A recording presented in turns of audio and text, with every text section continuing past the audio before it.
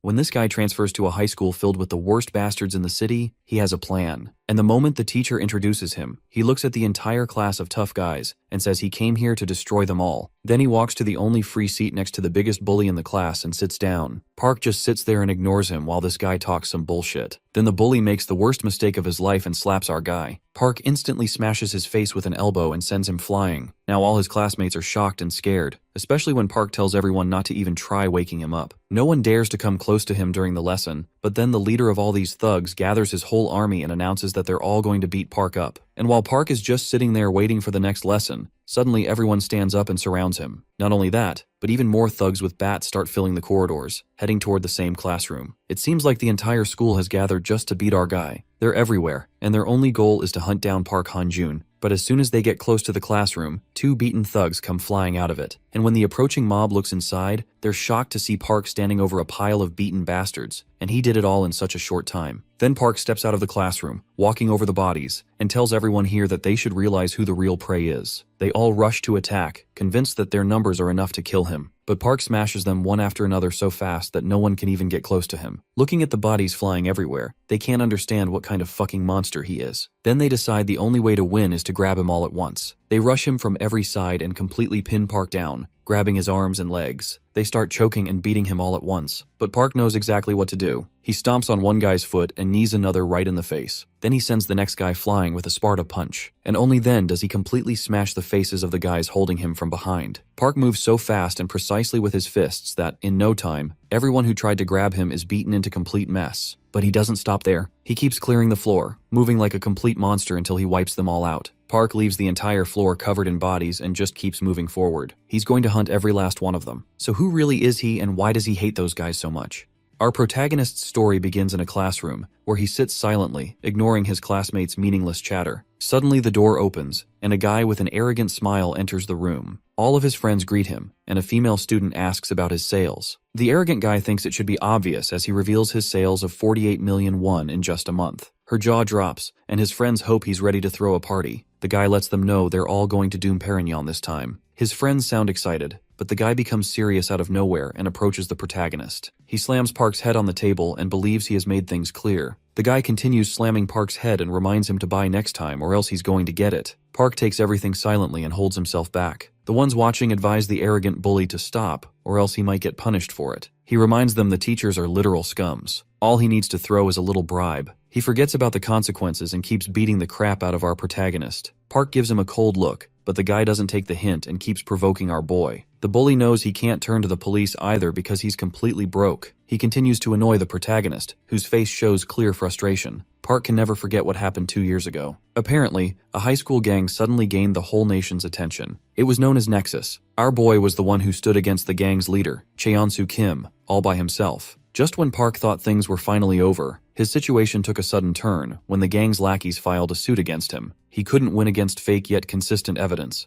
and in the end, he lost the case. His dad had to sacrifice his precious gym in order to somehow manage the settlement money. Park felt genuine guilt and frustration. He made a promise to never use his fists again. His father forgave him and assured him not to cry about it. Park was devastated. He learned he was nothing without money. As the protagonist heads back home, 3 dudes recognize he's Han-joon Park, the same guy who started a fight with the famous gang. One of them approaches the protagonist. The bald musclehead reveals his ring and drags Park to a sketchy alley. He starts giving Park a beating for no reason. The guy calls him wimpy, but Park holds himself back and doesn't fight. The musclehead finds it hard to believe that such a wuss stood against Nexus. He keeps kicking Park and brings up his father as well. Our boy grabs his foot and gives him a cold, terrifying stare. The musclehead becomes puzzled, but Park apologizes instantly and lets go of him. The bullies sweat anxiously, and one of them questions why his whole body stopped functioning. He finds it hard to believe, but admits Park's glare did that to him. The musclehead doesn't take the hint and grabs a piece of wood. He loses his patience and breaks the wood on Park's face. The guy continues until he's satisfied and begins leaving with his gang after feeling bored. A mysterious man appears and wonders what Park is trying to pull. The man questions if he's just scared to pay settlement. He believes Park doesn't need to hold himself back after such a beating. The mysterious man already knows Park is completely broke, so he opens his bag and throws out a huge stack of cash. He calls it enough to cover for a lawyer, but thinks it's more fun if the protagonist destroys the musclehead himself and pays for the settlement later. He questions if 3 minutes are enough to finish off the scumbags. Park hears him out and wonders who he is. The mysterious man reveals he just wishes to destroy Cheonsu Kim's life. He's willing to share more but orders Park to take care of the large audience first. The baldy notices stacks of money on the ground. He and his lackeys approach Park again. The musclehead begins blabbering again, but our boy beats the living soul out of him with just one blow. The lackeys are stunned as they see their leader in a pathetic state. With an evil look, Park tells the mysterious guy all he needs is 4 seconds. He approaches the lackeys and finally stops holding back. The bullies try defending themselves, but he instantly destroys them with a few blows. He finishes his revenge and believes they can finally talk. They sit somewhere else in a tall building. This rich dude is quite bewildered to see that Park does not recognize him at all. So, he pulls out his phone and reveals he is the famous Junwoo Oh, the youngest self-made tycoon in the country. The man begins bragging but apologizes and decides to control himself. He reveals what kind of life Cheonsu Kim has right now. He's a model student who's setting an example for his classmates, the price of the Korean gaming scene. Junwoo Oh calls it complete bullshit and feels frustrated. He reveals Cheonsu, with a crappy past, still controls the back alleys as a side gig, while his victim Park got owned and now lives a shitty life, like he's some beggar. Junwoo is confident he can do anything with money, but the reason he's holding back is because he wishes to destroy the scumbag's life in his own way, a crappy, low, and disgusting manner. He wants to push Cheonsu and his goons to complete rock bottom. From today, Junwoo is willing to take care of every expense the protagonist has, from hunting down the scumbag to pursuing an easier life. He's even ready to cover the gym business Park's father lost. Junwoo hopes our boy lends him his fists. That's his only wish. Park asks why he's after Cheonsu.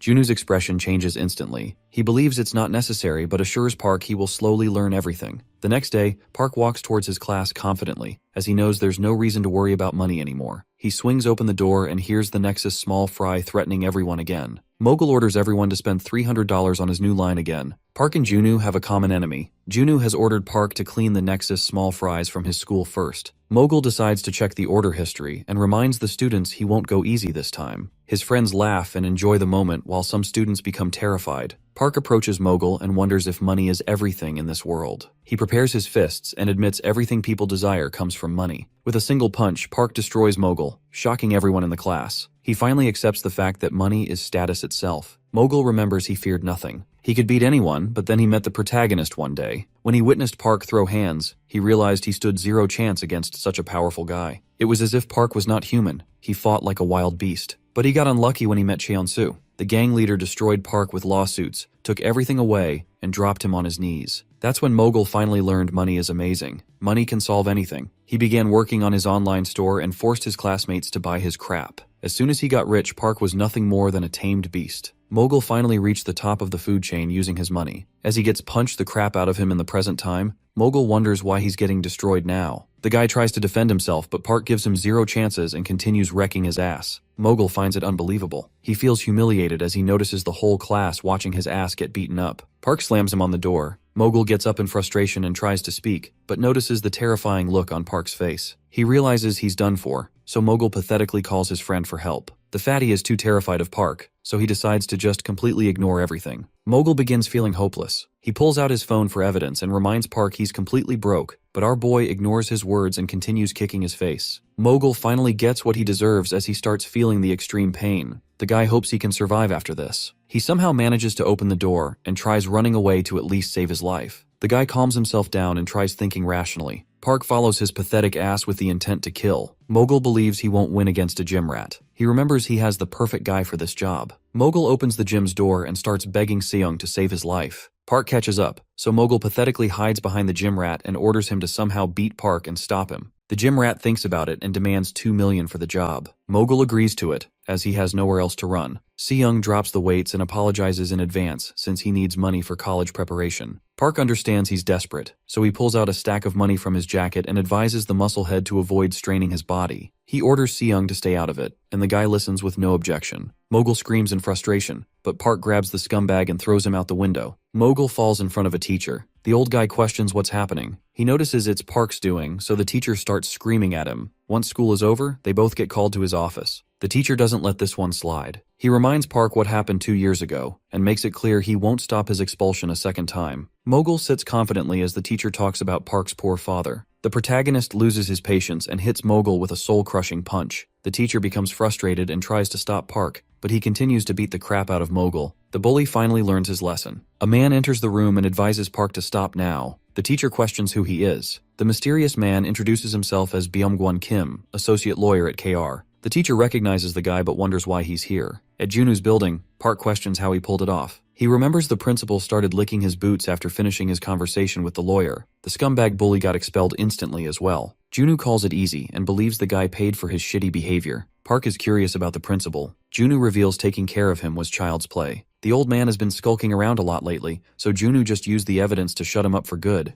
Junu shares he's still not done with the principal yet. He's just using the old man to send the bully to juvenile. Once that's over, he's planning on putting the principal behind bars as well. He's determined to not let anyone off the hook. He stops talking about himself and asks if Park is feeling a bit lighter. The protagonist is still not satisfied. Junu understands it's still too early to get a thanks from Park. He realizes he should be the one thanking Park. Junu shows his gratitude in advance. Mogul is unable to control his frustration anymore. He's determined to take his revenge on Park and end his life. The next day, he begins walking and reaches a sketchy destination. A man peeks out of the door and asks who it is. Mogul reveals he's here to check the progress. The guy calls his arrival perfect and lets him in, sharing that Jinsong is here. Mogul notices a few men beating the gym rat with bats. The leader allows him to come in. He's Jinsong Huang. The gym rat notices Mogul and finally understands he's behind all of this. They shut his mouth and continue beating him with bats. The leader orders his lackeys to take away the trashy gym rat as their client is here. Jinsong wonders why he came in person this time. Mogul reveals he has another request. Jinsong calls him adorable and gets fired up. Mogul shares he is willing to pay 10 million won for it. The yellow-haired lackey is surprised. He advises his leader to accept the request and asks Mogul to explain more. Jinsong smashes his lackey's head with a bat and orders him to keep his mouth shut. He believes Mogul is after a big fish this time. The scumbag shares he wants Hanjun Park dead. Jinsong gives him a cold stare and orders him to leave, as he is not dumb enough to stand someone like Park for 10 million. Mogul shares he's willing to pay 10 million up front, and once they finish the job, he will hand over another 10 million. Jinsong gets excited and accepts the deal. Juju enters a house surrounded by tall buildings and covered by police tape. He announces his arrival and apologizes for not visiting more often. He brings fried chicken with him and wonders why it's so small. Junu suddenly recalls his father's fried chicken. He starts craving it and remembers the last time he got to eat his dad's amazing fried chicken was 2 years ago. Junu's expression changes. He becomes enraged and remembers everything like it happened yesterday. He becomes silent for a few seconds but then decides to leave. He announces he won't be able to swing by any day soon because of his busy schedule, as he's finally getting near his goal. Junu leaves the house and sees his lawyer waiting for him. The guy shares Mogul is making a move again. He asks for instructions, but Junu reminds him he doesn't want to play a fair game anymore. The lawyer grins as he decides to follow his employer's orders. At night, Park's dad gets a call from the big gym. He accepts the offer and learns his salary is amazing too. He decides to go there tomorrow, and as the call gets cut, Park's dad screams in excitement and shares the good news. He wonders how they suddenly got lucky and believes they might even get rich soon. Park gets up for the gym. His father advises him to return on time as they're about to eat like kings for once. Park notices the genuine smile on his father's face. He feels happy about it, and as he leaves his house, he gets a call and learns Mogul is cooking something.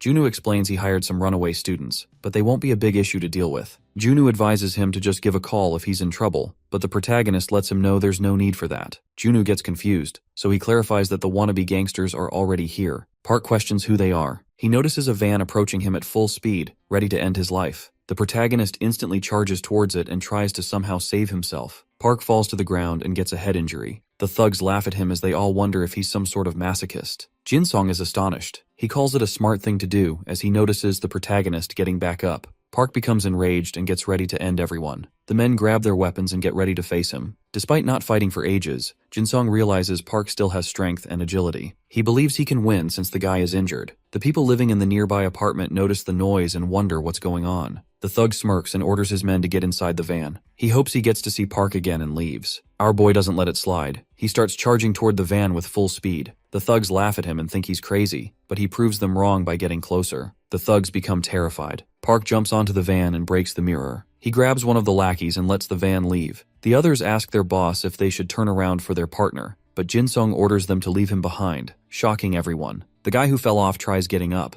Park orders him to reveal where they're headed. The guy jokes around and doesn't take things seriously, so the protagonist destroys his face with a punch. He gives the pathetic guy another chance, but the lackey keeps his mouth shut. Park starts punching the crap out of him. Inside the sketchy building, the thugs celebrate their victory. Their leader orders them to hold back and not overdrink. Mogul stays silent with a face filled with frustration. He speaks up and calls everything bullshit. The guy doesn't understand why they're celebrating. He hopes they make his money worth it, and wonders what they'll do if Park finds their crappy hideout. The leader understands his words but doubts Park will appear. He brings up a Korean saying about hunting a bear. The guy breaks his glass and reminds Mogul they are dealing with a tiger. There's no such thing as a tiger hunting knife. Jinsung grabs Mogul's face and scares him with the broken glass. He doubts any knives would work, but remembers their ancestors used to hunt tigers by unleashing multiple Pungsan dogs after it. Tigers like their personal space, but the dogs will keep tormenting the tiger until exhaustion catches up to it. Jinsung plans on pulling the same trick for the protagonist. He believes his men will destroy his peace and keep driving him crazy until he drops dead. Suddenly, someone almost breaks the door. The whole gang gets terrified as they notice the iron door's dent. Jinsung orders his lackey to check. The guy feels annoyed, but as he peeks out, he finds Park standing outside with clear killing intent. They're all shocked to see he found their hideout so quickly, but their leader orders them to chill out, as Park can't break through an iron door. They all assume he left after a few minutes. A lackey thinks he might be scared, but suddenly his expression changes as he sees an arm outside the balcony. Park jumps in and breaks the balcony window. The leader finds it hard to believe since they're on the 3rd floor. Park wastes no time and starts beating the thugs one by one. He's able to overpower the whole gang all by himself. Park destroys a few men and turns back to teach the rest of the gang a lesson. As they all face Park, Mogul becomes terrified but observes Jinsung is keeping his shit together. He remembers the thugs took out Seung with no effort, so he tries to assure himself and believes the leader is still hiding some special moves or tactics. He begins hoping and thinks the gang might be able to beat Park. Jinsung orders his men to attack. They all charge in with weapons, but Park remains unfazed. He grabs one by the leg and slams him into the wall. Another thug tries attacking from behind, but Park beats the crap out of him and pins him down. The yellow-haired lackey breaks a bat on Park's head and thinks he did some damage, but Park quickly proves the guy wrong by throwing him out the 3rd floor's window. The pathetic weakling hits the ground. A biker girl comes out of nowhere and approaches the lackey. His consciousness starts to fade away, but the cute girl asks if Park is up there fighting. He happily tells her she is right and tries spouting more bullshit, so she just hits the guy with her helmet and leaves. The biker girl informs Junu about Park's situation. Junu sounds concerned, but the dumb girl ignores his words and starts blabbering about some cute purses she saw online. She demands money for any further information, which annoys Junu, but he sends the cash to satisfy her first. She gives him Park's location. Inside the apartment, Jinsung comes face to face with Park as he is the only one left. Mogul lies on the side with a pathetic, beat-up face. The leader admits they couldn't do shit against Park. He assumes he got spared because Park needs something from him. The protagonist calls him wrong and tries choking him. He just wanted to save the worst one for last. Jinsung realizes he's done for. The guy uses his bat but gets slammed onto the ground. Park begins wrecking his face. As he's punching the leader, a boy with tears in his eyes stops Park. He begs and calls it unfair, saying he's already suffering enough and can't handle the expenses as an orphan. Park hears his complaints, but the orphan starts losing his mind as he questions what he did to deserve all of this. Junu finally appears and looks at the horrible mess Park made. The orphan questions who he is and starts trembling as he assumes Junu is the one who ordered Park to do all this. Junu introduces himself and shares that he is willing to pay for the damage. The crybaby finally shuts up and demands 10 million won. Junu makes him happy by giving him 50 million instead. Jinsung, in a pathetic state, calls our boy a literal monster, saying no human can be this strong. He realizes he had lost from the beginning, so he makes a smart move and tries saving himself by jumping off the building. He almost succeeds, but Park grabs his collar and tries pulling him up, as he's still not done with the guy. Jinsung knows he's getting killed if he doesn't somehow escape, so the guy pulls out his knife to scare him. Park lets him go, and the scumbag pathetically falls to the ground from the 3rd floor. He somehow manages to get up and run away despite having severe injuries. Junu calls it a strong will to live. A beat-up lackey begins laughing and calls Park dumb as he's just gotten himself stuck in a huge mess. He reminds them about Jinsung's father and reveals the guy is the chairman of PJ, the shipping behemoth. The lackey believes his leader's father will make the two of them vanish into thin air. Junu smiles wickedly as he learns about this. Jinsung finally reaches his house and finds his father, Haryong, the chairman of PJ Shipping, becoming concerned seeing his son's injuries. Jinsung requests his dad to eliminate 2 guys for him. Haryong reminds him he can't turn back and asks why he's after them. Jinsung shares the story, but his father doesn't take him seriously. He advises his son to keep his chin up and always look the person in the eyes, otherwise they won't fulfill his requests. With a scary expression, Haryong orders him to beg like his life depends on it. Jinsung listens and determinedly says he wants to see the 2 of them drop dead. The father finally gets satisfied and calls his men, ordering them to prepare 2 barrels as he wants to hunt down some young daredevils. The gang reaches a construction site. Junu finds it pathetic and stupid to involve a guerrilla troop in a high school feud. Haryong calls the guy cocky and wonders why he wants to die so badly. Junwoo moves forward and reveals no one wants to die, so he came here with a plan. He asks Haryong to guess it. The guy becomes confused, but his jaw instantly drops as he recognizes Junwoo. He becomes terrified and suddenly receives a call. Haryong almost pisses his pants when he learns the shipping deal has been cancelled by the OJ affiliates on Junwoo's personal order. The young tycoon laughs menacingly as he realizes his plan worked. Haryong instantly drops to his knees and starts begging. His men don't understand anything, but he orders them to just shut up. Since he's finally behaving properly, Junwoo orders him to get rid of his apes first. The gang of men leaves without wasting a second. Haryong begins begging again, as the deal means everything to him. He doubts his company can last without their partnership with OJ. Junwoo doesn't mind fixing the mess, but he wants to avoid getting his company's personal image destroyed. He's not in the mood to partner up with a gang boss's father, as he wants to maintain a perfect image. Haryong promises he'll make sure his son never sets foot in Korea again. Jinsung tries to speak in between, but his father punches him in the face and begins beating the crap out of him. Junwoo laughs at the sight but orders the guy to stop, as it is enough. He believes sending the kid abroad sounds more like a treat, so he's not satisfied with it. He shares his own idea to discipline the scumbag. Haryong is willing to do anything for his company, so Junwoo tells him Jinsung's mess cost him 50 million today, which is a huge sum for some. He wants the kid to work it off, but Haryong doubts his son can pay up that much money. Junwoo smirks wickedly and recalls their family business is sea farming. Jinsung notices where he's getting at and finally realizes he's totally done for. The guy has no other choice, so he begins fishing on his dad's sea farming boat. Inside a huge building, Park sits with Junwoo and believes he's like a villain.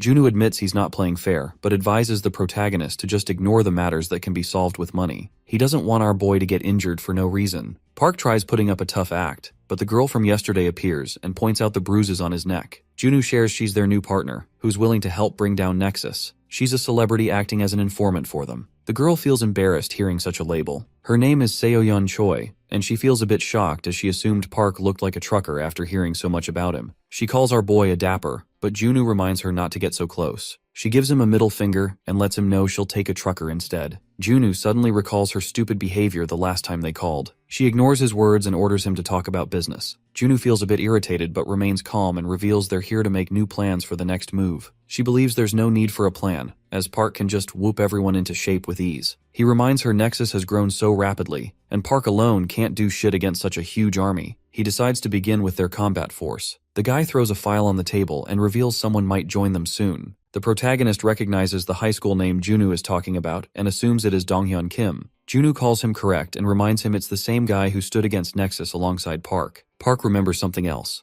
Junwoo already knows the guy injured his knee during the first fight, which ruined his whole life. Junwoo selfishly makes it clear that he still needs the guy. Park becomes silent, but Junwoo assures him to chill out as they're all professionals. He believes it's a good opportunity for Park to make up with his old friend and clean the Nexus-infested school as well. At Dongyeon High, the gang members hold a meeting, and one of them shares Mogul has been sent to juvenile. The bullying and forced purchases became the cause, so they can't expect any efforts from his side. The members laugh at the pathetic scumbag, but one of them believes they should teach the guy who did this to him a lesson at least, since Mogul was still their gang's member. The informant continues to share that the one who did all this was Hanjun Park. The high school's number one, Gyeongchol, is a bit shocked to learn this. They remember the protagonist promised to lay low. As they're discussing the matter, a student barges in and announces Hanjun Park has transferred to their school. The whole gang, including Gyeongchol, is surprised to learn this. Inside his new class, the protagonist introduces himself and reveals he's here to destroy everyone. The whole class stares at him. The teacher laughs it off and shows him where he can sit. Park walks towards his seat and sits down with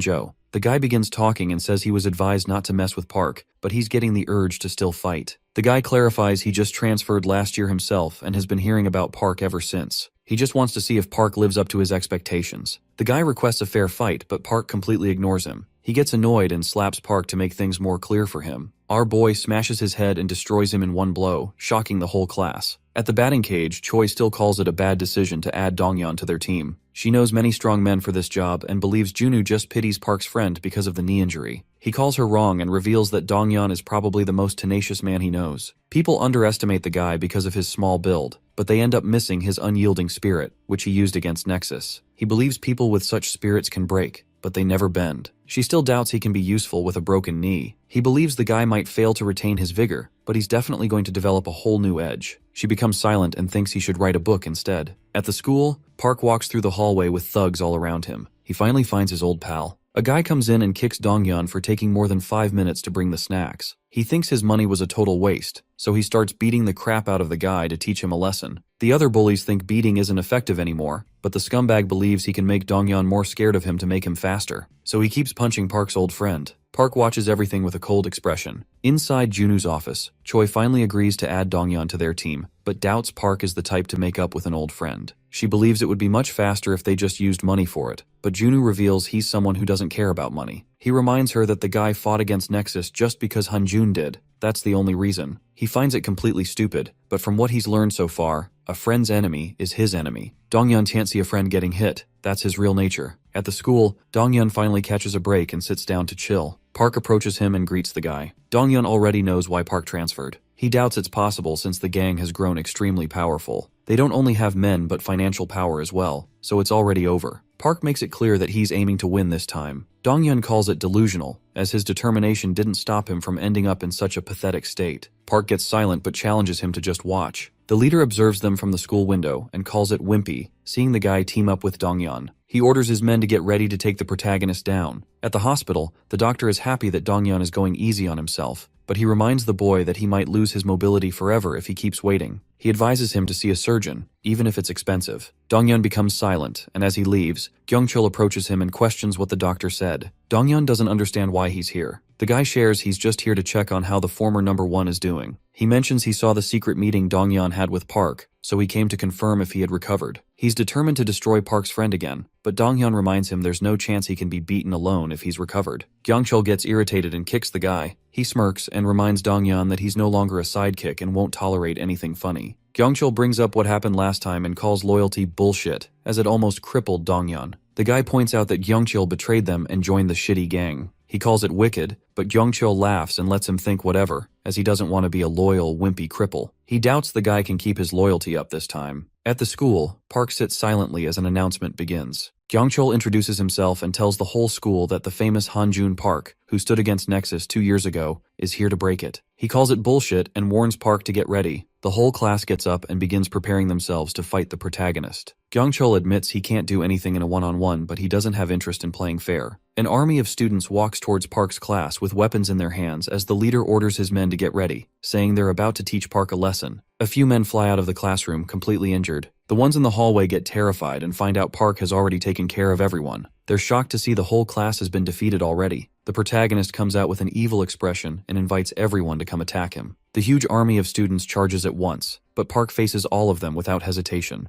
As he beats the crap out of the whole gang, Donghyun tries ignoring everything and holds himself back. The fight continues. The whole school tries defeating the protagonist, but he's able to face everyone alone. The men call him crazy and realize he wasn't kidding about destroying them. They try putting him in a lock. Park struggles and ends up getting caught. A few men hold him down and begin punching him, but he's able to free himself in mere seconds. Park wrecks everyone around him. He continues beating the crap out of them, and one by one takes care of the whole school. Park barely manages to survive, and as he heads back inside, he sees more men waiting for him. They're disappointed to see he's already tired, as the show hasn't even started yet. They all charge toward the exhausted tiger while Donghyun sits inside his classroom and tries to just ignore everything. He doubts Park can win, so his efforts will be completely useless. Choi appears and assumes Park is probably at his limits. She tries to shame Donghyun for ignoring his friend. The girl introduces herself as Park's co-worker. Donghyun feels ashamed but tells her he's too weak to fight. She smiles and shares she's already aware. She reveals the protagonist already had an idea that things would turn out this way. Even though he was told to just run away, he didn't. She tells Donghyun the reason he's still fighting is because Park wants to prove something to him.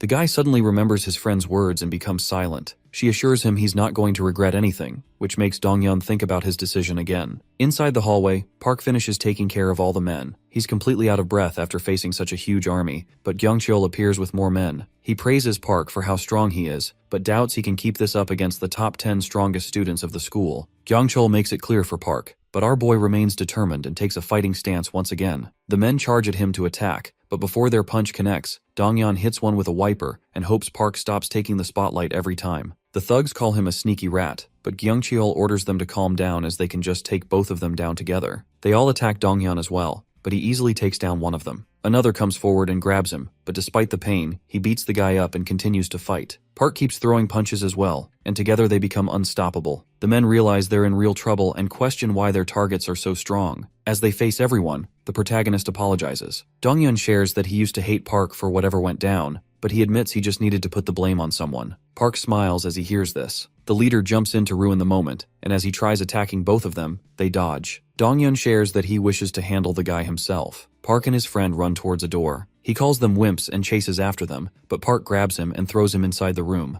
Donghyun locks it from the inside so he can fight Gyeongchul with no interference. Gyeongchul finds it stupid. Donghyun admits it might seem like that for a friendless guy like him. The man becomes angry and charges forward to attack, but Donghyun hits him hard and pushes him back. Gyeongchul remains persistent and grabs Donghyun's legs. He picks the guy up and smashes him onto the glass door, breaking it. He succeeds in breaking Donghyun's weapon and believes he can't do anything without it. Donghyun removes his shirt and ties it onto his fist. Gyeongchul calls it funny, but as they both exchange blows, Donghyun uses the shirt to grab the thug by his face and pin him onto the ground. He starts smashing the guy's face, but Gyeongchul grabs his leg and drags him down as well. He's finally able to free himself. Gyeongchul makes it clear that he's not what he used to be as he squeezes Donghyun's injured leg. The guy screams in pain and lets Gyeongchul go. As the leader finally gets up, he catches his breath and becomes determined to someday take his revenge. Donghyun orders him to stop, which surprises Gyeongchul, as he thought the guy had finally learned his lesson. Park's friend gets up despite the pain, but Gyeongchul begins punching the crap out of him until he finally drops. Gyeongchul becomes tired and tries leaving. Donghyun orders him to wait once more and begins collecting the glass shards.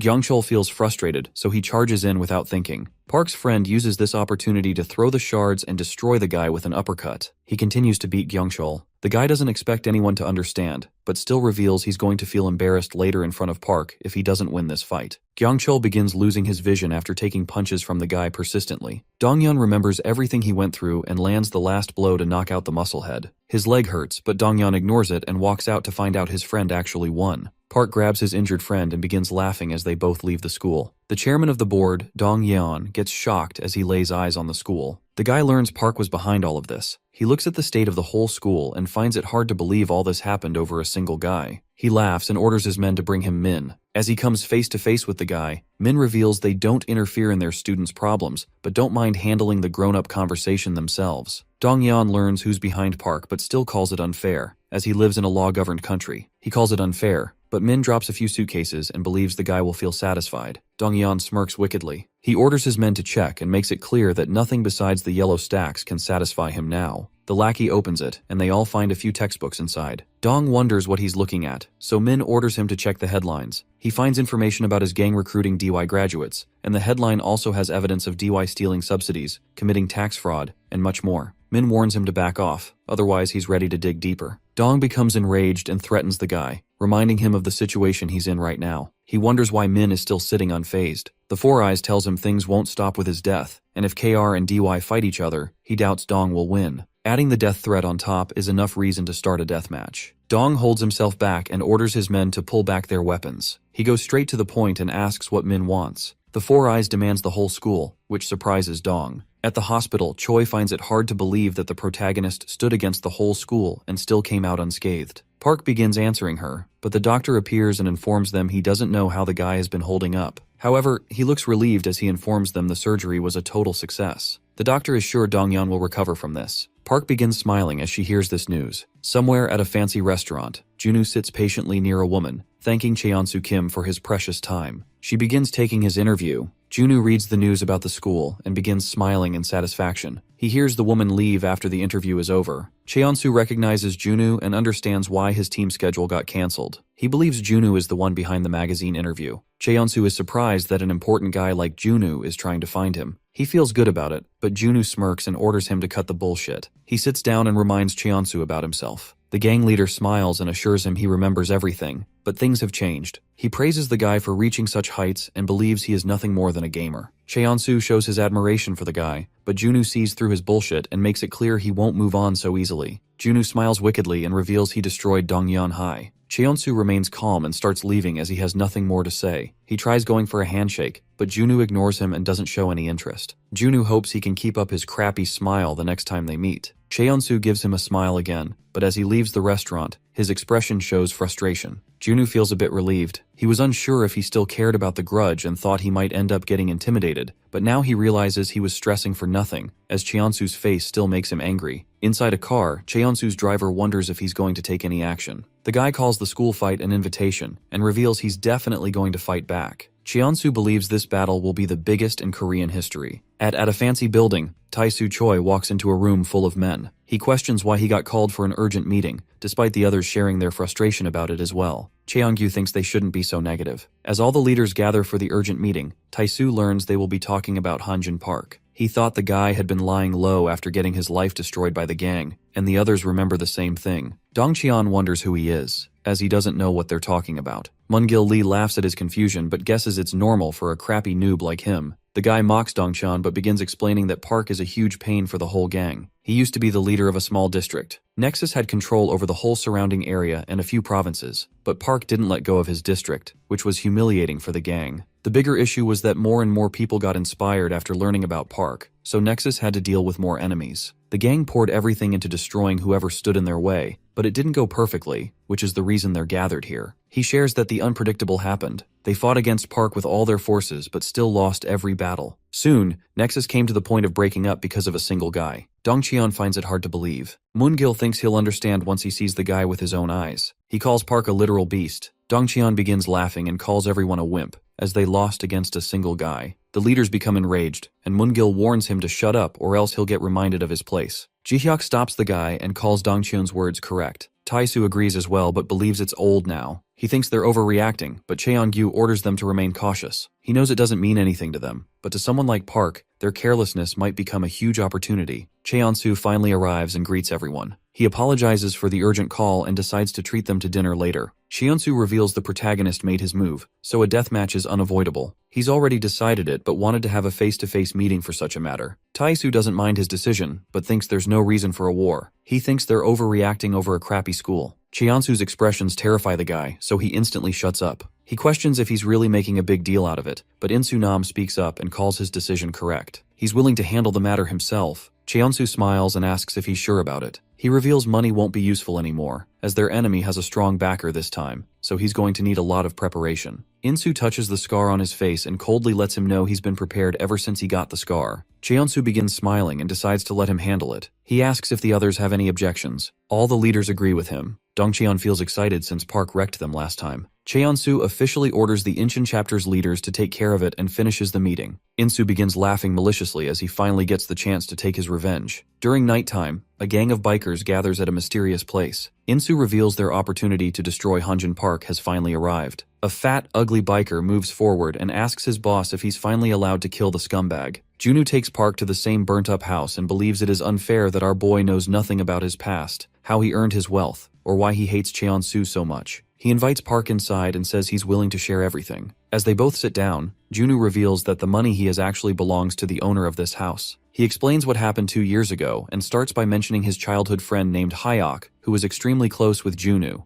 a friend who he could call his family. As they both sat together at his friend's house, the guy showed Junwoo that he had come up with a stock trading AI, a software that could analyze important information and generate a recovery plan as well. Junwoo learned it could predict the market just by studying the outcome. He was interested in Hyuk's idea, but then Park lost to Nexus, which changed everything. The gang began controlling his district, and Cheonsu's goons started bullying Junwoo. But he's the type to not bend easily against petty scumbags, so he fought back with everything he had. Hyuk was the same way, so they both faced the gang despite being horrible at fighting. Junwoo believed the gang might let them off the hook after getting tired, but he was completely wrong, as the gang burned down his friend's house for revenge. He confronted the goons about it, but they called his friend unlucky and silenced him forever through straight-up violence. He became helpless, and the fire inside him slowly began to fade away. He didn't see any hope in life and decided to just kill himself. He thought about wiping his existence from the world, so he started with his friend's laptop. He decided to just liquidate the account, but his expression instantly changed as he laid eyes on the account's progress. He couldn't believe it at first, but the money didn't spark anything as he didn't care anymore. He He wished his friend could witness the fruits of his own invention. Junoo felt extreme anger, but it gave him a reason to not end his life. It's his friend's money, so he wants to spend it destroying Cheonsu and his gang. Park wonders why he's sharing so much, and Junoo becomes straightforward and reveals it's just to gaslight the protagonist so he never gives up on chasing Nexus. Later that night, Junoo calls Choi and tells her he shared his crappy story with Park. She finds it funny and wonders if he's trying to make a friend. Junoo feels embarrassed and orders her to shut up. Choi becomes serious and reminds him that the Inshin chapter scumbags are coming after him this time. She hopes he remains cautious since his enemies are literal muscleheads who don't use their brains. Junoo calls her correct as he realizes his car is surrounded. He knows it's them since no one with a brain would pull such crap in the middle of the road. The bikers throw buckets of paint to stop the car from escaping. The driver becomes frustrated, so he instructs Junoo to hold tight as he tries to somehow escape. Choi hears the commotion and questions what's happening. Junoo passes out as he hits his head because of the ambush. Insu gets a call from Choi and assumes she's his girlfriend, so he orders her to inform Park that he's waiting patiently at the JQ distribution center with a cocky attitude. She tries to warn him, but the crappy guy ends the call, and she feels frustrated after being ridiculed. Elsewhere, Park walks back home and recalls his conversation with Junoo. He calls it exaggerated, as he was never planning on giving up. Choi appears on her bike and asks him to quickly hop on. She fills him in about the situation. Junoo finally wakes up at the distribution center and notices he's surrounded by Incheon goons. The fat gorilla, who's the number 2 of Incheon, notices Junoo woke up. He thinks about knocking Junoo out again, but Insu stops him, as they're just holding the guy as bait for Park. Junoo recognizes who they are and starts laughing out loud. He calls them stupid for just straight up kidnapping the chairman of a leading company without hesitation. He praises their crappy plan and feels like hiring them for it, but Junoo advises Insu to have some self-awareness. He reminds the scumbag that they're the weakest goons and clearly remembers Insu pathetically kneeling down and groveling in front of Park for mercy just 2 years ago. Junoo doubts they can hold their ground against Park. The gorilla lackey becomes angry, but Insu stops him and moves forward to handle it himself. Insu believes Junoo knows a little about his chapter but guesses he doesn't know only one wimp knelt down, not the entire chapter. Junoo smiles and asks him to go easy on his brother, since he knelt down to save Insu's pathetic ass. The gorilla goon becomes angry and warns him to shut his crap, but Junoo keeps speaking with a cocky attitude. He loses his patience and tries punching Junoo, but a lackey enters and informs Insu that Park is approaching. Insu smirks maliciously and orders Banjung to save his anger for the real threat. Junoo praises Park for his timing. Banjung smacks Junoo into a wall and begins walking toward the entrance in rage. Junoo learns the loser has no patience. Insu doesn't give a crap about Park and remains confident, since the old leader knelt, not him. He challenges Junoo to just watch, as the gang is nothing like before. Choi and Park get chased by a bunch of bikers. She tries to throw them off but gets frustrated as they keep chasing. Park informs her they stop chasing. The girl becomes confused, but Park orders her to look forward. Choi quickly stops her bike as they both find Banjung and his goons blocking the way. The gorilla comes face to face with the protagonist but holds himself back and orders them to follow him. He wants to kill the guy instantly, but his gang has some rules. Park follows the gorilla and begins heading toward the distribution center. Choi wonders why Banjung looks so big. She starts teasing the guy, but he completely ignores her. She keeps mocking him for his huge size, so he finally loses his patience and orders her to shut up. She finds it hard to control her curiosity and hopes he can answer a question of hers. She reminds him about his wimpy leader who groveled and promised he wouldn't fight again. She cheekily asks why they're still trying to hunt Park. The guy loses his control and tries to attack her, but Park comes forward and calls the girl right. Banjung stops holding back and decides to ignore the orders. He moves forward to whoop Park's ass, but the protagonist stands unfazed. Banjung was an ultra-strapping baby who became huge after hitting puberty. People call him the man wrecker, but for the first time in his life he takes flight as the protagonist throws him away with a single kick. The fatty hits the ground headfirst, and his goons get surprised, getting their guards up. The protagonist enters the distribution center confidently with Choi. The goons realize they're in big trouble, so they take formation to jump in at once. Choi mocks them for ganging up. Junoo orders the protagonist to quickly free him as his legs have gone numb. Insu removes his jacket and warms up, as he wants to handle Park all by himself. He greets the guy with a cocky attitude. Park recognizes he's Mansu's brother. Insu becomes serious and throws a punch. Despite not getting hit, Park's cheek starts bleeding. Insu shares how much he desired to have this fight. He doesn't waste a single second and throws a punch. Park tries dodging but still gets hit, which shocks him. Insu announces that today he's going to take revenge for the dishonor his gang suffered 2 years ago. Park ignores his words and begins attacking, but his kicks and punches don't connect. Insu is able to dodge all attacks easily. Park tries to hold his ground against the guy, but Insu connects a straight punch to his face and mocks him for being slow. The The protagonist steps back and feels frustrated, but Insu motivates him to keep fighting as he wants to let out a lot more rage. Insu orders him to stand up with a cold expression. After the former leader got his ass whooped, Insu took 0 breaks and tirelessly worked hard because of the humiliation he felt. He felt shitty after learning his brother, the strongest in Incheon, had knelt down in front of Park without even fighting. Insu quit boxing because he wanted to become a real fighter. After that, Insu put himself through hell and destroyed 27 schools and multiple gangs just to get stronger to fight against the protagonist. He feels disappointed and questions why Park can't even hold his ground anymore. He's still angry about the embarrassment they faced 2 years ago. The guy continues to destroy Park and begins cornering him, which shocks Choi. She doubts he can win this battle. Junwoo orders her to be patient. He did proper research before hiring Park, and was shocked to learn that Park has no martial arts background besides fitness training. The protagonist faced Nexus with brute strength and adaptability. Junwoo believes Park will win once he sees through Insu's style, but the real issue is that Insu already knows this. As the guy continues to destroy Park, Junwoo knows a bare-knuckle punch can inflict crazy damage. A real boxer can even tear apart human skin with it. Junwoo predicts Insu is planning on taking advantage of his strength to slowly destroy Park and finish him at the end with a critical hit. The protagonist gathers his strength and tries attacking, but Insu shuts him down and orders him to fight back like a real man. Insu attacks, but Park finally dodges it and grabs his legs. Insu calls him stupid for acting delusional. Park tries throwing his body weight onto Insu so he falls back, but the guy sees through it and smiles, as he isn't a normal boxer. He hits Park with his knee and lets everyone know he is a street fighter. He grabs Park and throws him toward a few boxes. The goons become excited as they think it's their victory, but Insu gets up and takes his stance. He calls what he did round 1 and doubts Park will go down so easily. He's confident the damage he did will make it hard for Park to see and balance himself. Insu calls it his victory and moves forward for a critical blow, but Park dodges it, putting a smile on Junwoo's face. He finally adapts and hits Insu with a powerful punch. Insu finds it hard to believe Park was able to see through him. He tries fighting back, but Park destroys his face with another punch and continues to wreck the guy. Junwoo is aware of Insu's scary speed, but he calls Park a literal beast and doubts anyone can overpower him in a fight with just speed. Choi still doesn't understand why Park kept eating punches with no effort to dodge. Junwoo explains that Park was trying to read his opponent with his body. The protagonist was able to learn everything about Insu's fighting style. Insu barely dodges Park's kick and becomes frustrated as Park can see through every move he pulls. Insu gets his face wrecked by Park, wondering why he trained tirelessly just to be read by Park like an open book. He realizes the protagonist is a real genius. He still doesn't give up and dodges Park's attack to move forward and crush him for good. Insu keeps throwing fast punches to deal more damage. He begins moving faster and challenges Park to keep up with him.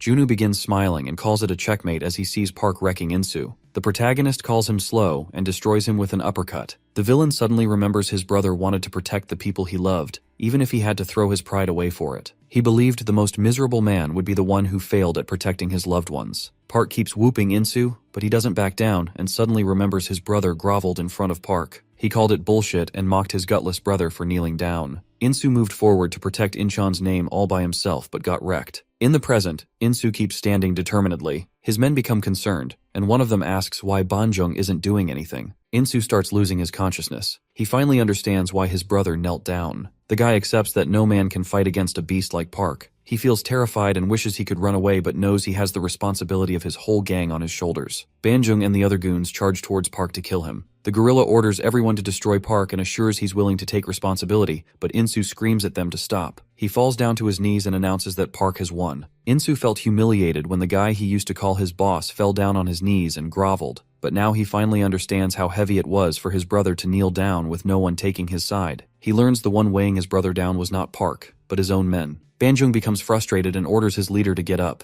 They all shame him for kneeling down and order the poor guy to stand back up, but Insu accepts defeat. Junwoo moves forward and asks the goons to use their stupid brains. He tells them Insu is doing this to protect their sorry asses. He wonders if they're low enough to call it a victory if they gang up on Park. He calls them a bunch of fools and lets them know real men succeed when they're able to protect what they love. The goons feel ashamed of themselves. Junwoo asks Insu to look up. He spits on his fist and hits Insu for kidnapping him. Junwoo feels good and thinks he deserves gratitude for not sending them straight to jail. He calls it even and brings up the debt their gang has to pay Nexus. He knows the goons also need to pay the huge sum their old leader took from the shitty gang for the sake of his goons' families. Junwoo shocks them by saying he paid everything off. They don't understand what he means. As he leaves the place, Insu asks why he's showing such kindness. Junoo shares a selfish reason but reminds them it's not for free. He asks them to check their phones for a message and shares he paid for their whole tuition, so he hopes they study as hard as they can and someday work like hell to pay him back. He's aware they've been trying to pay off the debt using the money they earned doing honest jobs. Junoo knows they've been doing everything in their power. He reveals the only reason he's doing this is because of the grit Insu has despite all the hardships. Choi mocks him for being so nice. He gets embarrassed and orders her to shut up. Insu bows down and shows his gratitude. He promises he's definitely going to pay every penny back someday. Junoo orders him to keep his crap shut and begins leaving. Insu apologizes to his men and turns back to bow down as he ruined their honor again. He determinedly announces such humiliation won't happen again, and from this day forward, they have nothing to do with Nexus. He asks if they're willing to side with him for a better future. The gang yells out they will. The next day, Junoo praises his team as they were able to deal with Incheon. Park wonders what's wrong with Choi. She receives 40,000 from Junoo and begins laughing as she feels amazing. The girl hopes he keeps getting kidnapped every day. Junoo feels insulted, but she apologizes and shares she can't contain her happiness anymore. Choi notices the protagonist has huge shoulders. She believes he will look amazing in a better outfit and asks if he's free this weekend. With a cheeky smile, Choi requests Park to go out shopping with her. At the mall, Choi starts laughing as she forces the protagonist to wear a stupid outfit. Seeing his angry expressions, she decides to have him try something else. Choi forces him to dress as a beat-up rock star. She takes a picture but notices his terrifying expressions and backs down. Junoo advises her to get her act together. Choi decides to stop goofing around, so she asks the protagonist to wear something casual. He comes out after changing and looks amazing. Choi starts blushing but hides it and starts picking something else. A few men notice Choi and remember she's the insta-babe they've seen before. The blondie decides to approach, and his friends think he doesn't have a chance, but the guy points out she's hanging around such goons, so she probably has low standards. He wants to give her a taste of a real man. The guy calls influencers overrated fantasy toys. His friend starts glazing over him, so the guy confidently approaches Choi and tries to hit on her. He invites her on a date, but she questions who he even is. The stupid blondie doesn't take the hint, so he tries to convince Choi and puts his hand on her shoulder. Choi loses her patience, slaps him, and orders him to stay back. She lets him know she already heard his chatter earlier. She humiliates the guy in public, but he doesn't take the rejection well and tries punching her to teach Choi a lesson. The protagonist intervenes and smashes the crap out of him. The blondie's friend appears, but Park shows him no mercy and destroys him as well. The guy begins begging for mercy, crying and trying to convince Park to let him go. Choi encourages him even more and enjoys the show. A worker appears and threatens to call the police if they don't stop. Choi confirms they'll stop, but the lady mentions they need to pay for the damage as well. Both Park and Choi start staring at Junoo for the money. He becomes frustrated, but tries to control himself. At a casino, Tae-soo learns Incheon got their ass whooped. He shares that he didn't expect much from those fools. He praises Junoo for the cocky attitude as he learns the guy covered Incheon's debts. Tae-soo gambles against a lady who looks frustrated. He assures his leader not to care about Park as they're ready to begin fighting. Tae-soo cuts the call and focuses on the game. He smiles wickedly and orders the woman to check her card. She anxiously flips it and realizes she lost again. Tae-soo informs her she has reached her debt limit of 120 million after losing this round. He calls it a good game and orders his staff to take her away for her new life. She begs them to stop, and after a bit of crying, the woman agrees to do something. Junoo stops leaving and hears her confirm she's willing to follow his orders. He begins grinning maliciously and asks if she's really sure about doing this to a close friend. The woman has no choice, so she agrees. He hands her Choi's pictures and hopes she doesn't go back on her word. At the hospital, the nurse finds Dongyeon performing leg presses. She forces him to quickly get off as he still hasn't fully recovered. Junoo greets the guy and asks if his recovery is progressing properly. Dongyeon shows his gratitude and promises he'll pay back every single penny, but Junoo assures him not to worry, and even lets Dongyeon choose for himself. The guy is thankful, but makes it clear that he's definitely going to win against Nexus. He's doing it for himself only. Junoo smiles wickedly and hopes he gets better quickly. At the huge building, Junoo informs Park about his interaction. The protagonist feels glad. Junoo goes back to business and believes things are going just as they predicted. He expects their next enemy to be the guy who loaned Incheon the money, Tae-soo and his Gyeonggi chapter. Junoo doubts Park knows about the guy, so he reveals Tae-soo is the financial foundation of the gang, a greedy scumbag who makes money through loan sharking. Junoo wants to prioritize destroying his chapter first. Junoo wants Park to meet someone, so they both reach a random warehouse. Junoo shows gratitude for the cooperation and begins talking to an anxious weirdo. The guy hopes they can protect him after this. After some convincing, he reveals Tae-soo is a literal Satan. He begins sharing his story and tells them he used to get a lot of compliments daily. His friends thought he could become a great influencer, and he liked their words because he wanted to become one himself. But no matter how hard he tried, the reality was he couldn't get famous, until one day he got invited to a party held by celebs with thousands of followers. He thought it was an opportunity sent by God, so he began going to their parties. The celebs he met supported him, and in a few days, his following finally increased. He started feeling amazing, but it was temporary as his new celebrity friends began showing their true faces. He got dragged to a casino with them, and despite his warnings, they kept gambling. Soon he got kicked out of the gang as well. It didn't take long for his followers to drop back down, and no matter what he tried, he couldn't regain it. He became desperate and tried going back to his celebrity gang to recover his followers. He started gambling as well, and he instantly became addicted, losing everything he had. He knew he was done for if he didn't earn it back. That's when he met Taesu Choi. The guy gave him a huge loan, and he took it without thinking twice because he was a complete idiot. Now he's stuck trying to pay it back. The thing that makes him angry is the fact that Taesu is the same person who forced him into such a shitty addiction. He's aware it's his fault, which is why he's going crazy. He regrets his past actions. Junwoo gets up with a serious face and assures the guy it's not his fault. He got used because of his dreams by those scumbags. Junwoo promises they're going to destroy Taesu soon. The next day, the green-haired weirdo barges into the casino and orders the men to bring him some chips. He remembers Junwoo ordering him to enter a Nexus casino with Park and play a little. The guy becomes frustrated, thinking he wouldn't have to be involved. But Junwoo thought that's exactly what they'd be doing. He determinedly announces that he's going to take down all gambling parlors under Nexus, which shocks the green-haired weirdo. The casino workers ask what he has to offer. He remembers Junwoo guaranteed his safety, so the guy confidently shows the bag filled with stacks. Junwoo allowed him to gamble his money, and he can even keep whatever he wins from it. The weirdo orders the casino employees to bring him the chips. They think he's stupid but guide him toward the table. Earlier that day, he didn't understand how this plan was supposed to work, so Junwoo explained he's going to win everything to make them go bankrupt. Junwoo was confident, as he knew a way to win every gamble. Usually the dealers lose a few times, but from what Junwoo learned about the casino under Nexus, he believed they were created in a way to guarantee the dealer's victory every single time, which means they're somehow cheating. The green-haired weirdo knew this already but wondered how he could win against such people. Junwoo shared a plan that could use the cheating to their advantage. At the casino, the guy goes all in, which amazes the dealer. He decides to play along and tries cheating. Park yells that he got caught red-handed and shatters the window to come inside. The dealer tries to shut him up, but Park jumps onto him and destroys his face with a single blow. The weirdo thinks he won since they're cheating, so he guesses the money is his, but Junwoo already knew the casino wouldn't hand it over without a fight. A few men appear to take care of the whole mess. They threaten the green-haired guy, but Park is there to finish them off. They charge at him, but he easily overpowers everyone and humbles them for good. The weirdo begins his second game, and Park watches closely to catch the dealers cheating. He beats another dealer as he spots the guy cheating. Junwoo thinks they're using violence this time, but believes it's not unfair since he's not trying to scam anyone. At the headquarters of Taesu's chapter, a man fills him in on everything, which frustrates the guy. He admits Junwoo is playing an impressive game while sitting in front of Choi. She's disappointed in her friend, even though the other girl tries apologizing. Taesu says sorry for his rudeness as well and hopes she hears him out,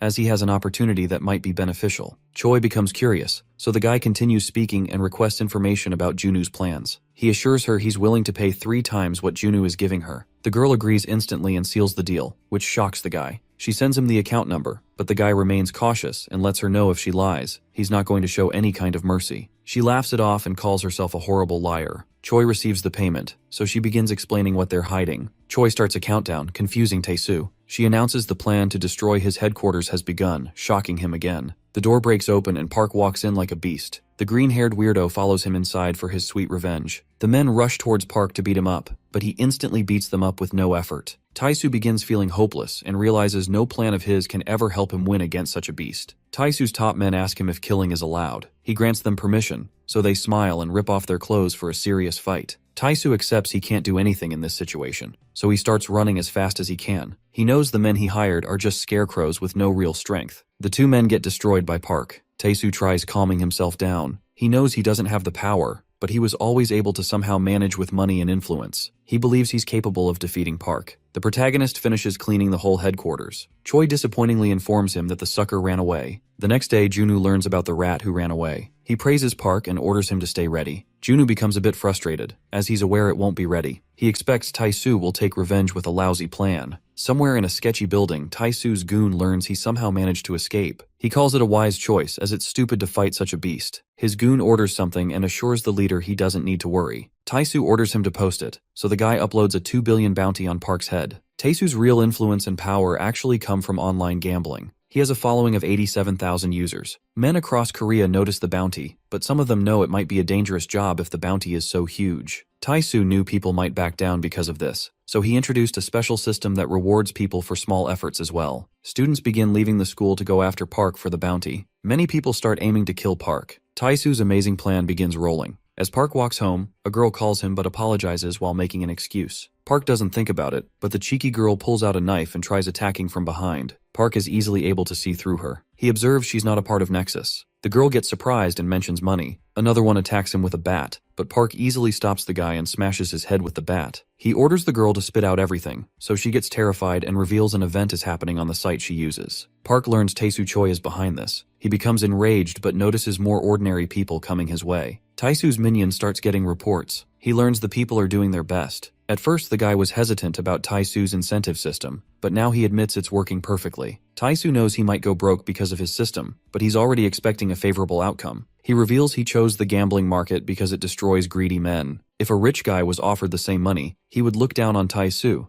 but losers who got their lives wrecked because of gambling won't hesitate at all. Such people are willing to lose their sanity for money. Park pushes back the wave of bounty hunters. He notices a kid and steps back to dodge. A car barges into the street and gets stuck, but the killers find a way to attack. Park deals with them and gets a call from Junu, who makes sure Park is okay. He learned about it, so he's sending men for Park, but our stubborn protagonist declines his offer and orders him to just somehow reveal Taisu's location. He can handle the rest. Junu thinks he's careless, so the guy orders his security team to enter. Park deals with his killers one by one. A guy tries killing him for his daughter's hospital bills, but Park smashes his head without hesitation and jumps up to grab something he can hang to. He quickly makes a run for it and leaves, despite getting jumped by everyone. The protagonist saves himself by entering a random store, but he gets shocked to see a huge army of men waiting inside. He realizes they lured him in, which means they're from Nexus. Park feels glad he doesn't have to hold back anymore. Park begins beating all of them. No matter how many charge forward, the protagonist remains unstoppable. He destroys a guy, shocking the other goons. Park keeps his guard up and receives a call from Junu, who reveals the scumbag's location. He decides to clean the place quickly so he can chase Taisu,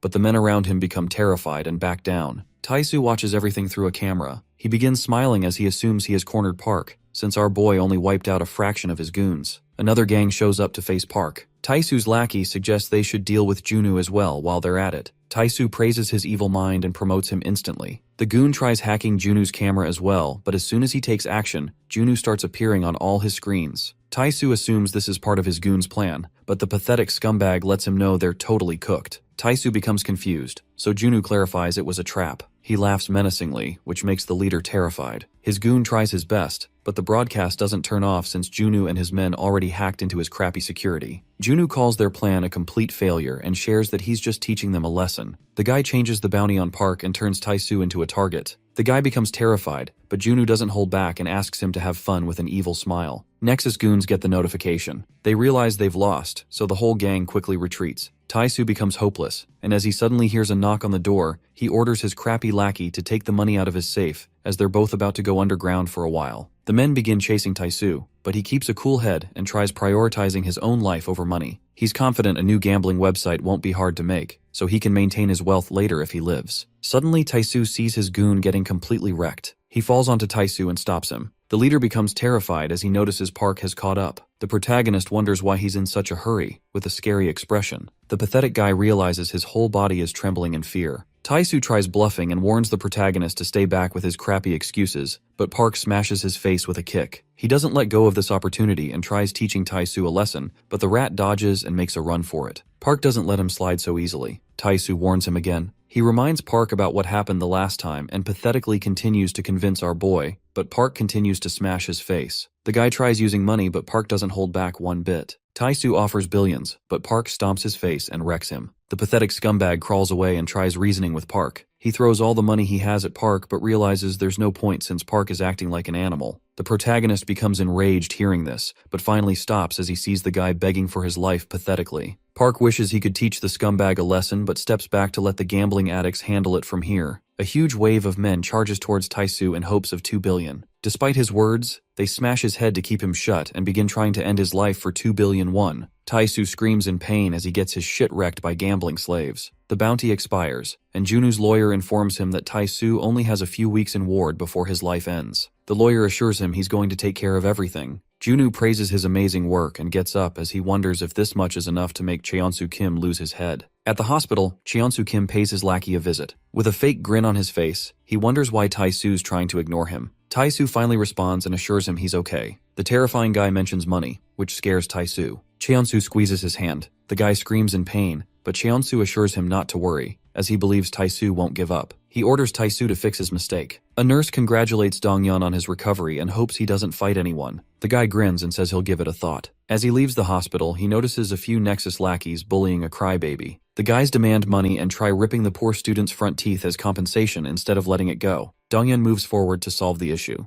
As the goons bully the student, they notice the redhead warming up. They try scaring him off, but Dong-yeon replies with a powerful kick that sends the goon flying. The other scumbags charge at him as they announce they're from Nexus, but Dong-yeon wrecks them both with no effort. He feels a bit off and learns a full recovery won't happen anytime soon. He thinks about increasing his weights and leaves. The goon gets up and finally recognizes he was dealing with Dong-yeon. The guy wonders if both him and Park are back in their prime again. Dong-yeon and Park were famous nationwide for their incredible strength. People used to show great interest in their stories of standing against Nexus. Now that Nexus has lost 2 chapters because of them, the 2 legends are suddenly gaining a lot of attention. Their videos are being posted online for entertainment. Some become terrified, but some feel more hopeful seeing these videos. Cheonsu enters a martial arts building. He ignores everything and walks straight towards the rooftop. A guy greets him and learns it's not just a rumor. Cheonsu confirms Hanjin Park is back in the game. The guy gets up as he assumes Cheonsu came because he can't defeat the beast alone. Moon-young-baek becomes serious and hears Cheonsu out. The Nexus leader reveals he needs someone equally strong to deal with Park. Moon-young reminds him about the last time. Cheonsu confirms he remembers it. 2 years ago, Moon-young got used by the guy like a joke, and now he has the confidence to come back crawling with his crappy request. Cheonsu makes a crappy excuse and assures the guy he's going to be rewarded. Cheonsu offers him whatever he wishes for. Moon-young flexes his bicep as he hears this, but the guy suddenly becomes serious and asks if Cheonsu is willing to sacrifice his throne for it. They both go silent for a second. Cheonsu asks if Moon-young can handle Nexus with a terrifying expression. The musclehead realizes his leader still has the scary aura despite all that gaming crap. He takes back his words, knowing it's not a request but an order, so he assures Cheonsu he'll quickly take action. Moon-young is confident he can finish Park like last time, so he lets Cheonsu know he expects a satisfying reward for it. Later that night, Moon-young recalls the interaction and believes Cheonsu doesn't trust him one bit. The guy predicts his captain is planning on destroying both of them at once. Moon-young's goon finds it hard to make a decision as he starts getting a bad feeling. Moon-young wonders what he's up to and orders his man to kill the pathetic guy if he's not revealing anything. But his left-hand man, Ju-young, gets a bad feeling about it. He hates the victim's face and has learned everything he needed, but still feels weird. Moon-young orders him to finish the job and hears his right-hand man, Jong-young Lee, dying to know how the interaction went earlier. He assumes Cheonsu is after Park, so the guy asks if he should let their boys know. Moon-young suddenly smiles, seeing his man's confidence. He realizes he was chickening out for no reason, and since he's finally getting a chance to reunite with his old homies, the guy becomes confident, but he's aware Park won't drop dead easily. Moon-young kills the victim, giving his men a good show. He announces he's coming after Cheonsu once he's done dealing with Park. At Junwoo's office, Choi films herself while congratulating Dong-yeon on his recovery. Junwoo gets mad and orders her to cut the bullcrap. She calls it a discharge party, but he begins talking about business. Choi throws a stupid tantrum, annoying Junwoo even more. He thought their only objective was revenge, but she starts shaming him for it. Dong-yeon observes everything and wonders why Park is hanging out with such fools. The protagonist answers it's because they have the same enemy. Junwoo suddenly gets a call and learns Incheon got wrecked. Insu checks up on his gorilla friend and becomes frustrated as he sees Banjung's shitty condition. Junwoo tries to calm him down and wonders what happened. Insu believes they should stay out of it, but he becomes determined to take revenge for his gorilla homie. As the guy leaves, Banjung begins speaking and requests Park's help. He acted like he was asleep just to stop Insu from fighting, as he knows his crackhead friend will jump in with no hesitation. Junwoo is aware Nexus is behind this, but he wonders who exactly did it. Banjung reveals Moon-young is behind all of this. Dong-yeon recognizes the bruise on his leg and confirms it's the work of the same guy who destroyed his knee the last time. Cheonsu meets someone and thanks him for the support. He gives the guy credit for their success and believes he can proceed with his plan now. He confirms all high schoolers around the whole nation will soon be playing the game his company created until his game comes to the top. Cheonsu is aiming to increase the share prices by a huge margin. The other guy still doubts him, but Cheonsu confidently confirms he'll make it possible. The man decides to trust Cheonsu with his plan. Inside the elevator, a guy with his identity completely hidden believes the games are not that great, but he has already taken action. Cheonsu smiles and calls him a trustworthy lackey. The mysterious man, known as Lion Kim, skips the bullcrap and starts questioning about Park. He believes a counterattack using Moonyoung is a bit stupid, as the guy might create too many problems. Cheonsu gives him a weird example and just orders the guy to sit back and enjoy watching them fight. Lion Kim gets his example and leaves the question. At the gym, Donghyun goes all out and squats heavy weight to build strength. Choi ignores the real workouts and focuses only on taking pictures. She suggests they should make a video together. Donghyun sees through her and asks what's wrong. With a cheeky expression, Choi starts mentioning Moonyoung and requests Donghyun to reveal what happened in the past. He calls the guy a complete genius and explains he has only seen 3 all his life. The first 2 are Park and Cheonsu, and the last one is Moonyoung. He shares that Park and he conquered their district 2 years ago. No one had the guts to stand against them. Even Nexus was afraid. But then, a few months later, Donghyun learned a guy from the US transferred to his school and destroyed everyone on the first day. It was hard for him to believe, but soon Moonyoung changed schools again to enter their district. He changed many things and took over nearby schools to make them fight each other. The losers became his target, and Moonyoung was doing this just for giggles. He was a crappy human, but a few days later, even Donghyun's school became his target. He got invited to settle everything at a park nearby, but after waiting for hours, Donghyun got played by Moonyoung and his cheap tricks. The scumbag disappeared for a while, but one day, a kid got beaten to a pulp again. Moonyoung was trying to wreck the guy little by little through crappy tricks. Donghyun had become frustrated, but then one day he finally got the chance to confront the scumbag. That's how his struggle against the crappy guy began. Moonyoung was disappointed as he saw the school's head looked like a twink, but Donghyun quickly proved him wrong by throwing the first kick. Moonyoung was surprised, but he dodged it with ease. The redhead questioned why he had played around all this time if he was wishing to die this badly. Donghyun continued attacking, but Moonyoung remained unscathed and revealed he pulled such tricks just to piss him off. The guy finally fought back, and with just a punch, he almost shattered Donghyun's ribs. The redhead became more pissed off, but it didn't help as he got hit by a powerful punch. He realized Moonyoung was on par with the protagonist. If Park was a beast, then the scumbag was a viper who would get into his enemies' heads before crushing them in a fight. As things continued, Donghyun started feeling hopeless, and doubted he could get his vengeance as he got beaten to a pulp, but he remained calm and tried getting his shit together. The redhead stopped the viper and grabbed him with a leg lock. He destroyed Moonyoung's face with a head smash and finally freed himself. He admitted he had been taking Moonyoung lightly, but now had woken up thanks to the pain he went through. Moonyoung decided to get serious as well, and as the fight continued,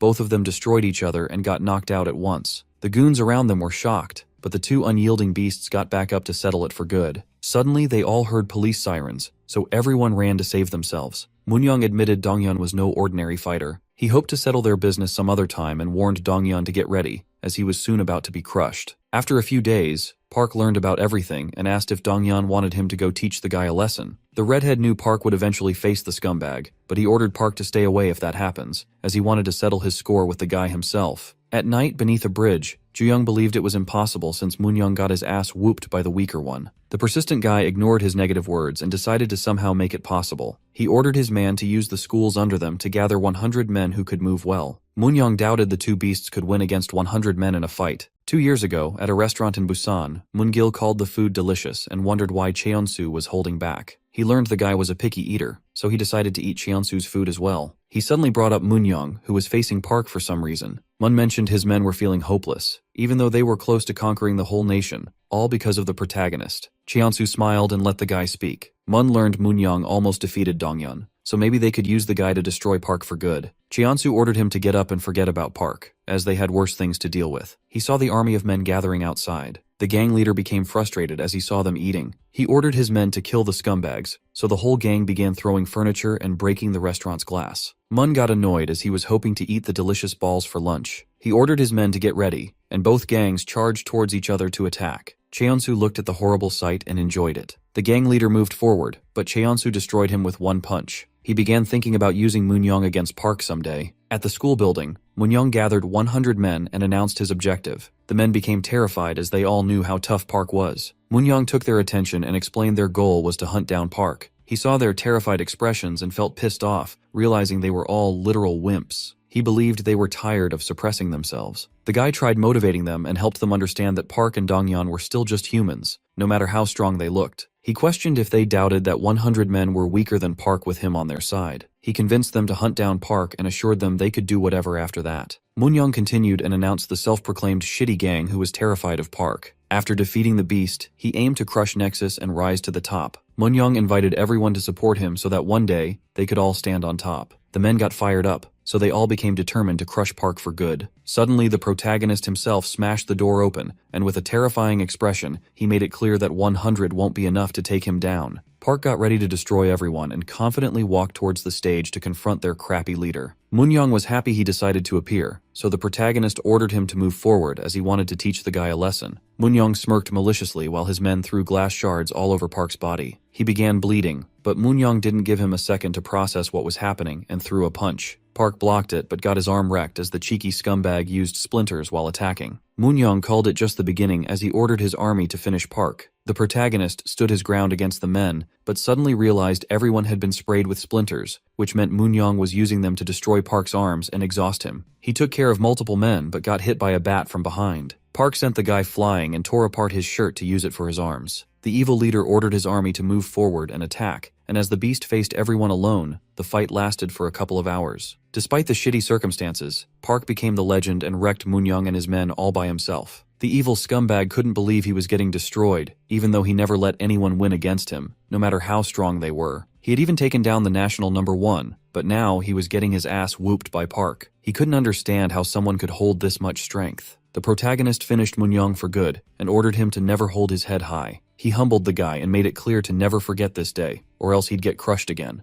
Moonyoung became frustrated and screamed in pain. The next night, Moonyoung couldn't understand what went wrong. It was hard for him to believe a single guy took down 100 men and wrecked his shit. Moonyoung finally accepted that he might never get anywhere close to the protagonist. Juyoung appeared and questioned why he had such a miserable expression. He reminded his leader that he was the legendary Moonyoung and believed he would come out victorious someday, no matter the cost. Moonyoung finally got up and apologized for acting like a wimp and letting his emotions get in the way. After this incident, Moonyoung and his goons disappeared, but the fight that went down soon caught everyone's attention. Many were amazed to learn the protagonist took down 100 goons. The news traveled really fast, and people wondered if he was the nation's #1 now. They doubted Nexus could win against Park. Cheonsu became desperate and tried destroying Park's district, but Donghyun and Park were literal beasts who couldn't be stopped. It began with Incheon and Gyeonggi, and slowly all the chapters got their asses whooped by the protagonist. Everyone around the nation started believing Nexus was finished after this. Mun suggested they could just gang up on Park, but Cheonsu called the idea stupid as he didn't want to stain Nexus's name by becoming some crappy gangbanger. Cheonsu hoped he could destroy the guy with brute strength to spark fear in everyone who believed in Park. Mun became excited, assuming it was his time to take action, but Cheonsu announced he was planning on dealing with Park himself. Mun was against it. Lion appeared and spoke against it since Cheonsu's plan would put the whole gang at stake. He called it risky, but Cheonsu assumed Lion was indirectly saying he'd fail. Lion clarified he did trust Cheonsu and the situation was bad, but he didn't think the small district was worth the risk. He helped Cheonsu remember their real aim was different, so he suggested Cheonsu should listen to his men for once. The leader believed Nexus would lose its authority if they ganged up on Park, so Lion came up with an alternative and revealed he knew the perfect guy who would face the beast. He believed that guy would perfectly take care of the shitty situation. At the martial arts building, Moonyoung kept practicing tirelessly to become as strong as possible, but he was still not satisfied with his progress. Cheonsu walked in with a cheeky smirk and shared he knew a plan that could make things faster. Cheonsu invited the guy to come work with him instead. Moonyoung knew Nexus was having a crappy time because of the protagonist. He assumed no one could beat Park since he himself lost. Cheonsu smiled and called it a problem. He got straight to the point and ordered Moonyoung to destroy Park. In return, he could have the district for himself. Moonyoung called it funny, as it sounded like he was being invited to become a lackey. Cheonsu didn't care what he thought, which made the guy angry, so he decided to test if Cheonsu was really the real deal. Moonyoung moved forward to throw a punch, but the Nexus leader stopped it with no effort. Cheonsu thought their goals aligned, and since he had the money and a plan to destroy Park, he was just looking for a guy who would carry it out. With Moonyoung's assistance, Cheonsu believed his plan would roll smoothly. The guy agreed on hearing him out. Cheonsu called him wise and knew he'd love the plan. On a rainy day, Donghyun was minding his own business but suddenly got surrounded by a huge gang of thugs. He began attacking as they charged at him to crush the guy. Donghyun believed Nexus would stick to rules, which is why he got caught off guard. The redhead still didn't give up and continued to fight the gang with his powerful kicks, but his own friend betrayed him. Moonyoung used the opportunity to corner him and destroy the guy for good. Donghyun realized he was in a horrible situation with no hope of winning. As Park saw the text, he became frustrated and quickly reached Moonyoung's location. That's how his downfall started. Park saw injured Donghyun tied up. This was going to be their last battle from 2 years ago. With a terrifying expression, Park reminded Moonyoung about last time, but the persistent scumbag made it clear that he wouldn't stop looking forward unless Park pulled out his eyeballs. Moonyoung used a metal rod and instead of hitting Park, struck Donghyun's knee, wrecking his life.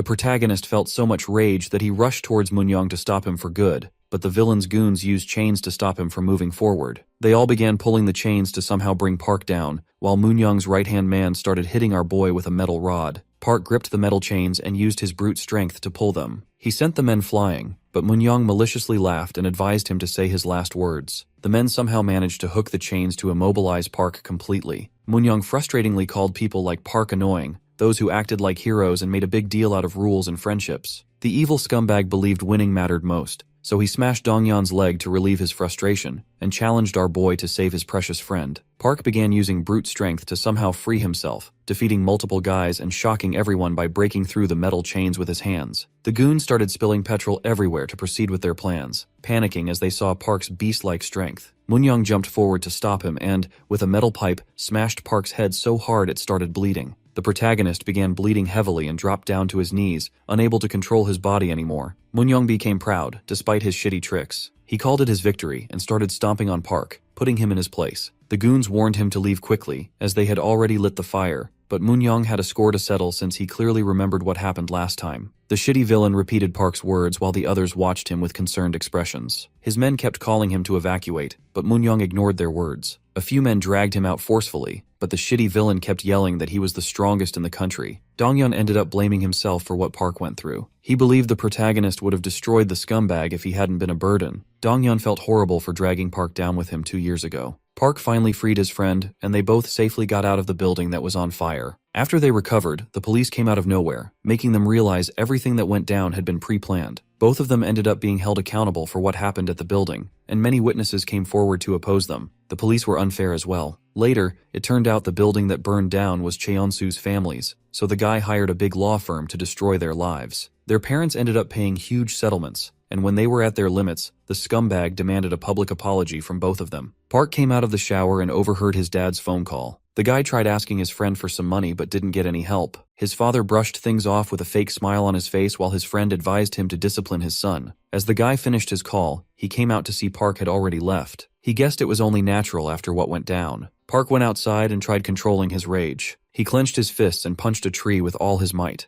The protagonist realized his mindset was delusional. He thought he was unstoppable, but in the face of money and power, he couldn't do shit. That's how the war came to an end. Our boy got called by the gang. Cheonsu confronted him and kept beating Park to a pulp, but he didn't fight back. He learned fists alone weren't enough to win all wars. The protagonist had to get down on his knees in front of Cheonsu. The shitty leader mocked his cheap tricks and helped Park understand how the real world works. He warned the protagonist to never fight again and to keep his head down, acting like he never existed. Cheonsu called this a punishment for whatever Park had done. Park had no choice but to go along with his shitty plans. Cheonsu ordered his men to beat Park up to test if he had really learned the lesson to never fight back. Dongyun finally finished the story and confirmed he had told everything he knew. Choi felt sad for him and explained that this was the reason he tried backing off. He had complete faith in Park, but still believed he might become a burden again. Choi patted his head and tried comforting him, saying she didn't think he was a burden at all and that this time they had her and Junu on their side. The girl shared she'd been through quite a hard time as well. Dongyun felt motivated and became determined to reach a different conclusion this time. At Junu's office, the guy recalled what had happened so far. He knew Taisu was just a cash cow, while Inshin's men were Nexus slaves. He was aware none of their opponents so far were Nexus's actual combat force. Junu felt the same about Moonyoung. He thought it was stupid to assume the guy could beat Park at his current level, so Junu came to the conclusion that Cheonsu was trying to buy time for a reason. Park got a text out of nowhere. He tried checking it but suddenly saw a car coming his way to end his life. The protagonist barely dodged, but without wasting a second, another car tried the same trick. He barely managed to survive. Someone threw a picture out of the car. Our boy picked it up and found a picture of Choi and Dongyun at the gym. He quickly caught on and guessed Moonyoung was behind it. Cheonsu ordered Moongil to help Moonyoung, which surprised the guy. The leader clarified he didn't need to do any dirty work. He ordered Moon to just send his guys to back up Moonyoung. He asked Moon to lend all the forces he had, but the guy rejected the idea, as he trained all of them himself. He didn't want a shitty scumbag ordering them around, so he decided to take Park down himself. Cheonsu assured him he believed in Moon,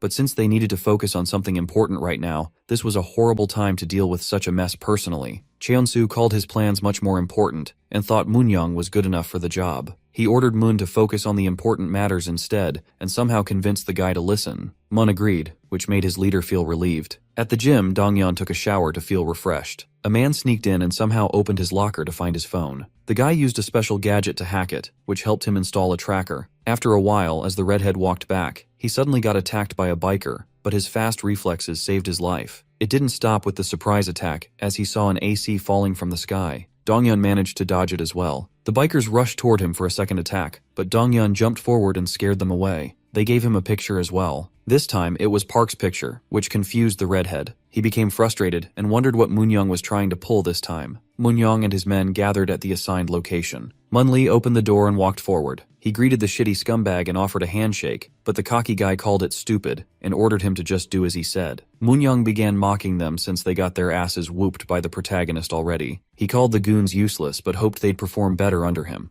Munli gritted his teeth after hearing the insults. Moonyoung didn't stop and mentioned Park was about to arrive soon so they could watch the shit show from the sidelines. Outside the gym, Dongyun became concerned, so he quickly called Park, but didn't get any response. Meanwhile, Park received a fake picture with a location from Dongyun's own phone. He assumed it was real and became enraged. The guy rushed toward the location to avoid wasting even a second. Dongyun reaches a location he got from Park's phone. He quickly catches up and realizes it was all fake. He begins feeling frustrated and hopes the past doesn't get repeated. Since they were able to deal with Donghyun Kim through their cheap tricks, Moonyoung feels relieved. With a cocky attitude, he believes there's no need for any backup for a guy like Park. Mun Lee calls the guy shameless, and the goons point toward the front gate. The shitty scumbag suddenly begins smiling. He feels great seeing Park again, so he invites the guy to come up and get himself destroyed again. Moonyoung mentions the redhead to anger Park even further. The protagonist sees a huge army of men in his way. One of the guys steps forward for a one-on-one fight as he looks up to Park, but the protagonist ignores his words and wrecks him instantly. Without wasting a second, Park charges toward the army and makes his way through them by destroying the guys with his brute strength. He runs toward the school building in a hurry to save his friend. Moonyoung becomes excited to see Park is still insanely strong. He calls Mun Lee's army horrible, as they couldn't even lay a hand on Park. Mun reveals their new recruits. He just wants them to face a beast like Park, as it is an amazing experience. Mun Lee assures him not to worry, as shit's about to get serious. Park rushes inside and finds two men waiting for him. They call him an arrogant guy for assuming he can go through them easily. Park warns them to step back as he rushes forward to attack, but the guy easily dodges his attack and grabs Park's arm. He slams the protagonist down and advises him not to throw such shitty punches against the elite force of Nexus. Park hits the wall but tries getting up to face the men. The elite force member calls him delusional. He admits Park's strong but doubts he can win against a gang like Nexus with pure brute strength. He lets the protagonist know there's no need for a war to deal with him, since Nexus has now reached a completely new and unimaginable level. Park manages to get up, so he rushes forward to attack. The men warn him they're not planning on going easy. Both of them call his way of fighting completely trash and start choking the protagonist with their body weight and technique. The elite men reveal they all run on Mun's commands, who's the core of Nexus. They're confident they will steal the victory since he's nothing against real skills. They try suffocating Park so he loses consciousness, but he tries smashing his back on the wall to free himself. The men call it useless, and one of them uses a new technique to continue choking the protagonist. The guy calls his technique Lion Killer.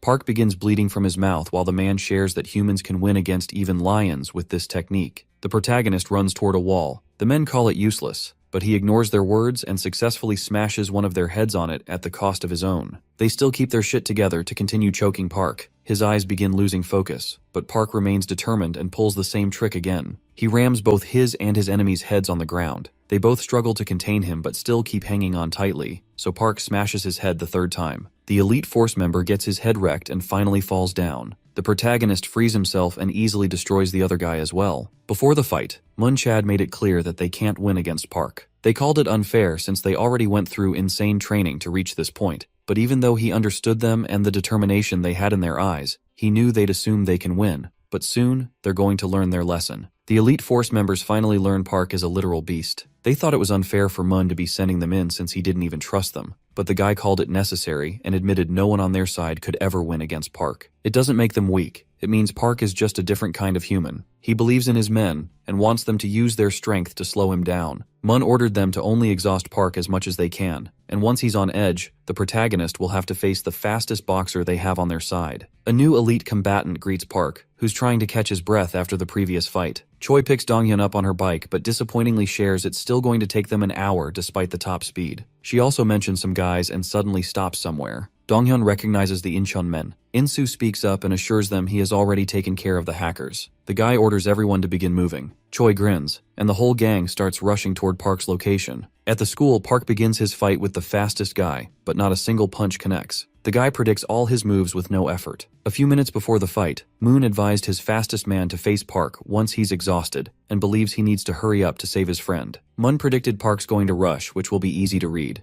The combatant was ordered to keep fooling Park while maintaining his distance to buy as much time as he can. The guy thought it was stupid, but Mun convinced him not to pull anything stupid since they're facing Park. Even if victory looks certain, Moon told him to still hold back. The guy becomes impatient and hits Park with a jab. He knows the protagonist simply cannot read it. Most martial artists use their whole body in advance to attack, but he's different. He throws the attacks first, while his body simply follows his actions. With his technique, Park can never predict a punch is coming his way. The guy lands another crazy punch, pushing Park back. He decides to finish the protagonist but suddenly remembers Mun's orders, so he steps back and grits his teeth while wondering what's so crazy about a guy like Park. He doesn't understand the hype and kicks Park in the stomach. The protagonist feels exhausted but continues to attack. No matter what he throws, the combatant dodges it and calls Park nothing more than an animal with no brain. He becomes cocky and assumes he can win, but the guy suddenly hits the wall. He remains calm but admits it's a clever move to push him back like this. Park attacks, but he dodges and smirks as he reveals he doesn't even need space to throw a crazy punch. The guy attempts a 1-inch punch while challenging Park to survive. The protagonist eats the strong punch and gets thrown back, but he gets back up and pounces at the guy to finish him. The combatant guesses he doesn't have any brain cells, so he hits Park with the same punch. The guy laughs and wonders if Park never learned about such a famous punch. He asks how shitty Park feels, but the protagonist remains calm and charges at him again. The man becomes frustrated, seeing his attacks didn't slow Park at all. He challenges Park to deal with another move and begins throwing multiple punches at once. He keeps on hitting, but suddenly Park grabs his arm and orders him to stop his bullshit. With rage in his eyes, the protagonist begins wrecking the guy. Mun gets informed that the second floor is already down. He was expecting much more, so he assumes the combatant probably forgot his orders and made a stupid move. He decides to forget about it and still believes his man must have dealt some damage at least. Mun has already set the stage on the next floors, so Park has to fight once more despite being injured. Mun is confident Park will start cracking after this. The informant comes up in a hurry and shares that the third floor is already down, which shocks the leader. He wonders if his floor 2's combatant failed this miserably. The guy predicts that since 2 floors have gone down already, a domino effect has begun. The 4th floor gets wrecked as well, which makes Moonyang laugh. He feels good for some reason, and with an evil face, he reveals it's because he's getting to see Mun acting like a wuss. The guy becomes angry and orders the shitty scumbag to take things seriously since Park's going to reach the rooftop in a bit. The cocky guy doesn't listen and advises Mun to think before saying a word. He orders the guy to just sit back with his goons and enjoy him ending Park's shitty life. The informant shares that Park is almost here. On the 4th floor, the protagonist gets attacked by a goon with a knife, but he easily takes care of the guy. Another one charges at him with a weapon, but the beast breaks his arm without showing any mercy and destroys him. He finally reaches the rooftop where Moonyang and his goons stand waiting for him. The protagonist gets to the point and asks about his friend with a terrifying expression, but Moonyang maliciously laughs and reveals the picture was totally fake, so he just walked right into a death trap.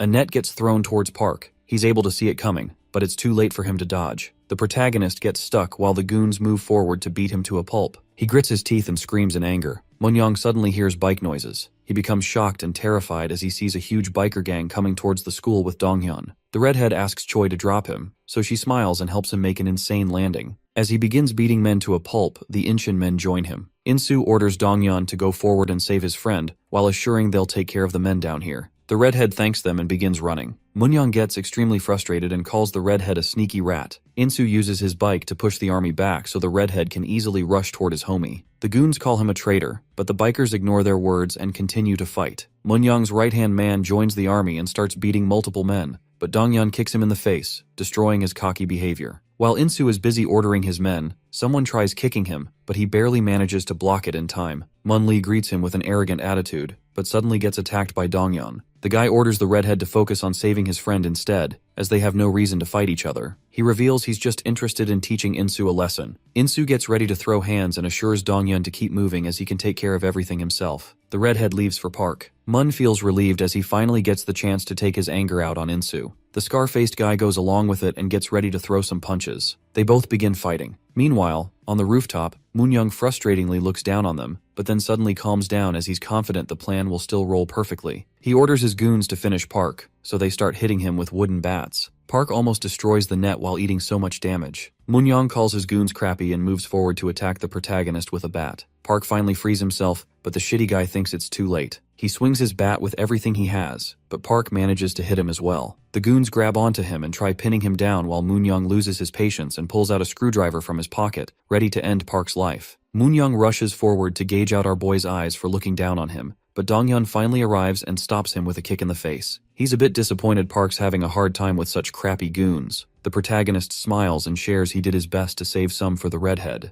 They both team up and wreck the army of goons with no effort. The tides finally turn in their favor. Moon-young loses his mind and begins gritting his teeth in frustration. He becomes determined to take his revenge, so the guy starts tying a rope around his wrist. He pounces at Dong-yeon and drags him down with himself, jumping off the rooftop. He throws the guy down and grabs his rope, but the redhead manages to grip his foot tightly. The crazy guy begins acting like an animal and hits Dong-yeon's head, trying to free his grip. He calls it punishment, and warns the redhead to never look up again, as scum like him are only worth crawling on the ground. Dong-yeon steps onto the wall and pushes it with all his power. He mocks the shitty villain and destroys the window to land inside while Moon-young hits the wall head first. He gets his face wrecked, but as he gets pulled back onto the rooftop again, the shitty villain becomes terrified to see Park pulling his rope. The protagonist, filled with rage, becomes determined to teach him a lesson. Moon-young tries to free himself, but Park pulls him so hard he flies back at him. The protagonist smashes his head with a punch and sends him flying again. He pulls the rope once more and continues to destroy the shitty villain for good. Dong-yeon appears and stops him. He understands Park's rage but wants to settle his scores as well. The protagonist gives him 5 minutes, which puts a smile on his face. He confronts Moon-young to settle old business. The trash scumbag frustratingly tries to fight back and wonders if they think they're some heroes with him as the villain of their story. He hits Dong-yeon and calls them losers who couldn't win because they're weak. The guy thinks it's unfair for them to take such a shitty revenge over what happened in the past, but Dong-yeon wrecks his face and orders him to shut his bullshit. He continues kicking Moon-young and lets him know he never won. The redhead calls it cowardice and makes it clear that he's a huge trashy scumbag. Park ends up punching Moon-young. The redhead gets annoyed and orders him to step back since his 5 minutes are not over yet. Park apologizes as he couldn't hold himself back, so they both begin beating the guy together. Moon-young becomes terrified and tries stopping them, but it's too late as they both completely wreck his body and destroy his teeth as well. Moon-young grabs the redhead's leg and begins begging for his life. He promises he's never going to stand against them ever. The guy becomes desperate and begs them to let him slide once. Park knows it's bullshit, so he hands over a metal rod and makes it clear that they're not letting him blab out of this one. Dong-yeon grabs it, and despite Moon-young's continuous begging, he grips the rod tightly and almost hits his leg. The pathetic trash cries and screams but suddenly realizes he didn't get hit. The redhead looks down on him but thinks it's enough as he doesn't want to drop as low as the shitty villain. He looks back and watches Park using his insane strength to demolish Moon-young's knee. With eyes filled with rage, he feels unsatisfied going home without destroying the scumbag's life. The men outside the school notice Moon-young's trash body hanging from the rooftop. Moon smiles and guesses it's over. He and his goons raise their hands and accept defeat. The guy excitedly reveals he will continue this some other day. Insu catches a breath and orders his men to stop fighting. On the rooftop, the redhead wonders who's their next target. Park reveals he's going straight for the leader, Cheonsu next. At the hospital, Moon-young sits in his wheelchair in a pathetic state with bandages all over his body. Elsewhere, at a school, a few men gather with weapons to slow down Park. The leader orders them to get ready as the protagonist enters the school. The men get terrified, but their leader tries to motivate them, so they stand their ground against Park. They start wimping out, which annoys the leader. Park suddenly pounces forward and destroys him in mere seconds. The goons get scared, but he continues forward and beats all of them to a pulp.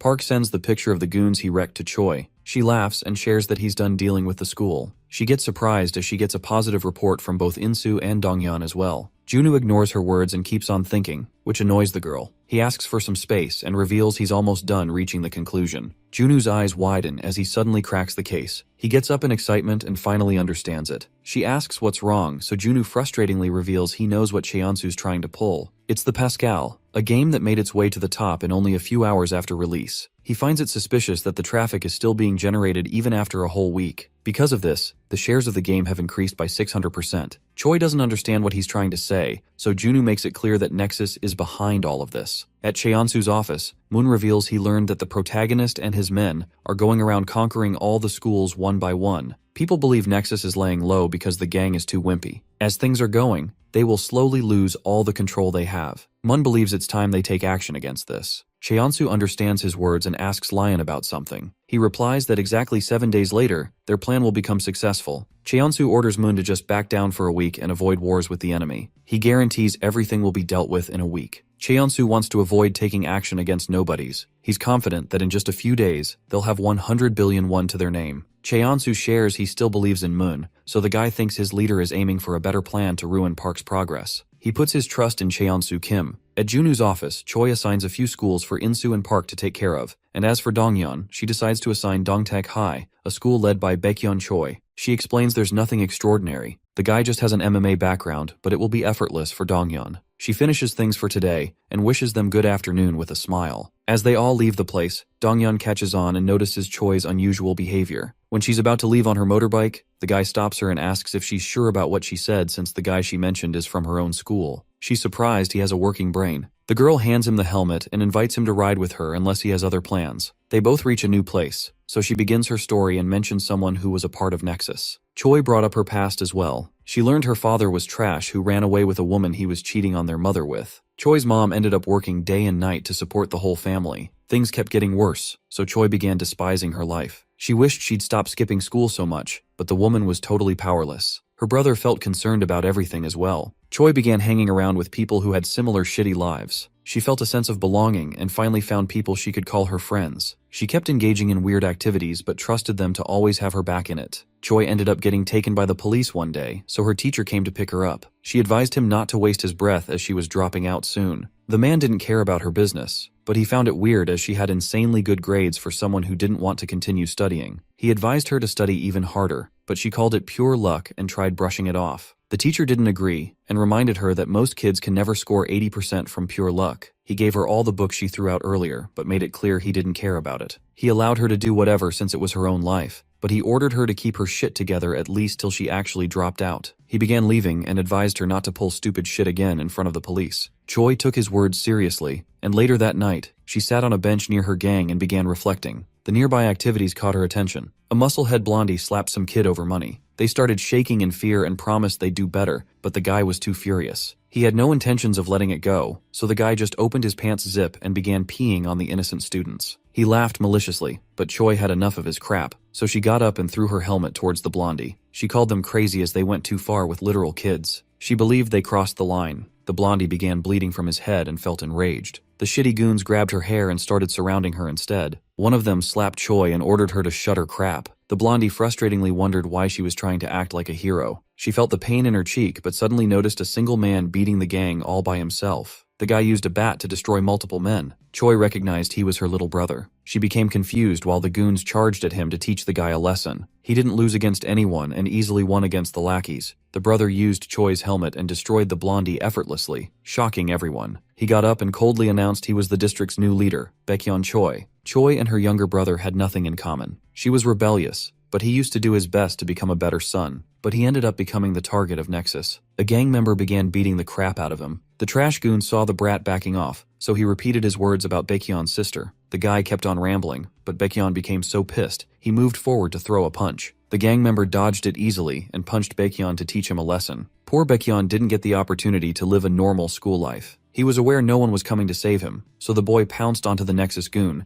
and since he had no choice left, he used his teeth and ripped off the scumbag's nose. Baekhyun lost his shit and challenged everyone to never mess with him. The goons charged at him, but he confidently faced them all. Soon, the rumors about his fights began circling throughout the school. Out of nowhere, a Nexus member came and invited him to join the gang. He joined Nexus and became unstoppable, but then one day things changed. As he was walking home, he saw his partner, who warned him about a trap, but the guy stood confidently despite seeing multiple men charging at him. He wrecked one and made it clear that he was never going to run away. The fight continued for hours, and he finally fell down against the shitty goons. They stomped his face, but the guy couldn't move anymore. He became frustrated as he realized he was finished, but then Cheonsu came and saved his ass. The leader called Baekhyun amazing for holding out despite such horrible odds. He smiled and ordered Baekhyun to drop the formalities. He felt inspired. The goons got terrified seeing Cheonsu, but they decided to take him down as well. All his life, Baekhyun despised seeing people's backs. His sister and parents were all shitty people. Everyone he had in life was a cowardice rat. But everything changed for him when he saw Cheonsu in front of him. Everyone charged at once, but Cheonsu beat them all effortlessly. Baekhyun's eyes began burning with determination again.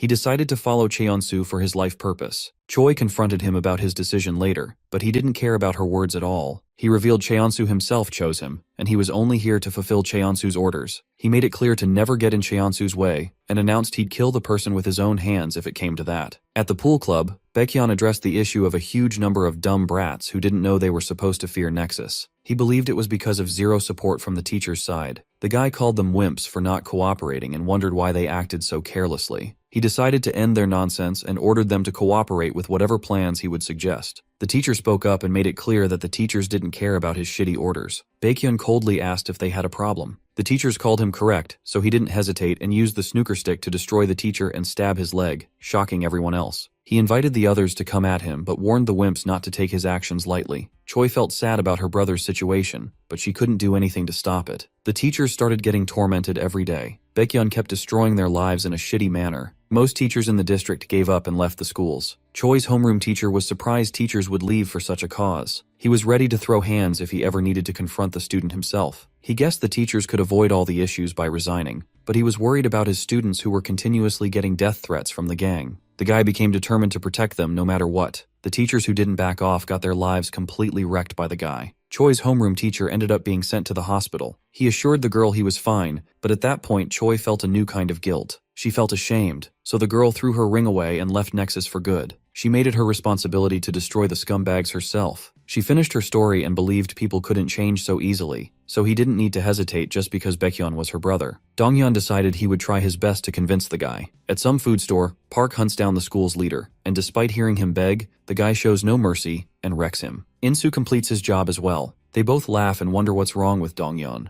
The redhead calls them stupid and explains his school is just really far. He enters the snooker club and becomes stunned when he finds no one inside. Somewhere else, as Choi moves towards her destination, she hears a woman begging for help. Choi stops and asks what's wrong, but the woman fools her and reveals her true colors. Choi feels confused but catches on quickly as she finds herself surrounded by men. The goons order her not to fight back, but Choi hits one with her helmet and pushes him back. The woman tries something but Choi smacks her as well. She suddenly gets hit by a bat and loses consciousness. The men inform their boss that she has been captured. Choi gets locked up. She keeps knocking on the door while frustratingly yelling at her brother to let her out. Baekhyun finally appears and learns she has been yelling for hours now. He kicks the door and orders her to keep her mouth shut for at least 5 days so he doesn't need to kill anyone. He makes it clear that if she continues this, he's going to assume she's getting in Cheonsu's way and wreck her life. She begins smiling and lays down to take it easy, just like he said. She repeats his warning and laughs. At Cheonsu's building, Moon fills him in on the situation. He knows Park and his gang are obsessed with loyalty, so they won't do anything stupid that puts Choi's life in danger. Cheonsu grins and hopes they can keep this up. He reveals the plan has almost reached completion. At Junu's office, the guy decides to be careful since their enemies have Choi as a hostage, but he disappointingly shares that if they don't take action, Cheonsu will become a multi-millionaire even Junu can't defeat. He admits it's risky, but orders them to keep destroying the gang little by little. Insu asks a question. He understands Nexus can be defeated, but that still won't stop the leader from reaching his goals, since the stocks have already crossed all expectations. Insu believes they've already lost. Junu laughs as he understands his words, but explains they're ignoring something important. Junu is determined to win at all costs, even if he has to use shitty methods. He assures them not to worry, and reveals they still have a plan that will change the tides. Junu calls Insu correct and reveals Nexus has increased the game's shares to 8 times their original price, but the stocks haven't been sold yet. He believes it's because their plan still needs more time to be successful. With an evil expression, Junu predicts Cheonsu's real plan to sell the stocks on short. The whole explanation goes over Park's head, so Junu clarifies that Cheonsu borrowed the shares first and is now planning on liquidating them completely. Whenever he needs to return everything, the guy is aiming to just buy the necessary number of shares and return them to the owner. Junu continues his explanation and predicts the leader is going to push the price to completely crash. Since the redemption date is close, Junu explains the leader will use his influence to destroy the share prices, but that's where Park and Insu are going to jump in and stop everything. Donghyun feels concerned about Choi, but Junu assures him they're going to get her back. He reveals he tracked her hours ago so she can be saved anytime. Donghyun gets angry and questions why he kept such a thing hidden for so long. Seeing his passion, Junu guesses the redhead might be in love, which embarrasses the guy. Donghyun tries making an excuse and begins leaving to save Choi first. Junu orders the others to get on their feet as well, but they both remain confused. Insu forgets about the fancy talk and helps Park understand they just need to wreck some more goons. Junu laughs wickedly and orders them to deal with the goons while he takes care of the mess with money. Park and Donghyun reach the location and break open the door. They see an army of goons hiding inside.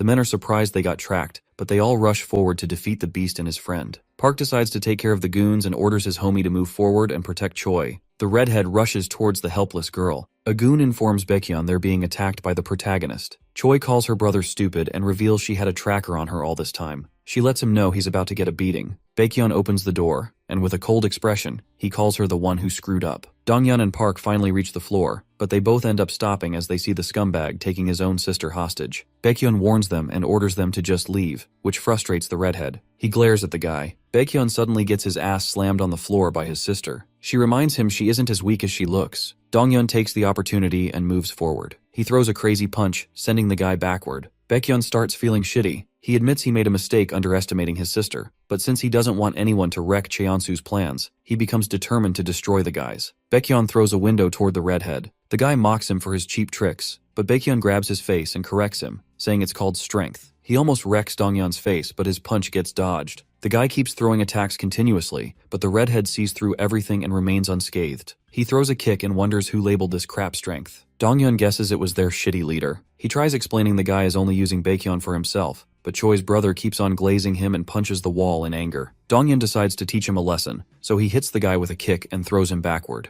The redhead calls him the biggest glazer. He knows Baekhyun has gone through tough times, but this is probably not what he wants to be. He reveals the harsh truth. Cheonsu probably doesn't give a crap about Baekhyun. He was only sent here to buy time. Donghyun tries to wake him up and questions why he's such a simp for Cheonsu. Baekhyun still doesn't understand, and in a desperate attempt to win, he charges forward. But the redhead destroys him instantly. He doesn't know what Baekhyun saw in his life but believes he's on the wrong path. This is hard for the guy to believe, as he had no other choice than to be a strong beast for survival. His leader helped him find a proper path. Baekhyun already knew he was doing terrible things, but that didn't matter, because he had already decided to walk behind Cheonsu. Even if it's depressing or hard, he was happy to walk the road for someone who came into his crappy life and became the hope he always needed. Baekhyun stops them and starts screaming in rage. Choi grits her teeth, seeing his desperation. As her brother charges forward to attack, Donghyun wrecks him and hopes he stops, as it is getting depressing. Baekhyun clings onto him to keep on standing, but the redhead knocks him out. He still grabs Donghyun's leg with whatever power he has left and tries stopping them, but the guy gets stomped in the face. Choi's head starts going through all the memories. Her brother gets up even after so much beating. Donghyun feels a bit annoyed, but Choi stops him and steps forward herself. She slaps her brother, and with tears in her eyes, orders him to wake up.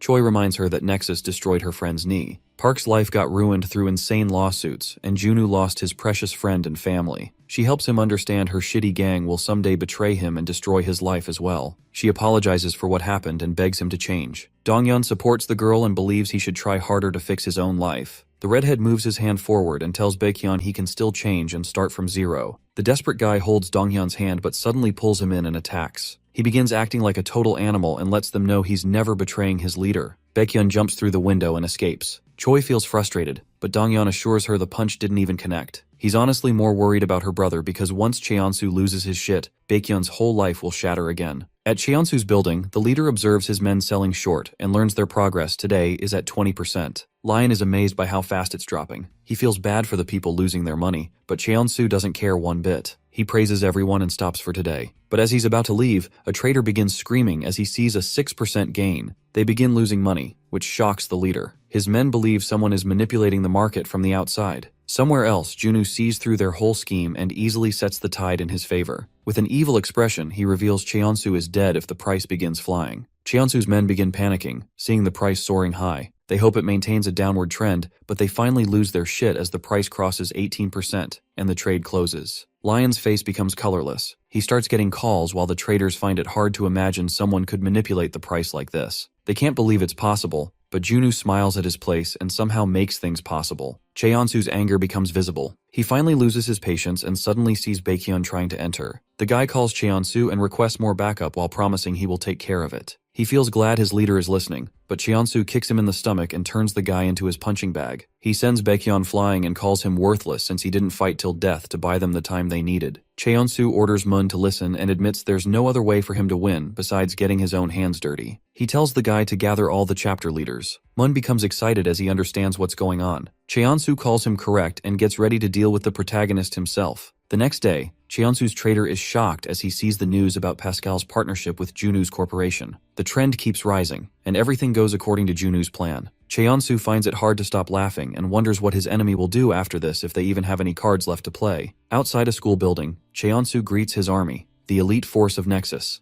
Leaders from all the chapters gather in front of their leader. He decides to keep it simple and reminds them it only took 2 years to conquer all of Korea. They were able to make a name for themselves and gather money, but he knows everyone's already aware of Park's return. Because of the protagonist, more and more people are trying to get in Nexus's way. So with their gang's reputation in mind, Cheonsu orders them to bring Park in front of him before the day ends, with a terrifying expression. He wants to use Park as a stepping stone to make it clear to everyone what Nexus can do. The men yell out in determination, but out of nowhere, they all notice a car rushing toward the building. It breaks through the doors and charges straight toward the leader. The goons scatter everywhere to dodge it, and as the car stops in front of Cheonsu, Junwoo comes out laughing at their crappy little meeting. He calls them nothing more than a group of thugs and reminds Cheonsu about their last conversation. With a wicked smile, Junwoo celebrates his victory as he finally manages to steal Cheonsu's fake smile. The leader admits he wasn't expecting so much to happen, and calls Junwoo crazy for his insane game. Junwoo laughs and shares that he already knew this wasn't something normal people could pull off. He feels disappointed to see Cheonsu's backup plan is just to gather goons and gang up on Park like literal wimps. To avoid the shit show, Junwoo suggests they have a 3-on-3 fight instead. Cheonsu doesn't fall for his words, but Junwoo corrects himself and reveals this isn't a kid's game. When adults settle things, there's something called a deal that gets involved. Junwoo offers the game's rights, even if he has to deal with the loss, and he even confirms he will stop any vengeful bullshit if Cheonsu wins. But if Junwoo wins, he wants Cheonsu to step off and disband the shitty gang forever. Junwoo makes himself clear and believes if even such simple terms are hard for him to deal with, it means he's a pathetic little wuss. Cheonsu feels insulted, but to save his pride, he accepts the deal but adds one more thing. He demands Park all for himself if he manages to win. Because he's in such a shitty mood, he won't feel satisfied until he wrecks Park's life for good. With a terrifying expression, Cheonsu invites him to try his best. As the deal gets settled, Junwoo explains the rules and reveals that once all the fighters are down, the team loses. He chooses his 3 fighters while Cheonsu chooses Moon and Ji-hyuk, the head of the Gang 1 chapter. With everything at stake, Junwoo announces the fight's beginning, which will determine their fate. As the chosen ones come face to face with each other, Dongcheon wonders why he didn't get chosen. He believes he has everything the gorilla has and feels disrespected, but Cheonsu admits Ji-hyuk is stronger than both of them, which shocks the other guy. However, Cheonsu asks him to just be patient and see, as he's about to witness the insane strength the guy has. Ji-hyuk steps forward to go first, so Insu announces he's the one Ji-hyuk has to face. The musclehead feels a bit weird. He thought Insu would know better about weight classes and wonders if he's thinking straight. Insu understands his reasoning, but challenges him to see if that matters once he actually wins. Insu rushes forward and shocks everyone with his insane speed. Even the musclehead admits it and takes a lot of damage. Insu punches him, but the guy praises his efforts and sends him flying backward. Ji-hyuk is surprised Insu can do so much despite the weight difference. He removes his shoes, shocking the goons. Mun recognizes the gorilla is about to go all out, so he becomes excited as he's about to witness a crazy fight. Ji-hyuk gets ready to attack while Junwoo reminds Insu he's finished if he gets caught. The guy gets it but ends up lowering his guard while speaking. He gets caught by the musclehead, who reveals he's putting respect on Insu's name by going all out. He slams the scarhead on the ground, wrecking his back. Choi asks Insu to remain cautious as they all watch the gorilla picking him back up.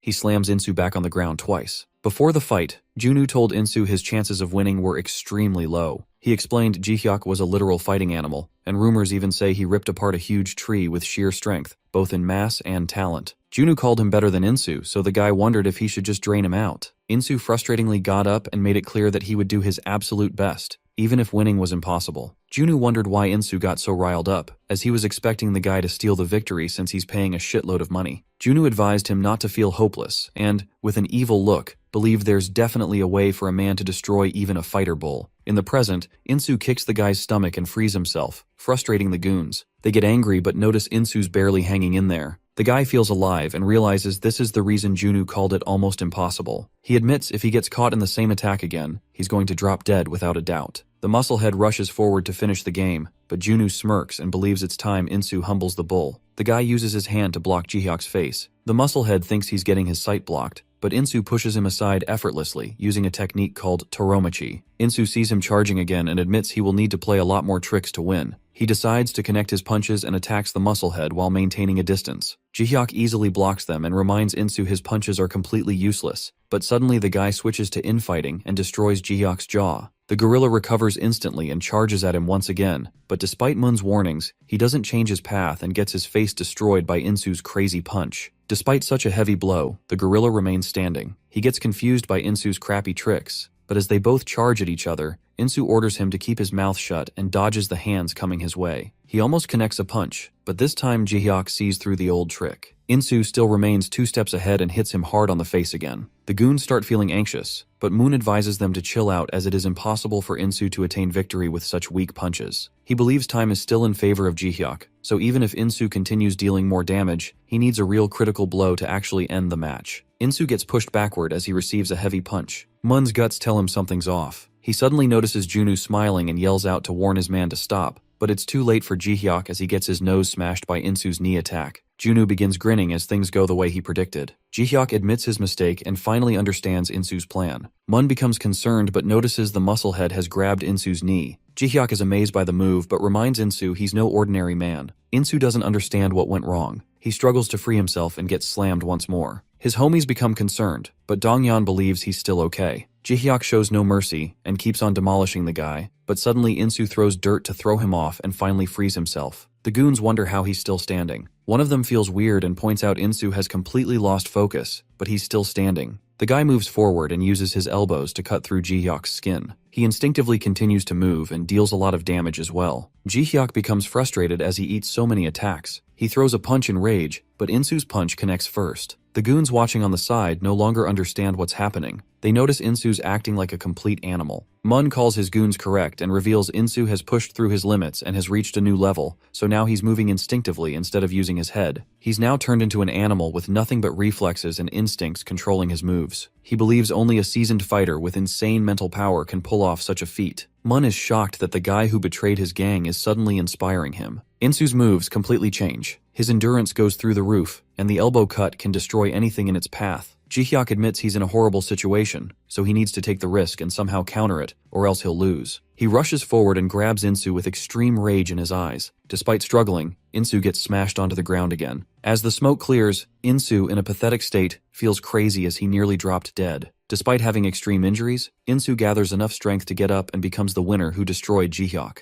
The crowd gets silent, but then Mun Lee decides to step in. The goons smirk and believe a founding member like Moon can never be defeated. Insu takes a fighting stance, but Moon punches the guy and sends him flying backwards so he can finally rest. Park observes the punch and recalls the special combatant pulling the same move against him. Mun invites Dongyan to come face him, as there is no need to keep 2 redheads around. He bets the winner can keep his hair. Dongyan confirms this again and reminds the guy it'll be hard to grow back such long hair. Mun knows already, but he's confident he's going to win, so he rushes forward and starts the fight. The goons scream in excitement seeing them go. They both dodge each other's attacks. Mun is able to land a blow, which sends the guy flying backward. Donghyun gets shocked as he recognizes it's Chinese martial arts. Mun lands multiple blows, which makes it obvious he has the upper hand. Choi calls it unfair to use such fancy moves in a street fight, but Junu explains even though some Chinese martial arts are not usable in real combat, there are still exceptions. It's hard for Choi to believe Mun has mastered something like that, but Junu thinks this much is to be expected since he's the heir of a famous martial arts family that became corrupted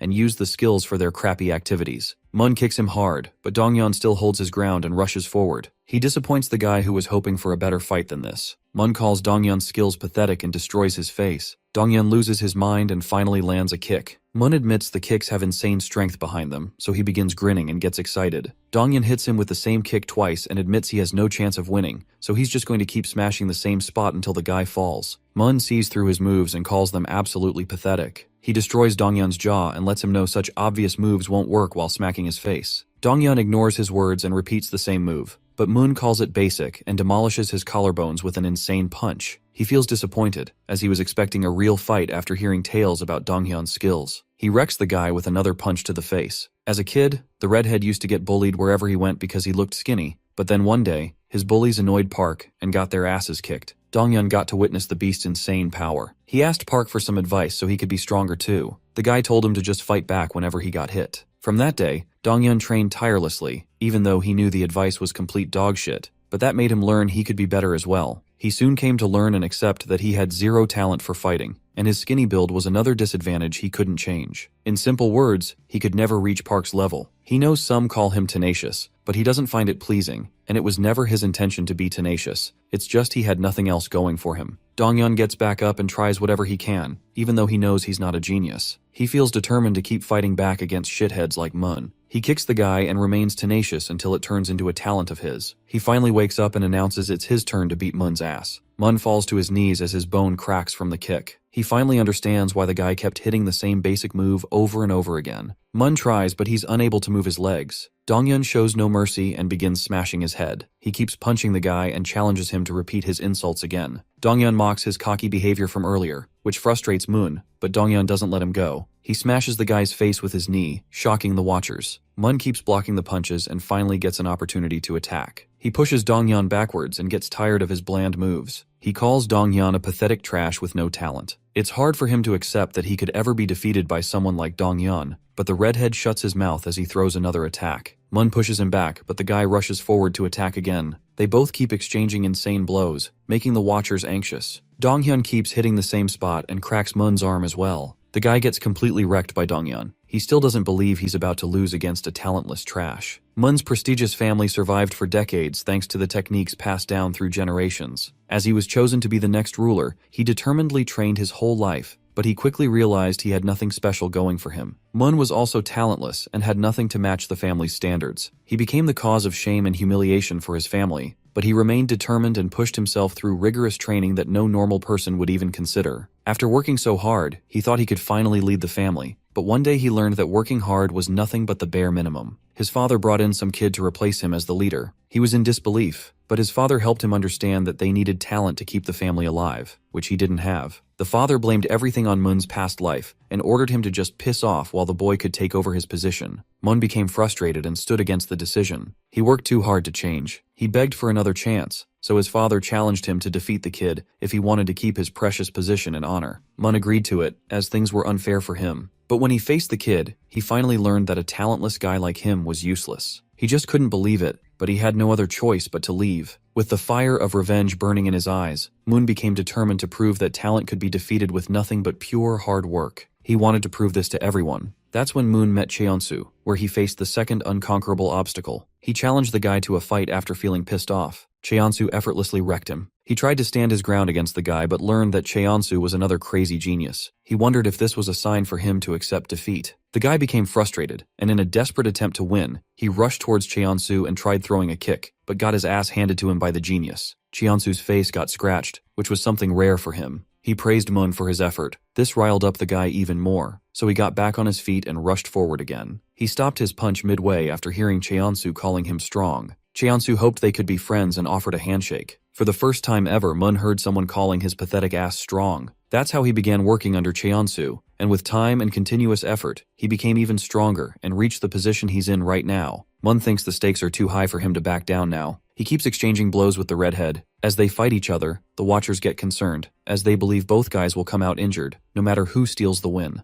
Junwoo grits his teeth as he feels helpless. Choi frustratingly orders him to pull back Donghyun, as he could get injured again, but Park stops her and believes it's a matter between the two of them, so no one besides them can stop what's happening. She still feels worried, as she thinks the fight has gotten out of hand. Donghyun and Mun keep fighting each other. They both realize the force that's helping them move forward isn't any talent or strength, but pure tenacity and focus. It's the result of whatever they've both gone through in life. Donghyun remains determined to keep standing. As they both go all out and punch each other at the same time, the audience is shocked to see they've both lost control over their bodies. The guys drop to their knees, and the match turns into a double knockout. Cheonsu grabs Mun's weak body and lets him know he was really strong. Park assures Donghyun to leave everything to him. They both get up to put an end to the shit show. The protagonist and the villain of our story finally come face to face with each other. Right off the bat, Cheonsu orders our protagonist to kneel down just like he did 2 years ago if he wants any mercy. The goons laugh, while Choi feels disrespected. Cheonsu doesn't understand a few things. He points out that Park has finally gotten his hands on some money and even made friends, so why is he still so obsessed with Nexus? Cheonsu wonders if Park thinks of himself as some protagonist who needs to constantly chase more. Junwoo feels angry as he remembers what happened clearly. Nexus made him go through extreme pain and suffering, the hatred, and the injuries that took time to heal. Seeing Park's terrifying expression, Cheonsu assumes it's their way of letting the frustration out. The protagonist calls him correct and charges forward to land an attack. Cheonsu calls him a musclehead, and as the fight begins, the goons get excited, witnessing the final battle. Cheonsu dodges the punch and flips backward to kick Park. He sees a kick coming his way but easily dodges it with his fast reflexes. Cheonsu's glasses believe no one can match his speed. Park believes it's not only speed but that Cheonsu is hiding something more terrifying. The protagonist receives a punch, but Cheonsu doesn't stop and keeps delivering more blows. Choi finds it hard to believe someone can overpower Park. Junwoo grits his teeth in frustration as well. Earlier, when he was trying to come up with a counter against Cheonsu, everyone told him the same thing. They revealed that Cheonsu fights as if he knows what the next move will be, but it's nothing like a prediction. It's like he can see into the future. Junwoo called it bullshit and believed they were overhyping the guy, but now that he's witnessing it himself, he's starting to believe Cheonsu might actually have foresight. As the protagonist keeps getting punched, Junwoo is unable to find any other explanation since fighting against Park is no joke. Cheonsu pushes Park backward and admits he's skilled, but Cheonsu lets him know his strength and adaptability alone are never going to help him win this battle, because Cheonsu reveals he's able to see through everything about the protagonist. Somewhere else, Lion Kim picks up a call and someone asks about the situation. The guy already knows things are going horribly, while a mysterious woman believes he has a habit of making things hard instead of sticking to proper progress. Another unknown man asks about Cheonsu. Lion replies he's still not finished but assures the guy Cheonsu is a great partner, so he deserves a second chance to prove that he's valuable. The protagonist faces the final villain. It starts to rain, but he continues to fight. As he's about to land his punch, Cheonsu calls it a readable move and easily dodges. He reveals he's able to see through any opponent and kicks Park away. The protagonist falls to his knees and barely dodges the attacks coming his way. Cheonsu stomps his face and sends him backward while remaining unscathed. Cheonsu reminds him he's nothing special, even though the people around him praise the guy a lot. He makes it clear to Park that he's just a nobody. Donghyun knows he's in no position after he almost lost, but he doesn't want the protagonist to lose as everything is on his shoulders right now. Park suddenly screams and shocks the goons. He removes his jacket and finally gets serious just to humble Cheonsu. The Nexus leader feels a different vibe coming from him. The protagonist charges at him and throws a punch, but Cheonsu dodges it effortlessly and calls himself wrong, as Park's movements are still readable. Cheonsu sees a left punch coming, so he gets prepared to counter it and lets the protagonist know his efforts won't change anything. Park screams again and breaks Cheonsu's guard. He hits the guy in the stomach and finally deals some damage. The tides finally shift as Cheonsu starts getting cornered by Park. He's still able to read Park but doesn't understand what's stopping him from countering. Cheonsu learns the protagonist was holding back all along as he's unable to handle things anymore. Choi feels shocked and wonders what's happening.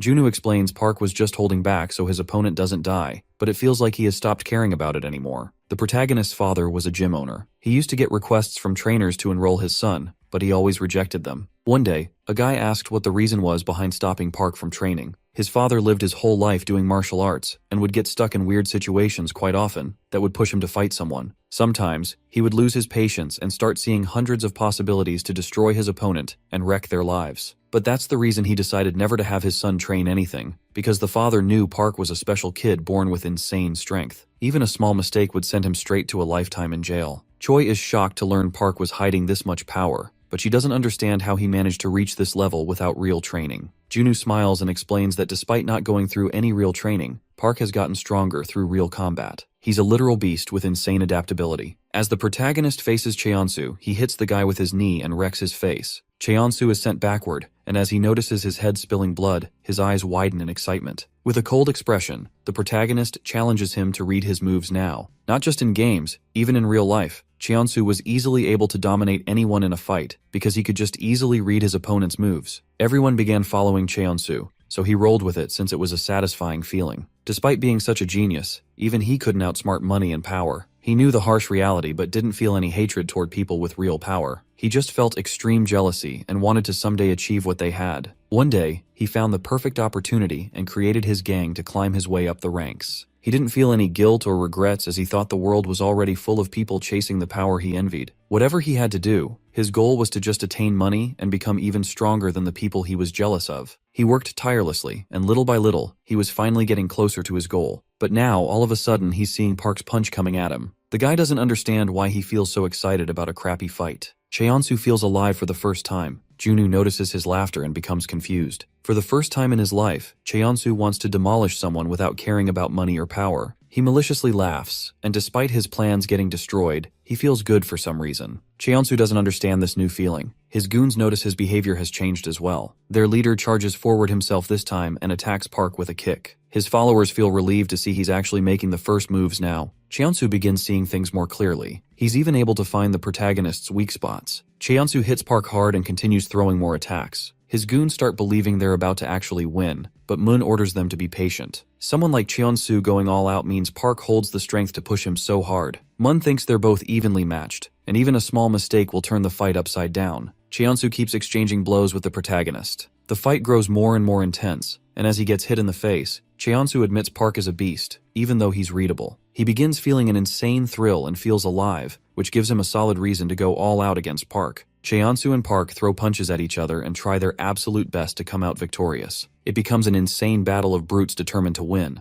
They both hit each other in the face but remain standing and continue their battle. Out of nowhere, someone orders them to stop. Junwoo gets annoyed and wonders who he is. Lion Kim lets Park know it's already over. Cheonsu orders him to back off, saying he hasn't achieved victory yet, but the guy calls him wrong and believes he already lost the war as soon as he got reduced to such a pathetic level. He needs to stop now. Park wonders who he is. With a terrifying expression, he orders the man to just back off. But Cheonsu removes Park's hand and despite feeling frustrated announces the gang has been cancelled, shocking everyone, including Park. Junwoo doesn't accept such a half-assed outcome. He's still not satisfied, goes against the decision, and frustratingly screams, but Lion laughs it off. He helps Junwoo understand he already got what he wanted since the gang has been destroyed like he desired. Lion believes this should be enough to satisfy him, which makes Junwoo speechless. The goons can't believe they're being disbanded while Cheonsu requests Lion to give him another chance. The guy orders him to just do whatever he can after this, and maybe he might become worthy of a chance. Cheonsu helplessly stands in front of everyone and admits he got carried away just now. He's still determined to make a name for himself, so he decides to take a step back and gets on his knees. He's confident this development will only help him progress further one day, so he accepts he lost, shocking the protagonist and his friends. Junwoo orders him to get up, slaps the pathetic leader, and calls everything bullshit. Junwoo's unable to control his frustration as the guy made them look like nobodies. He orders Cheonsu to get up, saying he should be groveling in front of them, not some trash who came in between. Despite receiving a beating, Cheonsu doesn't get up, making the others feel even worse. Just like that, as if they became fools because of their rage, Nexus and the pathetic leader disappeared completely, but they were all aware the war wasn't over yet. All the efforts, the Pascal scheme, and Lion's intervention meant Nexus was just a toy of some bigger power.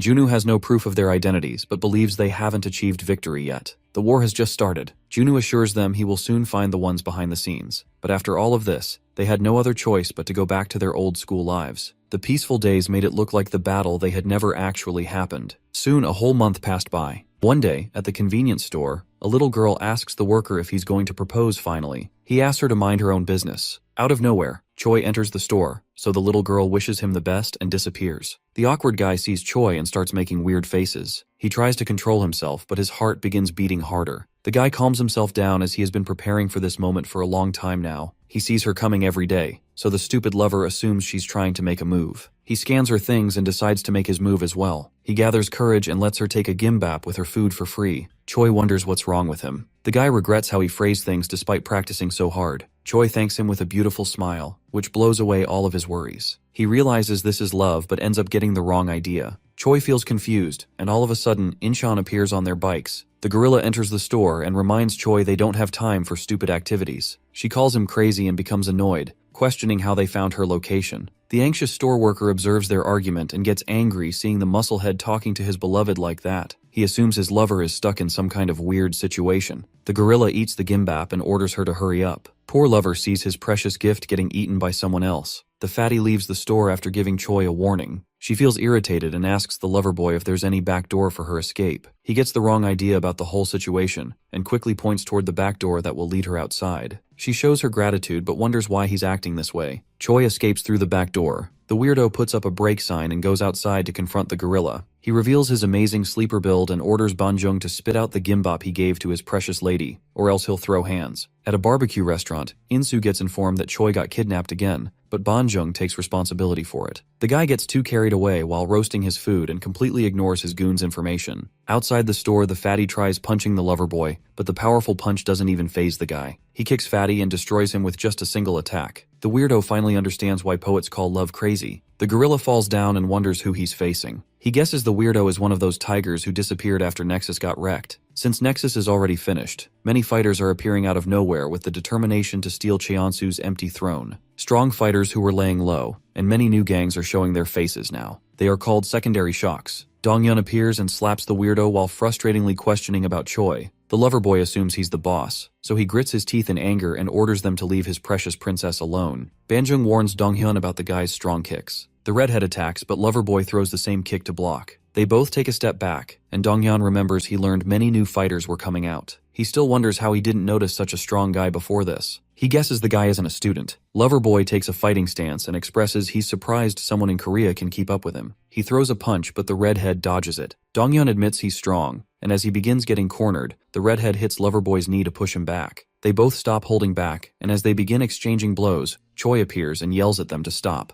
Once the misunderstanding gets cleared, the weirdo bows down in front of everyone and gives a genuine apology. Choi feels annoyed as he could have just asked her instead of replying with fists. She doesn't blame him much and begins yelling at the fatty who caused the whole misunderstanding. Banjung tries acting innocent, but she blames it all on his scary face and believes anyone would get the wrong idea. The weirdo keeps apologizing, and as they all leave, he begins crying his heart out as he's not sure when he'll meet his precious princess again. The guy admits he loves everything about her. The next day, Junwoo enters Park's class and, with a wicked smile, he shares he has finally located the real villains behind the curtain, so Park has a lot of work to do. The protagonist gets up with a serious expression and wonders who they are. At Junwoo's building, as the whole gang finally gets together, he shares that he has finally identified the people backing up Nexus. He believes they're behind all the crimes Nexus has committed so far. Park learns Cheonsu was nothing more than a pawn, so he decides to defeat the leaders first since he wants to teach Cheonsu a lesson. Junwoo understands him but reveals they can't win without money, and the ones behind Cheonsu are the fourth-generation heirs of the Seongsan group.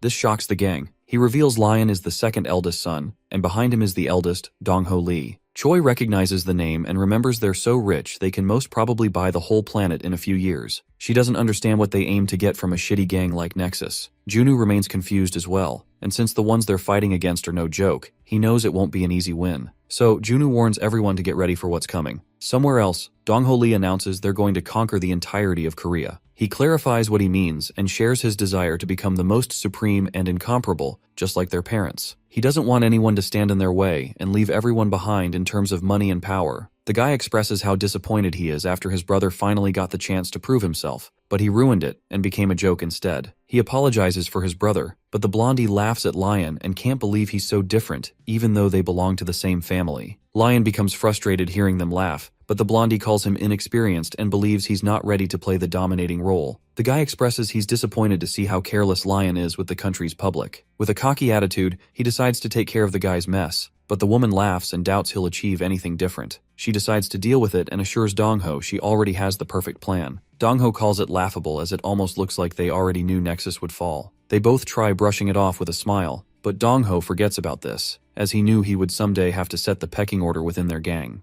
The blondie wonders if he's trying to have a four-sided battle. Dongho calls him correct, and announces that whoever wins gets to lead the generation in terms of both money and power. The blondie feels amazed to see his confidence, while the woman calls it a good opportunity, so Dongho announces the beginning of their game. At the detention center, Gyubin Yang finally gets permission to leave. The other prisoners are shocked to learn this. They begin chattering about how unfair things are. A prisoner grabs Gyubin's attention to say his goodbyes, while another one mocks the guy and believes he'll be back in a few days. Gyubin's eyes burn with rage. He grabs the prisoner and lets him know he doesn't care if the guy rots in here forever. He's never coming back because he has power backing him up. He slams the prisoner on the metal wires and destroys his face with no effort. The others gaze at his strength and hope they get to see him outside someday. Gyubin finally leaves the crappy prison and smells the air of freedom. A mysterious woman with tattoos all over her body orders him to hurry up as his employer is waiting. The blonde woman, Seong Ah-lim, greets him with a cute smile. He hops inside her car and learns she wants him to form a gang in Nexus's place. He doesn't understand why she wants him to defeat Park first, even though he has no real gang behind him. She explains some kids are talking about the secondary shocks that are appearing after the gang got destroyed. New fighters and gangs have already started fighting for the throne, so it's completely stupid and tiring to face them all one by one. She questions how someone can achieve their goal as fast as they can. Gyubin finally understands that since Park is the one behind Nexus's downfall, once everyone knows he got wrecked by someone else, the other gangs will calm down by themselves. She calls him correct and orders him to just jump in and destroy the guy without worrying about what happens afterward. Gyubin takes her orders but shares he wants to deal with something else first. As the sun's about to set, the noise of fighting begins coming out of a house. Someone calls it stupid to fight over money and kicks open the door to go make some money himself. He suddenly sees Gyubin standing in front of him. The baldy greets his old friend, so the guy becomes teary and hugs Gyubin while questioning how he got released so quickly. They both go somewhere else, and Gyubin wonders why he hasn't escaped his shitty house yet. He assumes his friend is having a hard time leaving his ungrateful family. The guy tries making excuses, but Gyubin thinks it's obvious from his expressions, so he throws the bag down and gives huge stacks of cash to his friend. Gyubin reveals he's involved in a big deal and assures his friend they can enjoy their lives once he wraps it up. He gives all the cash to his old homie and orders him to leave his shitty place as he doesn't need such horrible parents. Gyubin calls the guy his brother and assures him to calm down. A few years ago, Gyubin teamed up with his friend and stole someone's bag. They both tried hiding, but Gyubin's friend Donghua fell down. He remained calm and told Gyubin to just continue running, but the man chasing them finally caught up and dragged Donghua to an alley. The little kid tried making shitty excuses, but the frustrated guy didn't let it slide and tried beating the crap out of Donghua so he would spit out his friend's location. But the kid didn't reveal anything. Gyubin kept watching helplessly as he couldn't do anything about it. The next day, Baldy cried and blamed everything on him. He became determined to protect his brother no matter what. Donghua assured him it wasn't his fault alone, as they both knew this could have happened, but he agreed that they were both brothers from that day on. That's how the two kids became family. At Junu's office, the guy explains there might be more enemies besides Dongho Lee. He calls them literal rats since they keep multiplying. Junu wonders why Park looks so down. The protagonist mentions his fight against Cheonsu last month and asks Junu if he believes Park would have won. Junu is certain Park would have won the fight like he always does, but the protagonist says it was the first fight that made him doubt his victory. The protagonist doesn't believe it will go in his favor again if Cheonsu comes back stronger. Junu's surprised Park's confidence dropped so hard,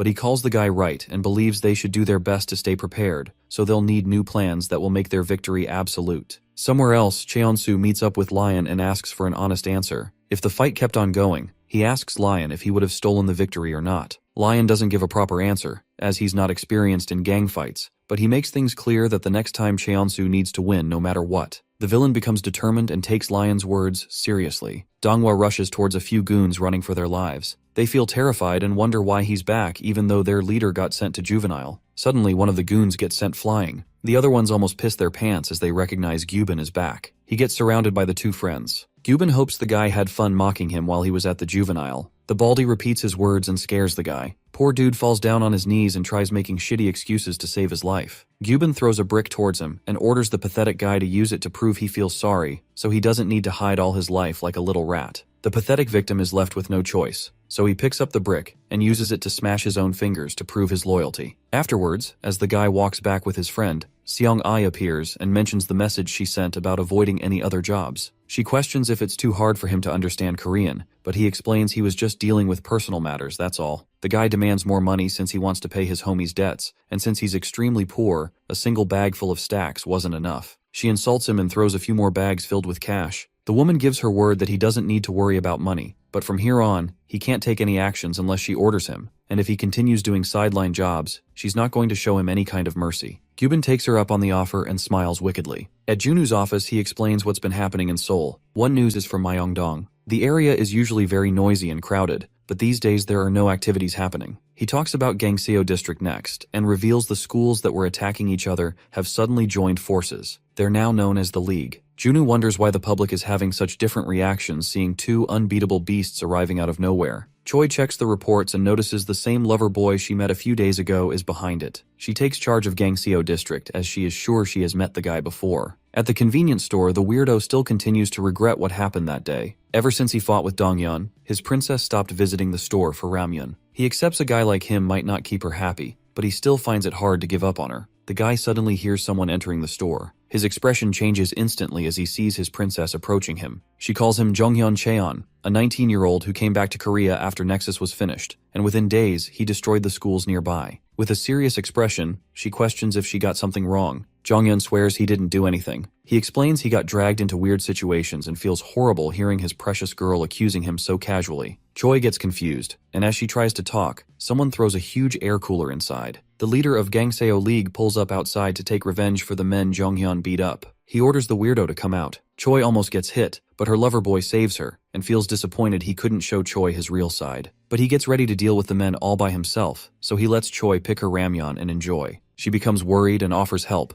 but Jonghyun assures her not to worry, as he's going to destroy them within minutes. As the fight against Gangseo League begins, Jonghyun destroys the leader, and despite getting hit by a bat, he remains unscathed. The beast defeats all the men within 3 minutes, so he proudly asks his precious girl if she's done cooking. Choi feels anxious. They both sit down to clear all the misunderstandings, so the guy begins explaining and tries keeping it short. He calls himself an innocent student, which is hard for Choi to believe, but he continues and explains he was in Thailand before. But after he moved here, the information about him spread instantly, and he began getting bullied for being new. He was hoping to not stand out much, but the guys kept bullying him, so he ended up losing his patience and destroyed them. He mentions he learned Muay Thai from his dad's employee, who was a trainer, but despite winning against them, he frustratingly tells her his life became worse. He kept getting dragged into violence, and it didn't take long for word to spread everywhere. So students from other schools began popping out to challenge him, and the gangs even started giving him stupid nicknames. The guy feels mad about it but shares the rumors about him kept on spreading, so now students from other towns are ganging up on him too. He calls Gangseo one of them. Choi listens to everything but calls it bullshit. He tries to convince his princess that he's innocent but gets cut off by men suddenly bowing down in front of him. Jonghyun gets annoyed and calls the men weirdos, as they were trying to kill him just a second ago. Gangseo's men speak up and share they just wish to follow someone who's strong, so they all want him to be their captain.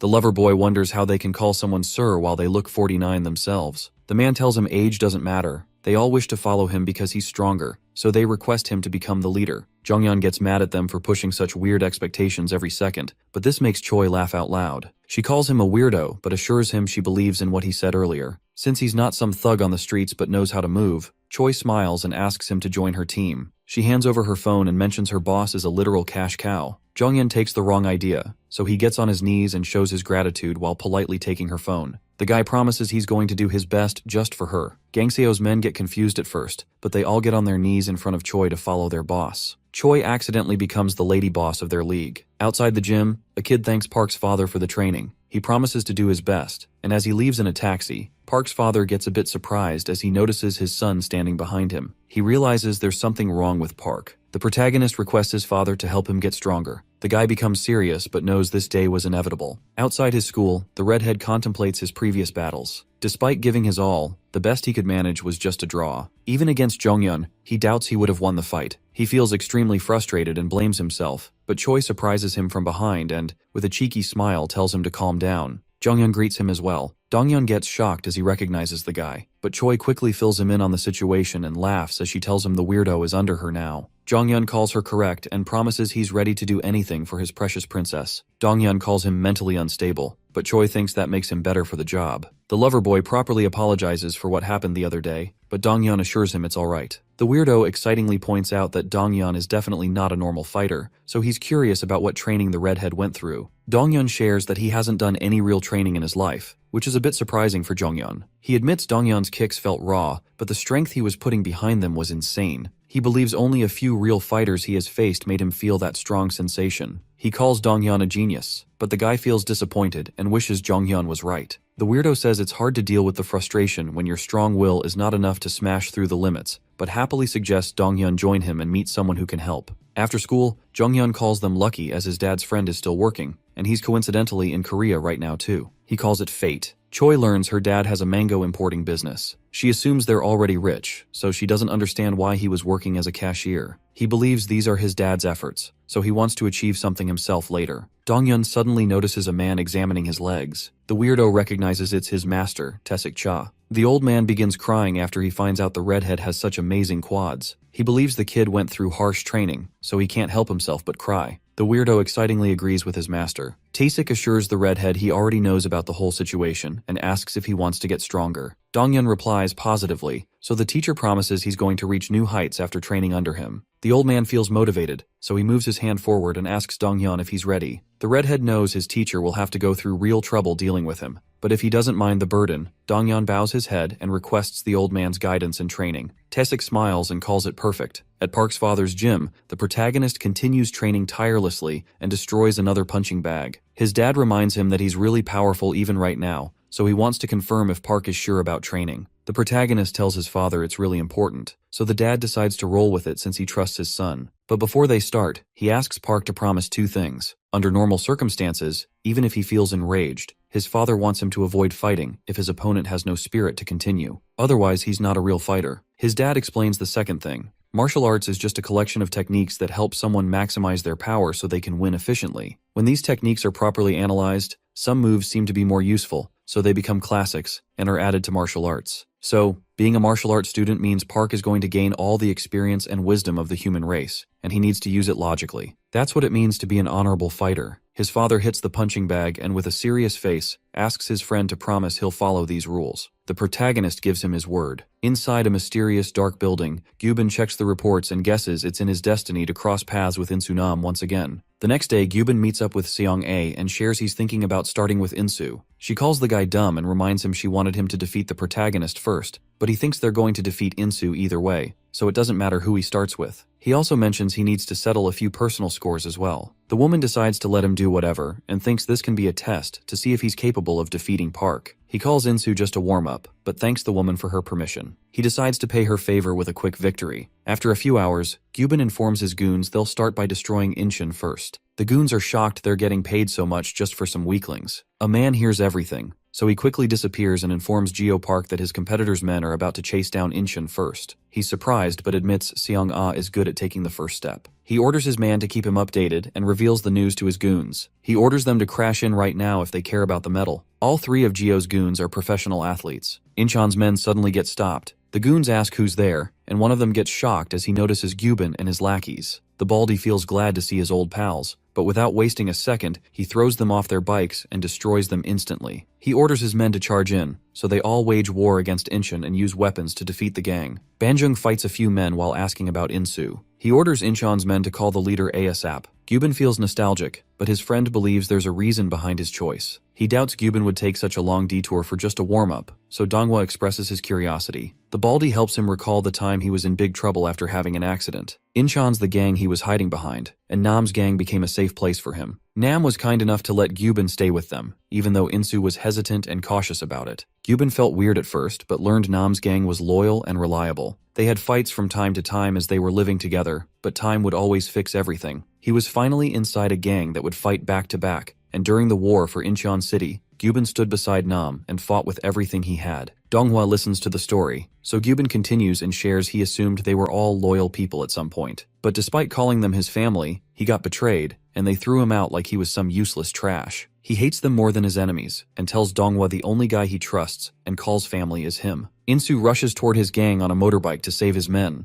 Gyubin was like family to the gang, but one day, Insu realized their stash of money was missing. Another gang member couldn't believe it, but Insu confirmed it was gone. The other guy mentioned that only Gyubin was present the previous day, so their attention turned to the baldy, who became anxious. Insu asked if he saw someone grab the money since they'd been saving it for a while to change their house in the future. Gyubin got angry, feeling like he was being blamed for it, but Insu assured him that's not what he meant. A gang member came forward and blamed it all on the baldy. He told everyone he saw the guy going through their stuff yesterday. Gyubin grabbed him, and with rage in his eyes, he told the guy to cut the bullshit because he would never fall so low, even for a street goon. But the man kept blaming him and even called the baldy a snake. He made it clear to Gyubin that he was no family, just a street thug to them. The baldy lost his patience and wrecked the guy with his punch. He challenged the crappy scumbag to repeat his words and kept beating him to a pulp. Gyubin lost control and smashed a table onto him without hesitation. The others tried stopping him, but he kept pushing forward to let out his anger. Suddenly Nam entered the house and saw his goon in a pathetic state. He learned what happened, but despite Gyubin's excuses, Nam slapped the guy. Gyubin tried his best to convince him, but Nam pushed him back and told him he doubted Gyubin would do such a thing. He made it clear many times to treat each other like brothers, as they were a big family. Nam called him out for his shitty behavior and decided it was time for Gyubin to just leave. The baldy became speechless for a second, but stood up to leave. His whole life was complete trash, but when he thought he had finally hit rock bottom, he got proven wrong once again. He wished them good luck and left. In the present, Incheon starts getting cornered. Banjung hopes their leader finally arrives, or else they're all done. Suddenly everyone hears the bike rev as Insu makes a grand entry and wrecks a goon with his bike. He apologizes for appearing so late, while the gorilla motivates everyone to hang in there, as they can finally win. Insu greets his old homie, but Gyubin calls it stupid since they were never this close. Insu admits the baldy was framed. Just a few hours after Gyubin left, they found out the guy he destroyed was the real thief. But even though they wanted to apologize, Gyubin was already out of their reach, so the misunderstanding was never solved. Insu apologizes for what happened and hopes Gyubin can forgive him, but the guy laughs and calls the apology stupid after they threw him out like garbage. Gyubin doesn't let it slide, so he charges toward Insu to attack, but the guy dodges and hits him back, as he has no intention of losing so easily. Gyubin gets pushed back while Insu lets him know his brother didn't kick him out for some cash. It was because Gyubin crossed the line and destroyed his brother without mercy. Gyubin calls it bullshit, and as he got thrown out like garbage, he moves forward to attack. Insu throws a punch, but Gyubin grabs his arms with metal wires to stop him. Behind some sketchy alley, Gio admits Seong-ah is a dangerous woman. His man wonders if they're aiming to destroy Park today. Gio smiles at how daring he is, but that's the reason he trusts his men. He calls him correct but shares that today isn't the right time. He explains the real fight is happening within their group,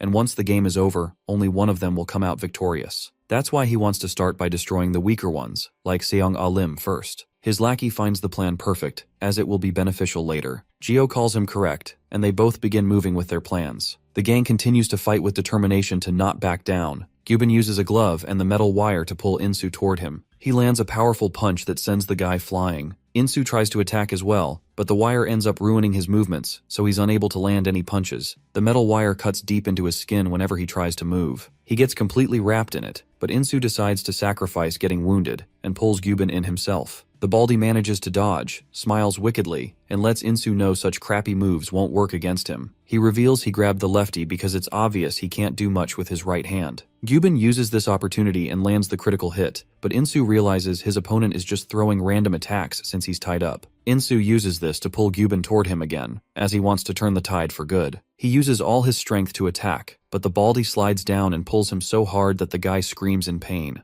Gyubin recalls hearing them boast about friendship and standing up for each other. He doubts Insu can do all that when he can't even protect himself. Baldy frustratingly insults the guy and reminds him not to spit out bullshit he doesn't even mean. He continues wrecking the guy and lets out all the anger he had for so many years. Baldy always used to hate the word family, because to him, family were just people who would make his life worse just for looking them in the eyes. People who betrayed him, and people who would celebrate if he ever died. He would always see happy families on TV, but that made him feel shittier about his situation. Incheon wasn't anything different either, pitying him for his situation, acting like they actually cared. He used to hate them for their crap, but the worst thing was, Nam began giving him this false hope that was terrifying to him. He ended up getting used to it, but in the end, he got wrecked again, and whatever he was expecting actually happened. Gyubin's eyes were burning with revenge. He wanted to destroy Incheon, and whatever happened was enough to crush the little bit of hope he had left. Gyubin confronted his father afterward and tried to kill the shitty guy. In the present, Insu destroys his eyes with a headbutt. He apologizes again but lets Gyubin know he has crossed the boundaries and tried hurting Insu's family. For that, he's not going to back down.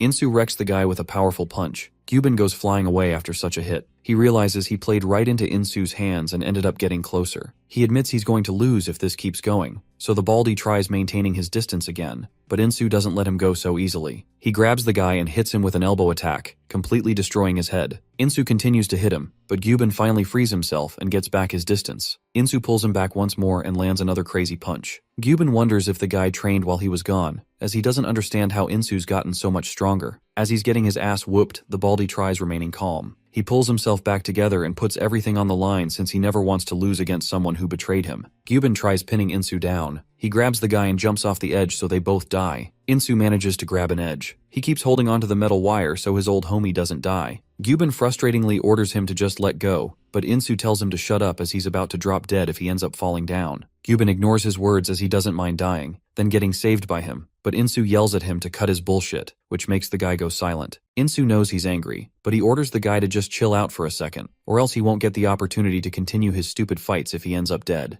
Gyubin still talks back but instantly stops as he notices blood dripping down. Insu tries his best but the string breaks apart, so the guy drops into the sea. Gyubin feels satisfied with his life and guesses this type of death was just inevitable. As the guy slowly sinks in, Insu jumps in without hesitation, surprising the selfish scumbag. They both finally make it out to the shore alive. Insu feels glad his old homie is alive, but out of nowhere, Gyubin gets stunned as he sees his friend knocking Insu out with a bat. Donghua praises him for the efforts but reveals he already knew the baldy would chicken out. Gio and his men appear as well. Gyubin realizes his friend betrayed him. The guy calls Baldy an unreliable wimp. He guesses Gyubin wasn't so useless in the end, so he thanks Baldy for giving him such an opportunity. Gyubin screams in frustration as it is hard to believe his own brother would betray him. He tries assuming the guy is doing this against his will, but his trash friend calls him stupid and makes it clear that he just wants money. Gyubin questions his situation at first, but begins laughing and calls Donghua out for his greedy behavior. The rat becomes silent hearing his words, but he loses control and wrecks his friend's face with the bat. The baldy loses consciousness and falls down. Donghua calls him a wuss and believes he got what he deserved for keeping his hope about family alive. The next day, the secretary runs towards Seong-ah's room and informs her they played right into Jio's hands. The boss already knows all of it. She admits she made a mistake since this much was expected from her competitor. She feels a bit frustrated but then points toward her fish tank and tells her secretary she never feeds any of them, but they still haven't starved to death. She reveals that despite having the same breed, they're not friends, but only victims and predators. She calls humans similar and believes they're playing the same game. At night, Jio celebrates the victory with some fancy dinner at a bar. He orders his men to stop hesitating, but Donghua reminds him they still need to deal with the protagonist and gather a whole gang for whatever he's aiming to do. Jio gets a bit surprised as he wasn't expecting his goon to be so passionate about their goal. He smiles and explains they really do need to deal with Park as fast as possible, but there's no way to defeat the monster without dealing with Junwoo first. Donghua feels confused, so the guy helps him understand. The protagonist gets to do whatever he wants without getting in trouble for it, because whenever he's done with his business, a lawyer comes in and cleans all the mess because of Junwoo's backing. So without his backing, Park will be nothing more than a wounded lion in the wild. Donghua guesses Junwoo isn't someone to joke about. The guy calls him correct but guarantees he'll take care of Junwoo himself. Jio admits Junwoo joined in with such aggressiveness, and it didn't take time for him to become a huge pain, but he doubts a wobbling baby can escape his traps. He's confident that once he starts going all out, Junwoo's career will end. Somewhere else, Junwoo reaches a building in a hurry and gets informed all the distributors are canceling the deals for some reason, which means their company's value won't hold up for much longer. Junwoo questions the reasoning behind this, but the informant shares he's still unsure as the distributors are just throwing shitty excuses. He guesses someone's pulling the strings to take revenge against Junwoo. The guy anxiously shares they need to pay 50 billion won tomorrow. He asks for a decision as they don't have any time to spare. Junwoo realizes they're starting with him first. He orders his men to check if banks can assist with the payment, but his secretary disappointingly informs that's not possible either, as the banks are refusing for some unknown reason. Junwoo admits he shouldn't have let his guard down. He tries remaining calm and thinks hard to somehow find a solution. Seong-ae appears out of nowhere and mocks him for calling himself a businessman since he doesn't even have 50 billion in cash. She greets the guy and lets him know she has the money he needs. Somewhere else, Jio believes his enemy is probably stressing about the closed distribution lines, as he was already empty after the expansion efforts. He thinks Junwoo has been defeated, so he lets his men deal with Park. The goons get ready to follow his orders, but Jio suddenly receives a video of him abusing a woman. The guy feels frustrated, but as he checks the sender, Jio grits his teeth with anger after learning it was sent by Seong-ah. He wastes no time and quickly calls the woman. She reveals she sent it through a trap phone, but finding the video that could tame him wasn't easy. She mentions more of his crimes and wonders why he's living such a shitty life. The cheeky girl threatens him with more videos and says she has a few journalist friends who might find these videos useful. He gets angry but controls himself and asks what she wants from him. The woman smiles and asks for a meetup.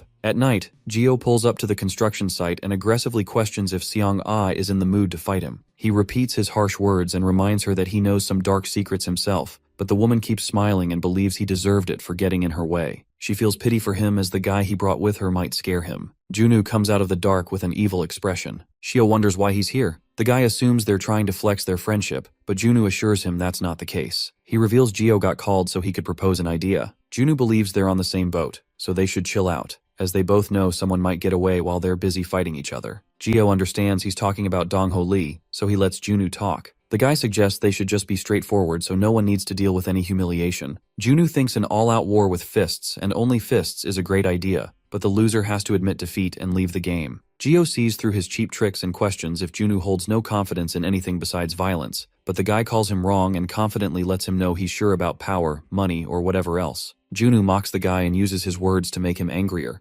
Jio ends up going along with it out of rage, so Junwoo announces they'll fight in 3 days and lets the guy bring whoever he wants. Jio grits his teeth, but Junwoo takes his anger and frustration as a yes and smiles wickedly. At his office, Seong-ae wonders if he's confident about his victory, as the guy he's about to face is trying to build an army of his own. She reminds him he's going to lose whatever he has if he ends up failing. He knows it already, and believes the guy will just try achieving victory using his powerful goons, but he's confident the numbers are useless unless they can all fight on the same level as Cheonsu against a monster like the protagonist. Choi appears in a rush and informs Junwoo she can't get in touch with Park. Junwoo gets shocked but remembers Park shared his desire to get stronger a few days ago. He decides to go look for the guy personally and believes they can locate Park, as he has 3 days to prepare. Choi anxiously questions what he plans to do if Park remains out of reach. Junwoo calls it a stupid question, as he has already decided to fight. Donghyun feels hesitant about it, as he doesn't want them to win, but Junwoo doubts he can hold the goons off all by himself since Park and Insu are out of reach. The redhead smiles and reminds him they have another guy for this job. Junwoo gets confused, but Choi realizes what he means. She pulls up with Donghyun at the convenience store and requests the lover boy to join the fight. The weirdo agrees without wasting a second. Inside a locker room, Jio's man gathers the Korean athletes and reminds them that they're able to experience such great things thanks to the sponsorship SKS Entertainment provides. The stadiums and the education they're getting for free are all thanks to the company, but they need to make an effort for once. He calls them lucky as they're getting the chance to prove their worth in front of someone who's spending so much money on them. Donghwa gathers his goons and believes that despite being in a desperate, shitty situation, they're all unstoppable. He announces that at the stadium, they're finally going to show everyone their true worth. Both leaders order the goons to follow their orders. At the hospital, Gyubin finally wakes up but gets surprised by Insu. The guy smiles and shares that he's just here to check on his pathetic state. Gyubin gets angry but suddenly remembers how hard Insu tried to save him from drowning. He becomes silent and asks the guy to just leave. Insu confirms he's about to but suddenly stops and invites the baldy for a beer later. He shares that the gang is doing better than before. The goons are working hard learning trades and completing their part-time jobs. Insu mentions they even have a house bigger than the one he saw before, and there's an empty room left as well. Insu invites him for the beer again and hopes he actually pulls up. Gyubin still calls his act bullshit. Junwoo tries his best to locate Park. He reaches a jungle after learning Park was seen around the jungle at the top of the mountain. The guy barely makes it to the top. He hopes the protagonist has a good excuse ready for what he's putting the guy through. Junwoo walks forward and hears someone training. He finally finds Park and calls the guy, but our boy keeps on punching the bricks he has gathered. Junwoo finally catches a breath and reminds Park he has responsibilities to deal with. The protagonist completely ignores his words and uses all his might to throw a crazy punch. His brute strength destroys the bricks into pieces. Junwoo's left speechless, seeing his beast-like power. Park finally finishes his training. At the stadium, Seong-ae begins doubting Park's going to appear, but Choi informs him Junwoo was able to locate the guy, so there's a chance he'll make it in time before the shit show ends. The stadium lights suddenly turn on. Choi anxiously smiles as she lays eyes on Gio's huge army of gorillas. Gio confirms he brought the goons he needs, so he wonders why Park's still missing. He feels disappointed to learn he went through so much hassle just to face an apathetic gang. Jonghyun anxiously points out the number of men is a bit more than what he expected, but the redhead orders him to not be so wimpy. Loverboy understands his words but believes the men they're about to face are very dangerous, judging by the looks in their eyes, especially Donghwa and the guy in the tracksuit.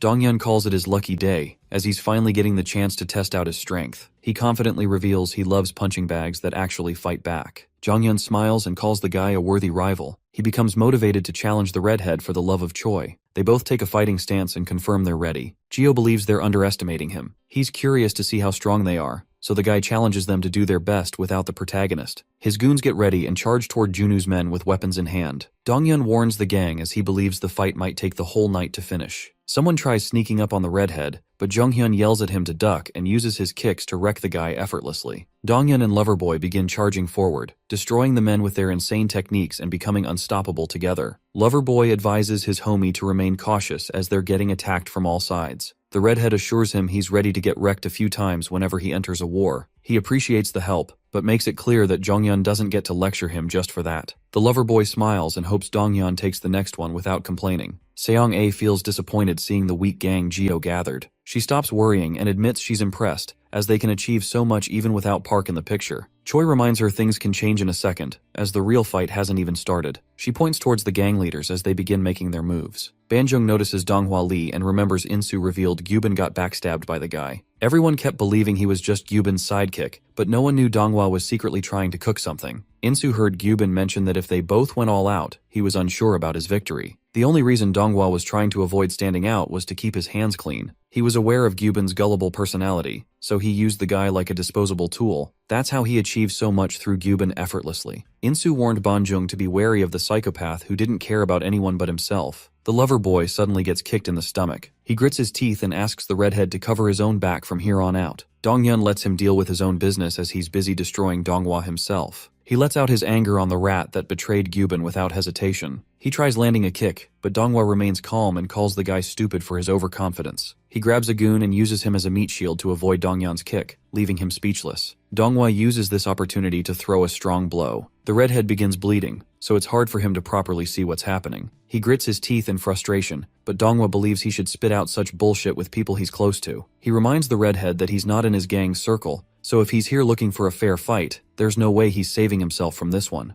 A few goons grab Donghyun from behind while Donghua rushes forward to end his life. He destroys the redhead with a heavy blow, while the athlete and his goons confidently believe the fight is already finished since Donghyun is out of the game. He doubts anyone can take the redhead's place. The other athlete laughs and feels disappointed, as they couldn't even get a chance for some warm-up. Jongyun and the redhead fight with whatever they have to hold off the goons, and suddenly, the doors open, catching everyone's attention. The protagonist finally enters the stadium, ready to destroy them all. His fear alone stops the lowly goons from taking a step forward. They think it's like they're facing a wild tiger. Donghua yells at them to stop staring and destroy him, so the men scream and gather all their courage to rush towards Park. A few days ago, Park's father gathered the bricks and explained that Park's punches were like a hammer, and he had been putting strength into them using his body movement and dense muscles so far. But the dad told him he wouldn't be able to win with just those against a worthy opponent. He gave Park an example and then asked how he would go about breaking the wall. The father answered his own question by focusing all his strength on a small point before punching the wall. His punch broke through the wall's back as his strength got carried towards the core with that technique. The father believed he would become unstoppable with this. The protagonist understood everything his dad explained. Back to the present, Park uses the technique he learned to effortlessly destroy multiple goons at once. The athlete calls back all the goons and hits Park with a kick. He doubts the lackeys are even worth a warm-up for the protagonist. Park blocks his kick, but as he tries to attack, the gorilla athlete jumps in and tries pinning him down. The javelin expert jumps in and sends Park flying, but our boy lands on his feet safely and admits the blows are heavy. The athlete calls whatever he's heard about Park complete bullshit. He admits the protagonist may have the upper hand against weak goons, but in front of real athletes who train their bodies for literally everything, a weakling like Park has no chance of winning. The protagonist attacks again, but he's unable to keep up with the athlete's speed. He gets wrecked again, and as the guy's about to end the protagonist for good, Park uses whatever he's learned to throw a heavy punch. Choi gets surprised as she sees him getting overpowered by the athlete despite fighting seriously. The athlete calls him slow again and dodges the attack. He hits Park with his knee and continues destroying him, so our boy dodges the last kick and decides to ignore the rules he learned. He finally lands a terrifying punch, wrecking the athlete's face. The others notice Park's movements have suddenly changed and begin wondering if he has switched strategies. Even so, they remain convinced it will not affect the outcome. One of them lands another brutal knee strike to his mouth, while others pin down his arm so another fighter can kick him directly in the face. Our boy is sent flying, and everyone watches in shock, but despite all of that, he still manages to stay standing. His opponents finally begin acknowledging his strength. They admit that even without formal martial arts training, he is genuinely powerful. However, they believe the difference between them is still small, and in the world of competition, even a tiny gap is enough to decide victory or defeat. Park is hit once more, but this time he loses patience. He headbutts his opponent hard enough to nearly knock him out, then declares that he is done playing around. He follows it up with a vicious elbow strike to the head, completely shifting the momentum of the battle. The gorilla guy tries to interfere, but Park overpowers him with raw force. The man is visibly shocked that he is losing in a direct strength contest. After taking another punch to the face, he is left reeling and nearly collapses, realizing that one more hit might completely finish him. At that moment, Jiwoo suddenly shouts in frustration. He angrily questions how professional athletes are struggling against someone with no formal fighting skills. He warns them that if they lose, they can forget about any future support or sponsorship from him. This raises the stakes even higher. The athlete cannot help but wonder how the MC can possibly be this strong.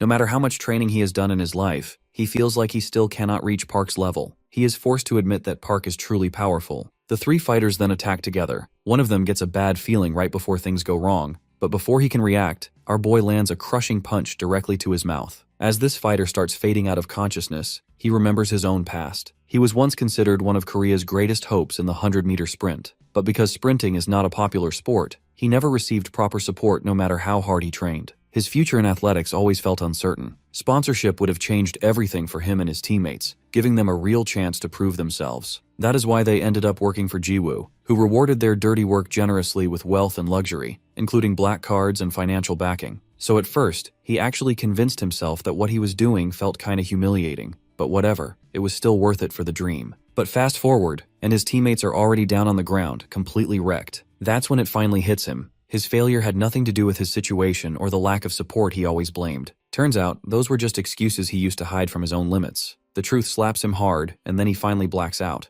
Even after collapsing, dude doesn't get a second of peace before catching another hit. Weirdly enough, Now that he's hit absolute rock bottom, he feels this strange sense of relief, though he also feels kinda dumb for thinking that way. Out of nowhere, the blonde guy storms in, pissed off, and kicks him for going down so easy. He starts yelling about how much money got thrown into this just to end like this, and demands that he get up and keep fighting. But instead of taking any more of that nonsense, our boy suddenly kicks Jiwoo, catching him totally off guard. Everyone's stunned, the athlete just as confused, realizing the beating finally stopped. Meanwhile, the white-haired girl watches from the stands and starts cracking up as the blonde guy ends up flat on the ground. The protagonist grabs him by the hair and makes it crystal clear that nowhere did anyone ever agree that he himself couldn't get hit. Before the guy can even process that, he gets punched in the mouth again. Meanwhile, the bigger fight is still going down. Kim's beat up bad, but the other guy ain't doing much better. Donghwa realizes they're screwed. One fighter is wrecking whatever's left of his allies, another's already down, and even taking out the redhead wouldn't change anything anymore. Seeing no better move, he finally drops to his knees and taps out. However, Dongyun just stares down at him and kicks him in the mouth. Even after Donghwa surrenders, the punishment keeps coming. The redhead straight up calls him pathetic and worthless. Back with Jiwoo, things get even worse.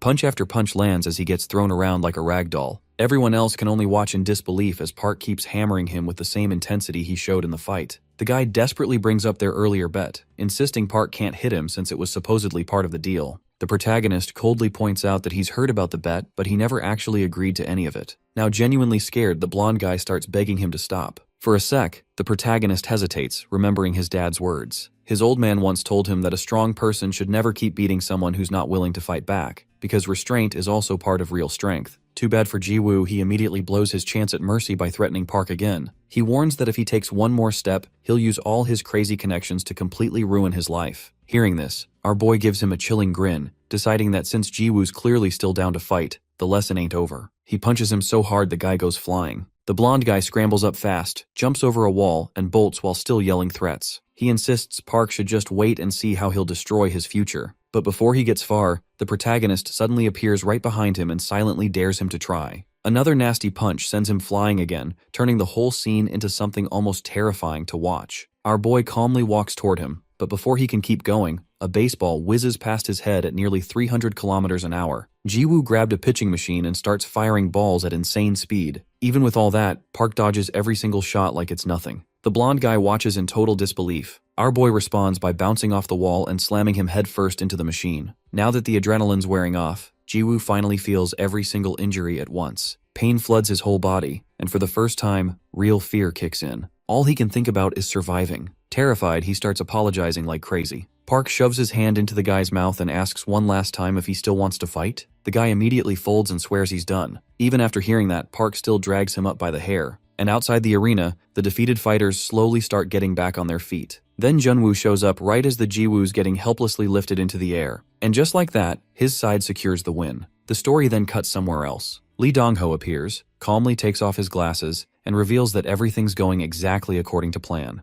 Elsewhere, Ryan walks over to Cheon-soo and tells him that the time has come. Then it shifts again to Lee talking with Ryan. He says he never expected much from the others anyway. Even if they're half-brothers, they're still brothers, and there's no way they could succeed where Ryan himself failed. He trashes the others for trying to solve everything with money. The white-haired girl only leans on her cash, while Jiwoo stupidly buys athletes who have nothing to do with real fighting. In Lee's eyes, they're clearly not thinking straight. He explains that real power comes from confidence built up over time, and when you mix that confidence with fear, psychological dominance just follows naturally. At the end of the day, that's what really decides who wins. The scene closes by showing his whole army, as he confidently says that in the end, they'll be the ones who actually fight. He's convinced that after destroying Nexus in such a big way, Ryan's probably out of fresh ideas. The dark-haired guy just stares back at him in silence, making it clear the real fight is still ahead. Lee kicks off his operation, and all the soldiers immediately get on board with his orders. Real quick, it becomes obvious these guys are not your average fighters. Meanwhile, back at Junwoo's place, Choi complains why Seonga is there. Hearing this, the white-haired girl calls her vulgar, since she has been fighting with her ever since she arrived. Choi instantly gets offended, but Junwoo steps in before things get messy. He tells everyone to chill because she's on their side now. Not only has she already helped them out,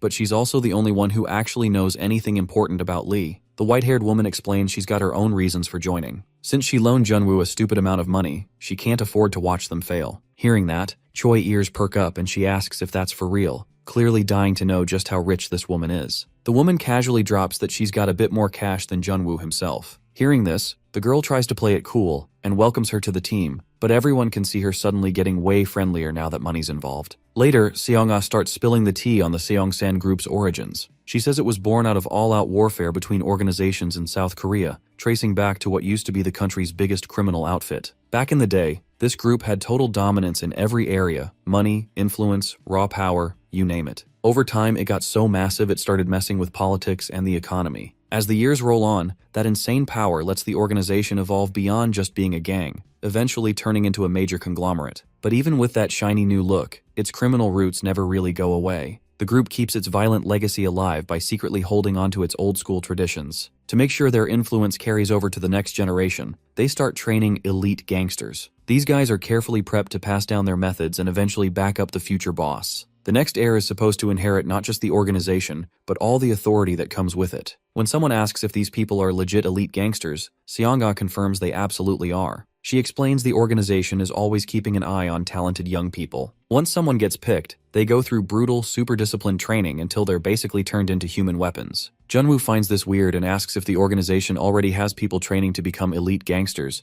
then why was Nexus even created in the first place? She says this is directly tied to Ryan, who's second in line to inherit the organization. Nexus was basically his chance to prove himself. It was his shot at building his own rep and showing what he could do. Junwoo quickly puts 2 and 2 together and figures Lee must not have been happy with Nexus at all. He realizes Ryan probably meant to use Nexus as proof of his strength, to show the organization he was worthy of inheriting everything once the project was done. The white-haired girl is amused that Junwoo's finally starting to think like a strategist. At that point, Park asks if she's saying these elite gangsters are even stronger than Cheonsu. He immediately gets annoyed and insists that Cheonsu isn't just some ordinary dude, he's the toughest opponent he has ever faced. We then go back to a flashback where we see a kid beating up a bunch of other guys. A man in suit gives him a pat on the shoulder and tells him that he is accepted in their organization. Hearing this, the kid thinks that it doesn't matter where they came from or who they used to be. The only world they got to know was the world of the strong. Since middle school, they've been pushed through non-stop training to become part of the best organization out there. But even after all that, he watches in disbelief as a Cheonsu beats down multiple members of the organization all by himself. The elites are stunned, not getting how someone outside their system can overpower fighters who've had all of the organization's training. The guy effortlessly wrecks several opponents with a nasty double kick, sending them flying. Bro even tells them that they are not weak, it's just that he is too strong. One of the guys who got beat gets pissed and pulls out a knife, accusing him of running his mouth too much. He warns that what happened today is just a warning, and next time they won't go easy on him. But before he can keep talking, something hits him from behind. He turns just in time to see a leg crashing into his head. Cheonsu casually mentions it's been a minute since he last saw Moon-gil. The red-haired guy asks why he is here, and gets told it's because of Nexus. He makes it clear they plan to do exactly what they did before. Elsewhere, another group gets word that an attack went down near the Mu-jun Club.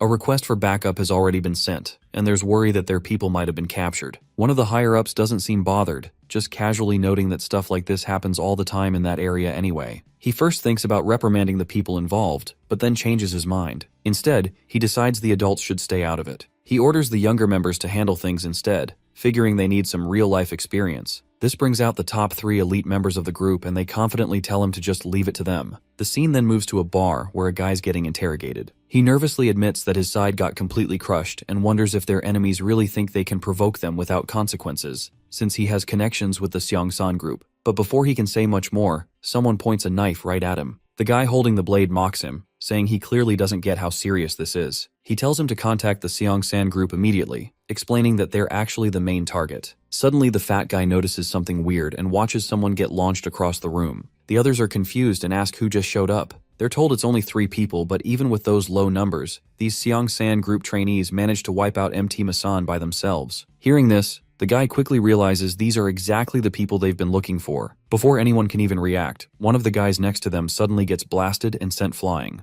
The top elite guy steps up and shuts down all the yapping, deciding it's finally time to clean up what he sees as straight-up trash. The others get visibly pissed, while their boss remarks that these new guys must have a serious death wish if they're coming at them this openly. After a bit, the top elite is shown just casually dominating the battlefield, stepping over beaten opponents like the fight is totally beneath him. The fat guy keeps thanking him for the help, but Byung straight up humiliates him by smacking him across the face. He warns him this is the last time he'll let his mistakes slide, and makes it clear there won't be another warning. Later, as they're leaving in the rain, he is about to light a cigarette when a car suddenly rolls up. A man gets out and hands him a phone saying he got a call from the young master. When the guy picks up, He gets scolded by Lee for sending a bunch of kids since they all got beat up by Cheonsu. The guy gets mad and tells him to show up right now. The scene then shifts to Lee's house where he asks Byung for an explanation. The guy admits that he thought his men would be facing Park, but he also didn't expect them to lose to Cheonsu. Hearing this, Lee coldly reminds him that even if Ryan is his younger brother and kinda useless in some ways, he's still a tiger's cub. He points out that he has never seen Cheonsu lose before and warns Byung not to rush into some revenge mission. Instead, he tells him to take his time and actually study his opponents first. To really drive the point home, Lee suddenly grabs a golf club and whacks him in the head. But even with that hit, the guy stays completely still, no reaction at all. His boss asks if he gets it, and the guy obediently says yeah.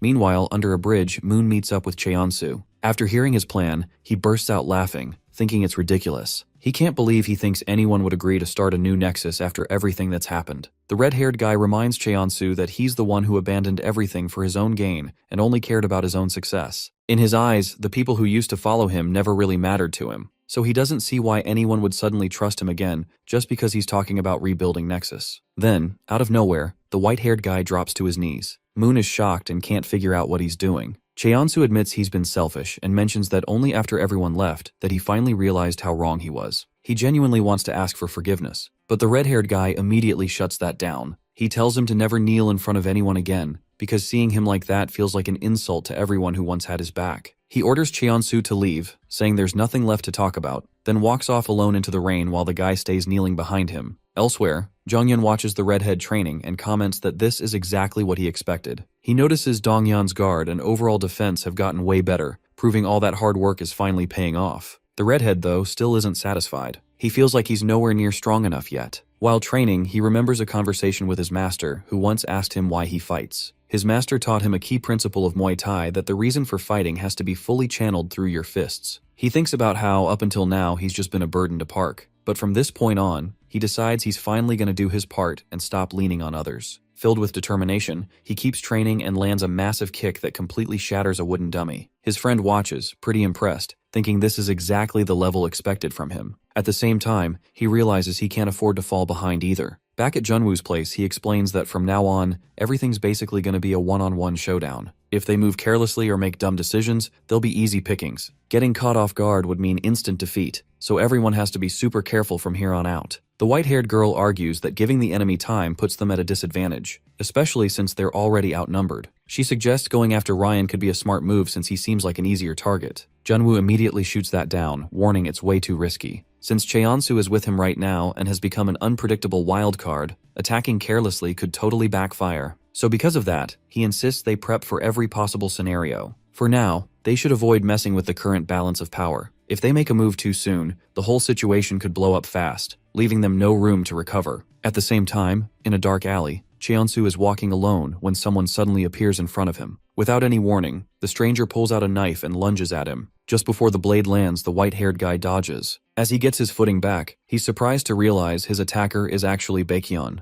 Another stab comes right after, but the white-haired guy avoids it again and kicks the knife away. He quickly turns to counter and is about to drive an elbow into Baekhyun's face, but then stops himself. In that moment, he thinks back on everything. First, Moon rejected him, and now even this guy has come after him. He starts feeling like maybe he really has been worthless all along. The other guy, though, doesn't stop. He charges forward and punches him, but notices something weird. Cheonsu doesn't even try to dodge or block. Confused, Baekhyun demands to know what he is doing. He asks why he even came back, accusing him of returning just to act like the same selfish piece of trash he's always been. The guy keeps insulting him, calling him someone who only ever thinks about himself. He lands another punch, but the white-haired guy still refuses to fight back. As he takes the hits, Cheonsu remembers Moon's harsh words, especially the part about him abandoning everyone just for his own benefit, and that none of them ever really meant anything to him. Those words mess him up badly. The other guy grabs the knife again, ready to keep going, but Cheonsu finally stops him. He admits he is right and straight up owns it, saying that he really is that kind of person. Selfish, self-centered, only worried about his own interests. Cheonsu tells Baekhyun that if hurting him will make him feel better, then go for it. He's not going to fight back. Hearing this, the guy grits his teeth and asks if he really thinks this is some kind of joke. But when he looks into his eyes, he realizes that the white-haired guy is dead serious. There's nothing left in him. Baekhyun slowly drags the knife across the side of Cheonsu's face, but in the end, he just can't do it. He lets the weapon drop. Seeing him in such a pathetic state, the guy admits he can't even stay mad anymore, and mentions that he manages to make people feel awful even while looking totally broken. Frustrated,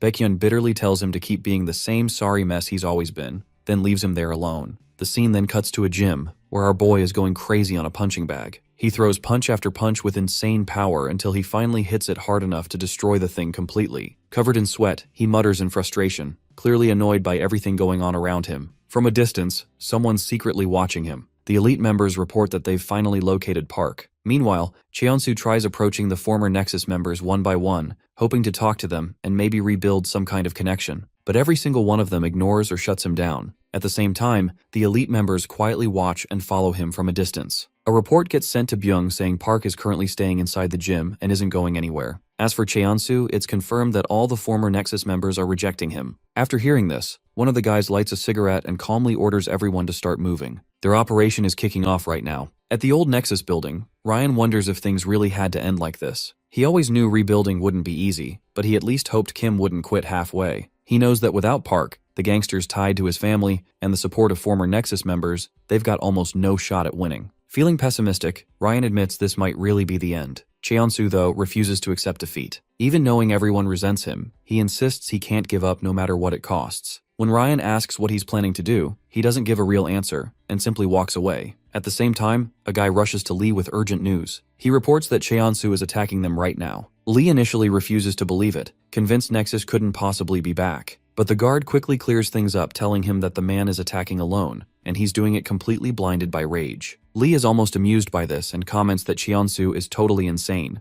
At the same time, Byung walks in and tells them not to worry. In the end, the white-haired guy was someone they planned to take out eventually anyway. He adds that if Nexus had actually regrouped, the situation might have been a problem. But since everyone abandoned Cheonsu, this should be an easy fight. Meanwhile, Bro is already fighting on his own against a bunch of enemies. One thug rushes at him with a club, but he easily dodges and counters with a shot to the face. Another attacker charges in aggressively and swings at his arm, but Cheonsu blocks it hard enough to break the weapon. He hits back immediately, but before he can fully recover, he gets struck from behind. Annoyed, he grabs the attacker's arm and responds with a heavy punch straight to the mouth, then unleashes another explosive strike like he's entering a berserk mode. Back at Junwoo's building, the Seonga reports that everything's clear. She tells him that the white-haired guy is currently attacking Lee by himself. Choi can't figure out why he'd do something so reckless alone, but Junwoo quickly puts the pieces together. He realizes that Cheonsu is probably trying to regroup Nexus in his own way. He admits he originally expected their enemies to wear each other down by fighting internally, but what the white-haired guy is doing now is almost embarrassing to watch. No matter how strong he is, there's no way he can win completely alone.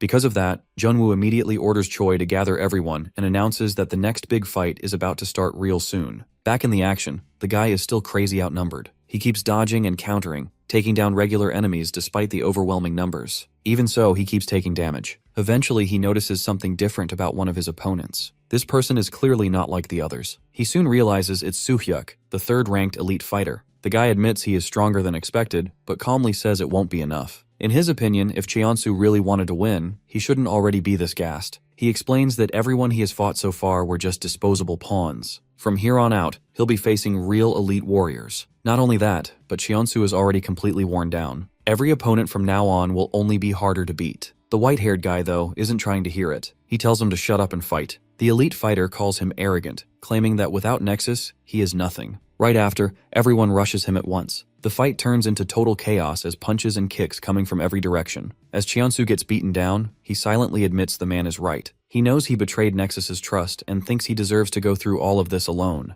Even while getting overwhelmed, he refuses to give up again. He keeps fighting through the pain, throwing shots at his opponents relentlessly. As he struggles, one thought stays stuck in his head. He can't disgrace Nexus any more than he already has. He thinks back on everything he did chasing success: violence, fraud, blackmail, betrayal. Every crime he committed was fueled by this obsession with winning at any cost. That obsession ran his whole life. In the end, nothing else ever mattered as long as he could succeed. That's the kind of person he became, and now he's finally being forced to face how empty that mindset really is. Cheonsu accepts that this is exactly the kind of trash he chose to become. As he gets whacked in the mouth with a stick, he thinks about how shameful his actions have been. Memories of every Nexus member start flooding his head. Even after everything he did to betray them, the last people on his mind are still his former friends. Weirdly enough, that thought alone gives him a little bit of peace. Just as another thug is about to keep swinging, he suddenly gets blasted in the chest and sent flying. Everyone turns, totally surprised, and Soo-hyuk immediately recognizes the newcomer. To his shock, it's not just Moon showing up, it's the whole Nexus crew standing together behind their bro. The white-haired guy is speechless. Ryan explains that while fighting might his thing, everyone could see this battle was impossible for him alone. It turns out he personally met with all the former Nexus members and convinced them to come. He even admits he never thought the day would come when Cheonsu would bow his head to all his former subordinates. One member comments that Ryan played a huge role in bringing everyone together, which is the main reason they're all here now. Another member says they just don't want to leave unfinished business behind. The bigger guy adds that while they don't want to be the bad guys in this situation, they also refuse to keep living like punks. Moon then makes it clear that Cheonsu shouldn't get the wrong idea.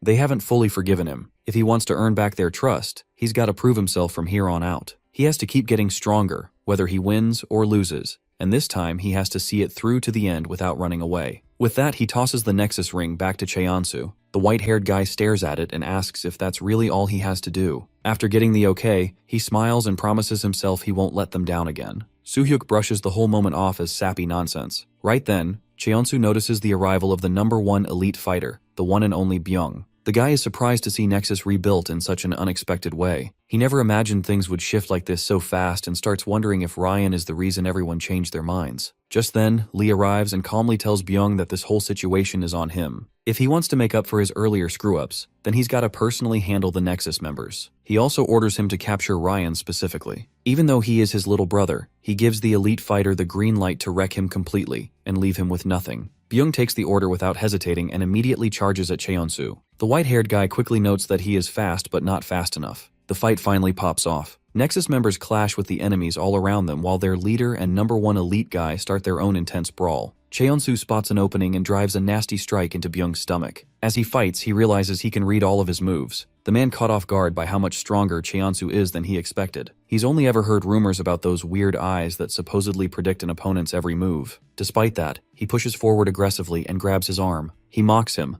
claiming the only reason he ever dominated before was because the elite fighters weren't around. In his eyes, no matter how strong he seems, him and Nexus are still just bugs. The guy then stomps him down and arrogantly says Cheonsu only rebuilt Nexus so it could get destroyed all over again. Just as he gets ready to stomp on his head, the white-haired guy sweeps his legs out from under him. In an instant, the tables turn, and now Byung's the one getting his head stepped on. Cheonsu coldly tells him he talks way too much trash. He points out that he is fighting without Park, yet he still walks around with crazy confidence. The white-haired guy firmly believes he has no chance against him because he can read every move before it happens. A quick flashback shows where this ability came from. As a kid, Cheonsu almost got killed by a wild dog. In that life-or-death moment, he first felt what it was like to predict an enemy's movements. From then on, he slowly developed the ability to read the body language of everyone he faced. Fighting and games both came naturally to him because everything felt almost too easy. But even with this gift, it still wasn't enough to beat Park. That realization forces Cheonsu to dig deeper into his own ability. In his eyes, Park is like the real king of the jungle. He's got that unmistakable look of an apex predator. He keeps replaying every detail from facing him.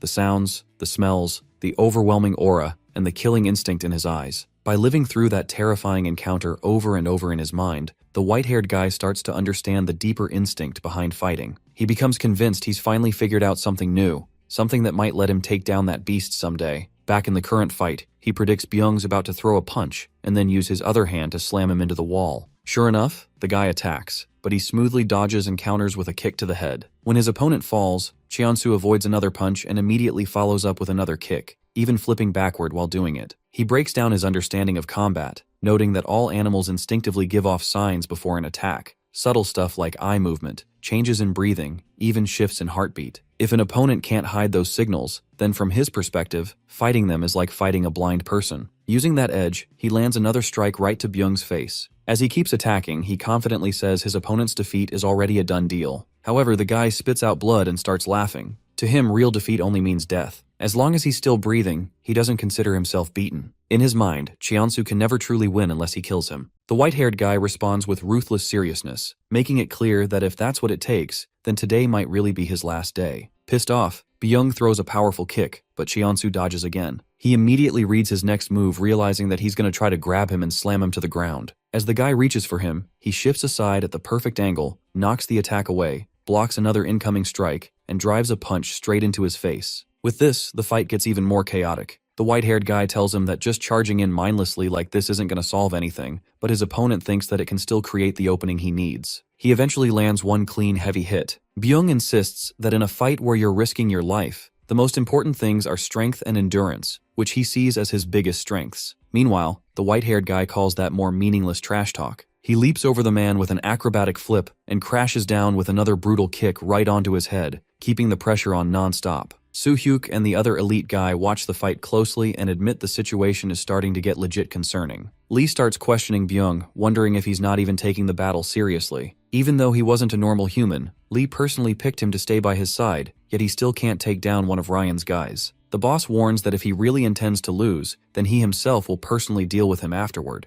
Byung calmly tells his master he's got no plans to lose. Even so, he keeps missing attack after attack. His punches whiff, his kicks get dodged, and every mistake earns him another clean shot from Cheonsu. Despite getting hit repeatedly, he refuses to stop moving forward. The white-haired guy initially thinks Byung's biggest strength is his crazy endurance, but he soon realizes that's not just durability. What's really driving him is pure grit. The guy admits that maybe he'll never beat him, but he firmly declares he will never lose. A flashback shows his past, where Lee's father personally picked him as a loyal servant, the king's sword and faithful hound. Back then he was told to fight with honor. Once again he repeats his belief that he can only truly be defeated through death. Cheonsu notices the unwavering look in Byung's eyes. Despite all the damage he's taken, his expression makes it seem like he hasn't suffered at all. He starts wondering if the guy really intends to fight until his last breath. Before the fight can continue, Ryan suddenly puts a hand on Cheonsu's shoulder and tells him that's enough. He explains that dragging out this pointless fight will only get them crushed from both sides. Hearing this, Lee immediately gets furious, demanding to know why he is interfering in something that's none of his business. In response, Ryan unexpectedly slaps him across the face, leaving everyone completely stunned. Bro just stands there in disbelief, unable to process what just happened. Ryan then turns to the elite fighter and orders him to start serving him from now on. He explains that Byung spent all this time acting as nothing more than Lee's toy, but in reality, he's an employee of the Seongsan group and has a responsibility to protect its real interests. He forces the guy to make a choice. He can either keep being a tool for a selfish, immature brat like Lee, who puts his own ego above everything, or he can stand with him and combine Nexus's strength with Seongsan Group's elite forces. Hearing all this, the man pauses and thinks it over. A flashback shows him once asking Lee's father if being the king's sword also meant being Lee's obedient dog. The father explains that although he serves Lee now, a day will come when Ryan will need him as a sword too. Since Ryan shares the same bloodline, he's destined to one day show his true claws. When that time comes, he will be free to choose which king he wants to serve, the one truly fit to lead Seongsan. Back in the present, Lee angrily grabs a club and tries to strike his brother for daring to humiliate him like this, but the guy simply smirks. Before the blow lands, Byung steps in and catches the weapon. He then calmly announces that he has chosen to follow Ryan.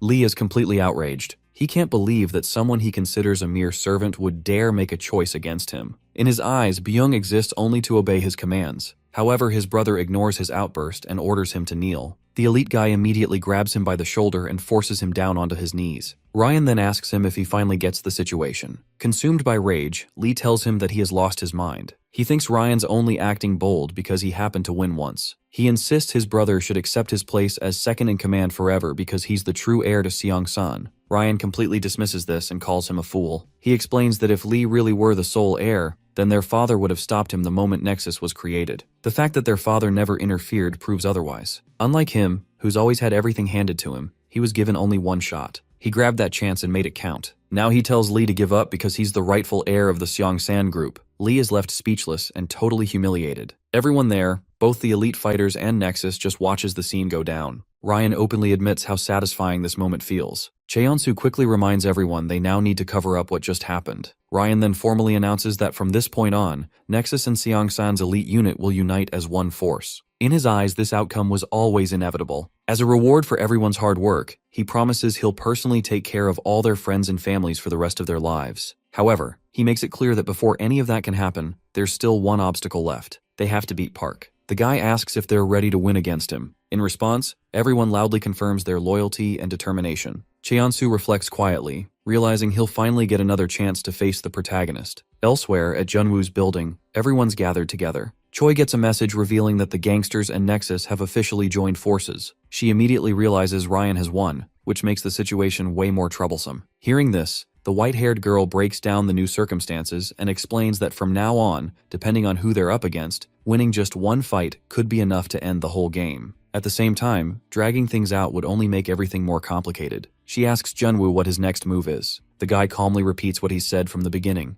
No matter how much money they have to burn, all they need to do now is prep for battle. In fact, he thinks this war might actually be simpler than he originally expected. The next day, Ryan is shown staring out toward the horizon, thinking that only one final step remains. Just then, he notices a car pulling up. When the driver steps out, it turns out to be Junwoo. Ryan immediately comments on how terribly the car is parked, joking that only a criminal would park that badly. Junwoo jokingly thanks him for what he chooses to take as a compliment, then changes the subject and asks if Ryan liked his present. The gift turns out to be a massive pile of evidence. Documents exposing corruption, tax evasion, Seongsan Group's ties to Nexus, shady dealings going back generations, and illegal activities involving politicians, lawyers, and TV companies all connected to them. Ryan asks what he actually wants in exchange for all this, and the guy reveals that he wants the permanent dissolution of both the organization and the whole game itself. Hearing this, Ryan casually grabs the briefcase full of evidence and chucks it down from above, making it clear he doesn't see the Seongsan Group as something so easy to threaten. He reminds the guy that Seongsan's reach goes into every corner of South Korea, touching a ton of industries and big-shot figures. Because of that, he asks him if he really thinks threats like that are going to get him anything.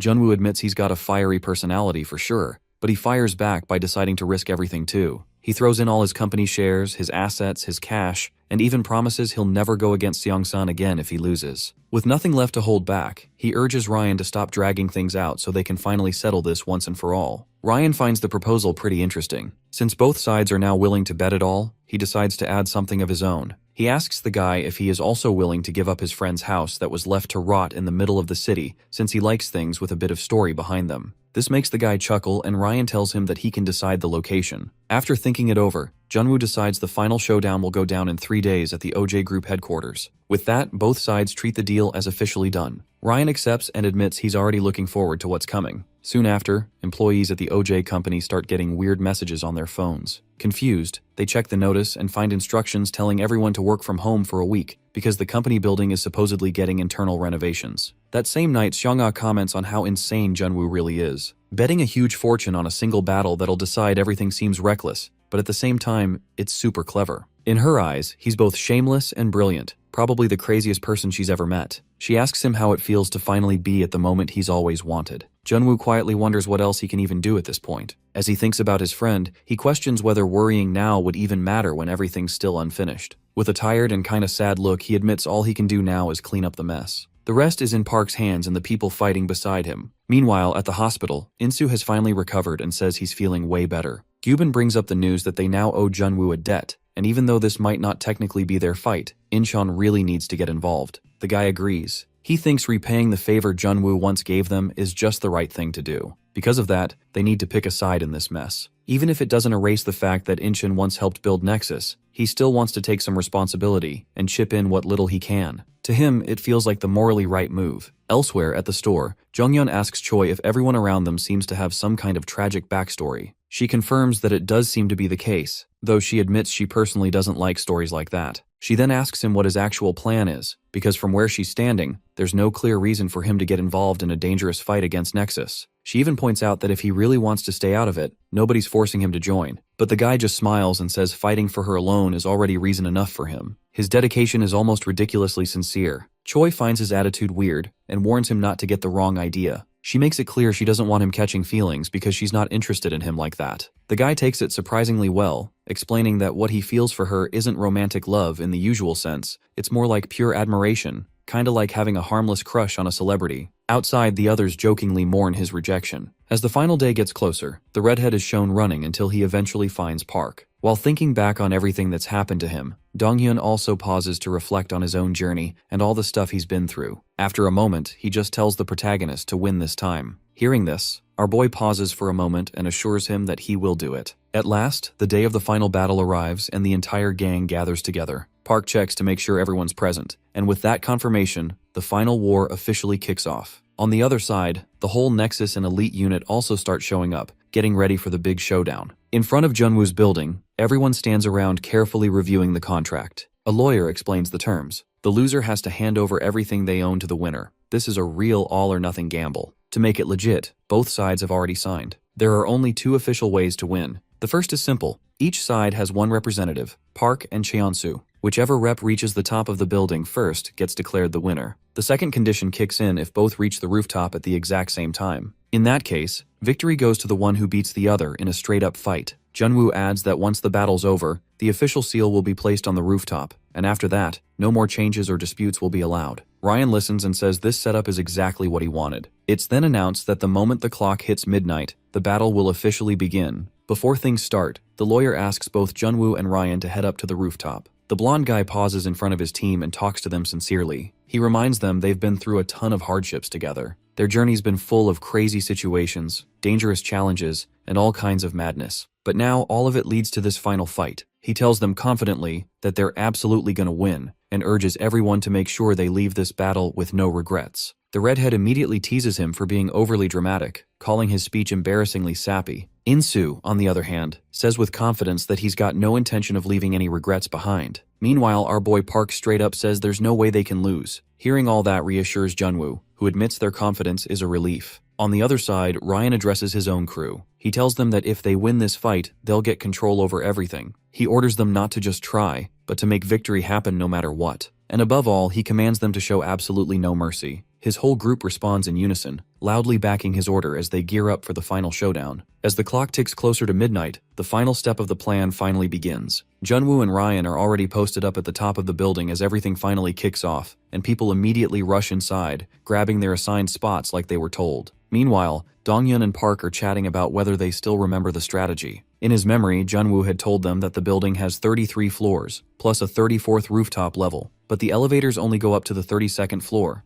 so the last 2 floors have to be taken by stairs. Since Ryan's crew has more people, they're expected to take control of the elevators. That's why one of the elevators has to be blocked by Incheon. This job goes to Insu's group, including the fat guy, even though everyone knows it's going to be tough. Still, he insisted they do whatever it takes to make sure Park and his crew can keep climbing. Nexus, though, thinks things are easier than expected, pointing out that in both numbers and individual strength, their side has a clear advantage. The situation gets intense fast as Banjung gets blasted by a powerful fighter from Nexus, who declares that nobody's going up. Despite the chaos, the others tell him to stay focused on protecting the elevator. He reassures them he's fine and insists he'll handle the big guy on his own. The bulky Nexus fighter challenges him, asking if he really thinks he can stop him. He fires back, telling him to shut it because they're both just pawns in a bigger game. Still, he warns the big man not to underestimate him. The opponent, though, shrugs off the warning and says it's a shame things came to this, since if the guard had just stepped aside, he could have walked away unharmed. Without hesitating, he throws a heavy punch and a full-on fight breaks out. All around, crazy combat erupts as people yell for each other to hang on. In the middle of the chaos, the elevator suddenly starts moving up.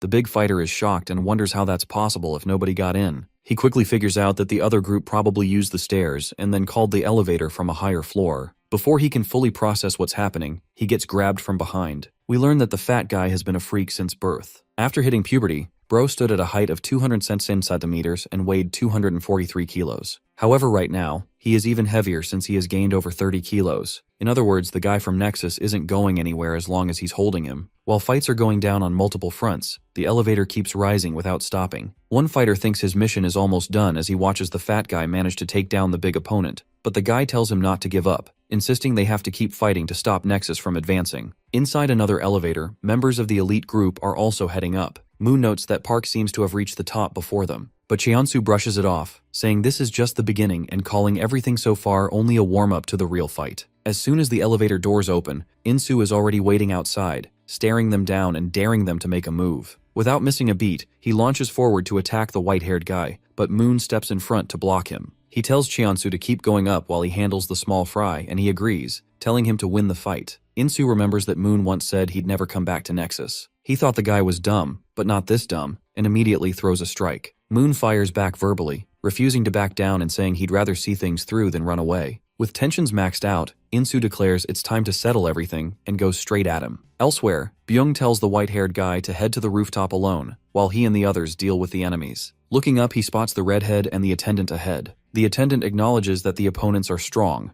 and when asked, he clarifies he's not scared, he just thinks they should take them more seriously. Byung then tells Cheonsu to move forward, assuring him they'll handle the rest, and another fight breaks out immediately. Meanwhile, the white-haired guy calmly keeps climbing the stairs, believing that everything he wants is right behind that final door. He feels confident that once he wins this fight, he'll finally get everything he's ever wanted. When he reaches the top, Park is already there waiting. The long-awaited showdown between our boy and Kim Cheonsu is about to go down. Junwoo reflects that this outcome was expected. Both of them made it to the rooftop for the final battle, where only one will be left standing to take it all. Meanwhile, Cheonsu notices his hand shaking and wonders if he's scared, but then realizes it's not fear at all. It's excitement. He's been waiting for this moment for a long time and has imagined this fight a million times. He admits it's good to finally see Park in person, but our boy fires back, calling him insane for being excited to meet someone who's about to crush him. Without wasting any time, he gets ready and charges forward, while Cheonsu apologizes with a smirk on his face and admits that he has also changed quite a bit. Down below, the ongoing battle between the two elite fighters and our boys keeps getting more intense. While getting ganged up,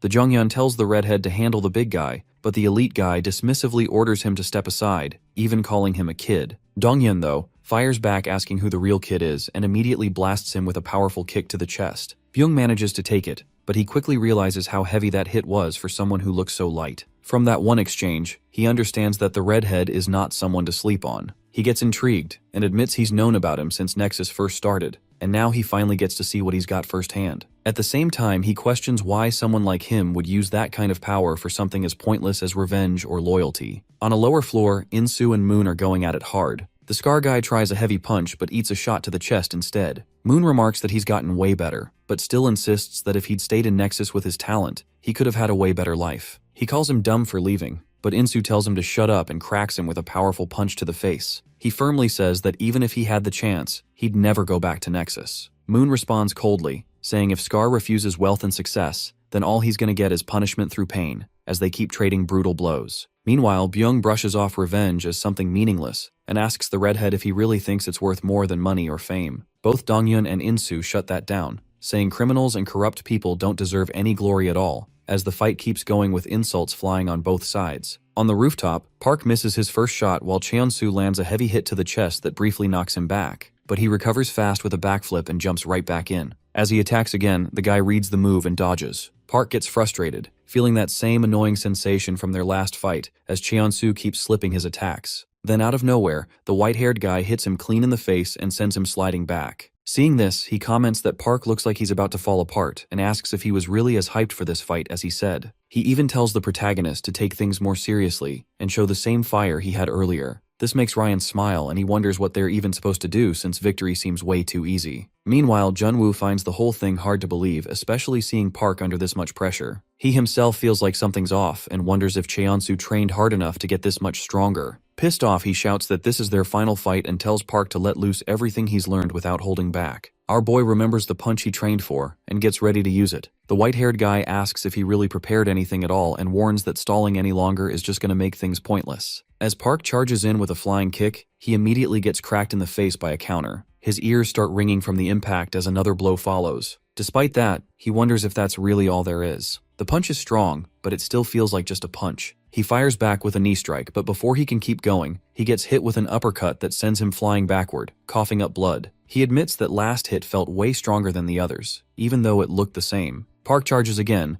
but this time Cheonsu notices his punch doesn't have the same power as before and starts questioning if Park's really got his technique down. Junwoo knows that the style Park learned from his dad doesn't totally match his own fighting style, which keeps him from putting out consistent power in his strikes. Still, it's the only weapon he's got, and even if the odds are low, if his punches land clean, the outcome is guaranteed. Cheonsu takes another hit to the head and realizes he's got to keep his guard up. He understands that even if Park's punches are strong, they're useless if they can be avoided. He dodges again and drives a knee into his stomach, following up with a kick that sends him stumbling. When our boy tries to recover, the white-haired guy keeps pressing forward, asking if that's really all he's got after all that prep. He calls Park's attacks disappointing and says he's losing interest, planning to end the fight fast. Our boy, though, laughs and points out that actually, he's the one who's mistaken for thinking he's already seen everything. Hearing this, Cheonsu starts wondering if there really is more hidden strength left. Park then calmly says he only needs 3 punches. If he takes 3 clean hits, he'll consider himself done. The white-haired guy laughs and asks if he has lost his mind, finding it crazy that he'd say that after already taking so much damage. But as the fight keeps going, Cheonsu suddenly finds himself barely dodging another attack at the very last second. The impact is so close that it only leaves this trailing force slicing through the air right by his face. We learn that even though landing this technique is basically a miracle given Park's physical condition,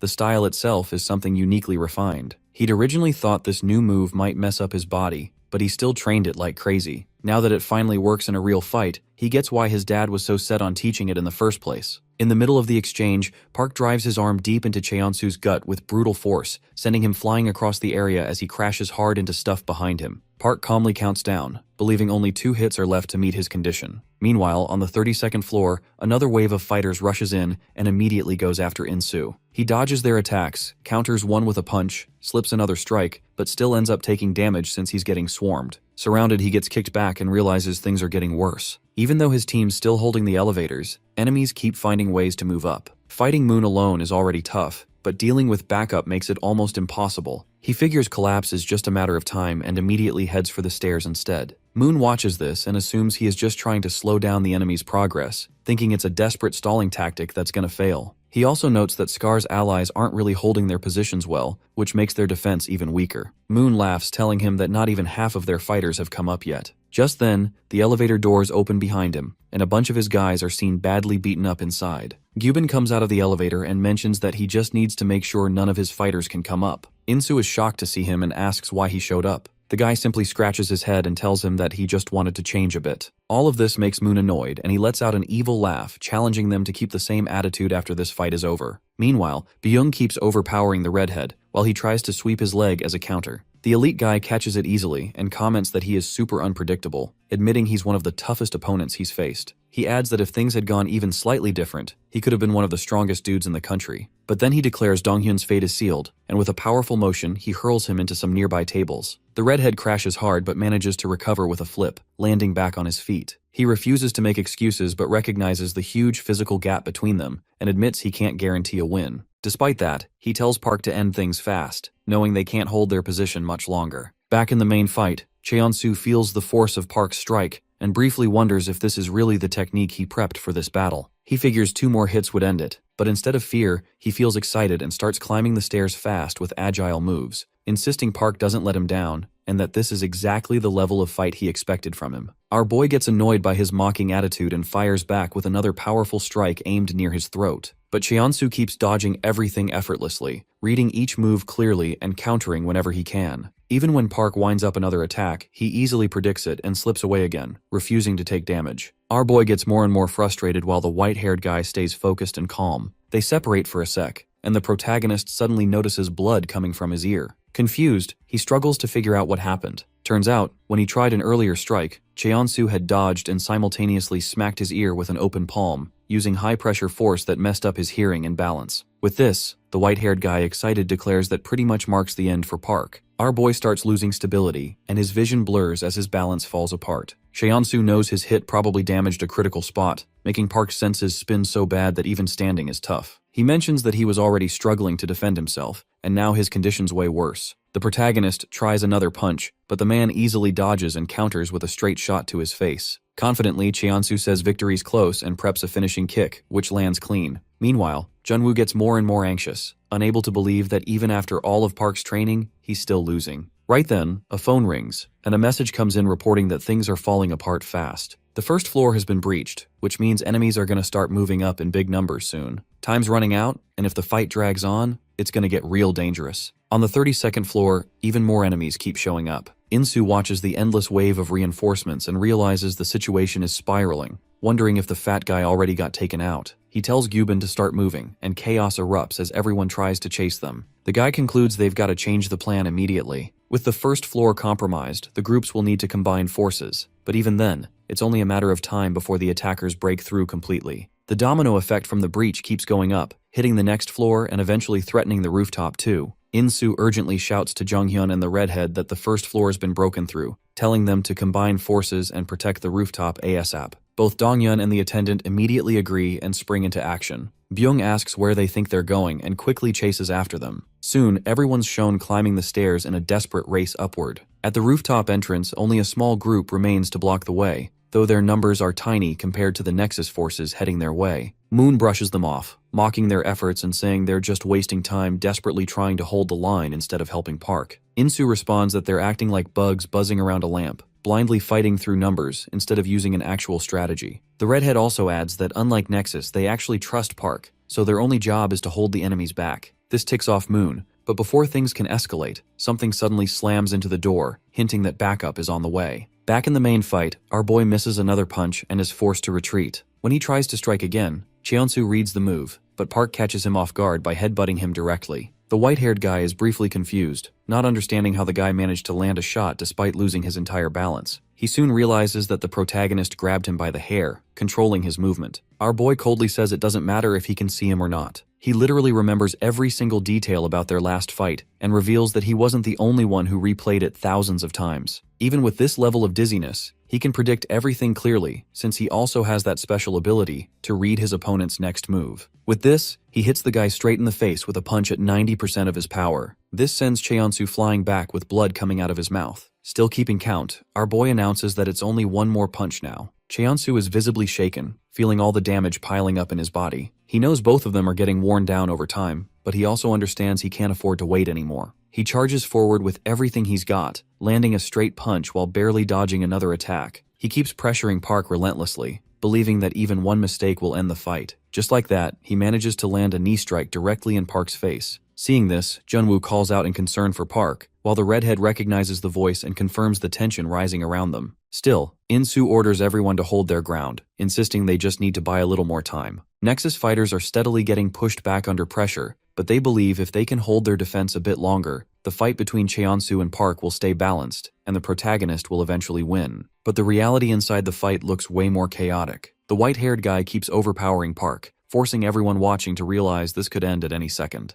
Even Ryan's just silently observing, unsure how it's gonna go down. Inside the building, the redhead shouts for everyone to stay strong, but Park keeps struggling as he takes another knee strike right to the center of his body. He tries to counter with an elbow but completely whiffs. Cheonsu's movements get more and more precise as he dodges every attack while still landing solid hits. Park's only still standing because his physical durability is insane, otherwise he would have already crumbled. Despite that, he keeps taking more damage, including another heavy blow that lands hard. Cheonsu, though, starts feeling his own vision fading and his perception of the fight getting shaky, like he's not even fully seeing his opponent anymore. Back at the rooftop entrance, Byung orders everyone to clear the way and charges straight at the redhead. He forces the guy back against a wall and moves toward the door handle, making everyone tense up. Jongyun recognizes that he is going for the door and shouts at his friend not to let them forward. However, the pressure just becomes too much when Moon also joins in and reaches the handle. The next moment, all the fighters from Nexus start pouring in through the door and reach the rooftop. But the scene up there freezes everyone in their path. They reach the rooftop exactly as Park and Cheonsu are about to exchange hits. As the punch is coming towards him, the white-haired guy looks at every possible outcome and realizes that he is screwed in every dimension. Bro simply accepts his fate with a smile and gets smacked with the killer punch. While everyone watches in shock, Park tells the man to go to hell and sends his flying back. The battle ends in silence as everyone processes what just happened. Byung asks if Cheonsu really got defeated, and they see him lying on the ground while Park's on his feet. While still on the ground, the white-haired guy thinks back on where everything went wrong. He wonders if it started when Nexus was formed or when he failed to properly take out Park earlier. Despite everything, he believes he made the right calls at the time, but now realizes his ultimate mistake was ever going all out in a fight with Park. At this point, there's nothing left for him to do since he's completely lost. Meanwhile, Ryan worries that since Cheonsu has fallen, he might lose everything he's gained and will be forced into another fight just to hold on to anything at all. Just then, our boy walks up to him and calmly asks if he wants to get beat down too. Ryan's visibly shaken, but Junwoo steps in and tells Park to chill, assuring him there's no need to take things further. He then turns to Ryan and reminds him that the contract he signed was made very carefully, which means that he can't really win even if he takes them to court. So now, he only has two choices. He can either accept defeat and give up everything he has, or continue to fight like the stupid guy he is. Ryan pauses for a second and furiously tells him that he won't forget everything that happened today until the day he dies. Junwoo, however, is not really scared and invites him to fight anytime he likes, since the outcome will still be the same. Shortly after, only Park and Junwoo remain on the rooftop.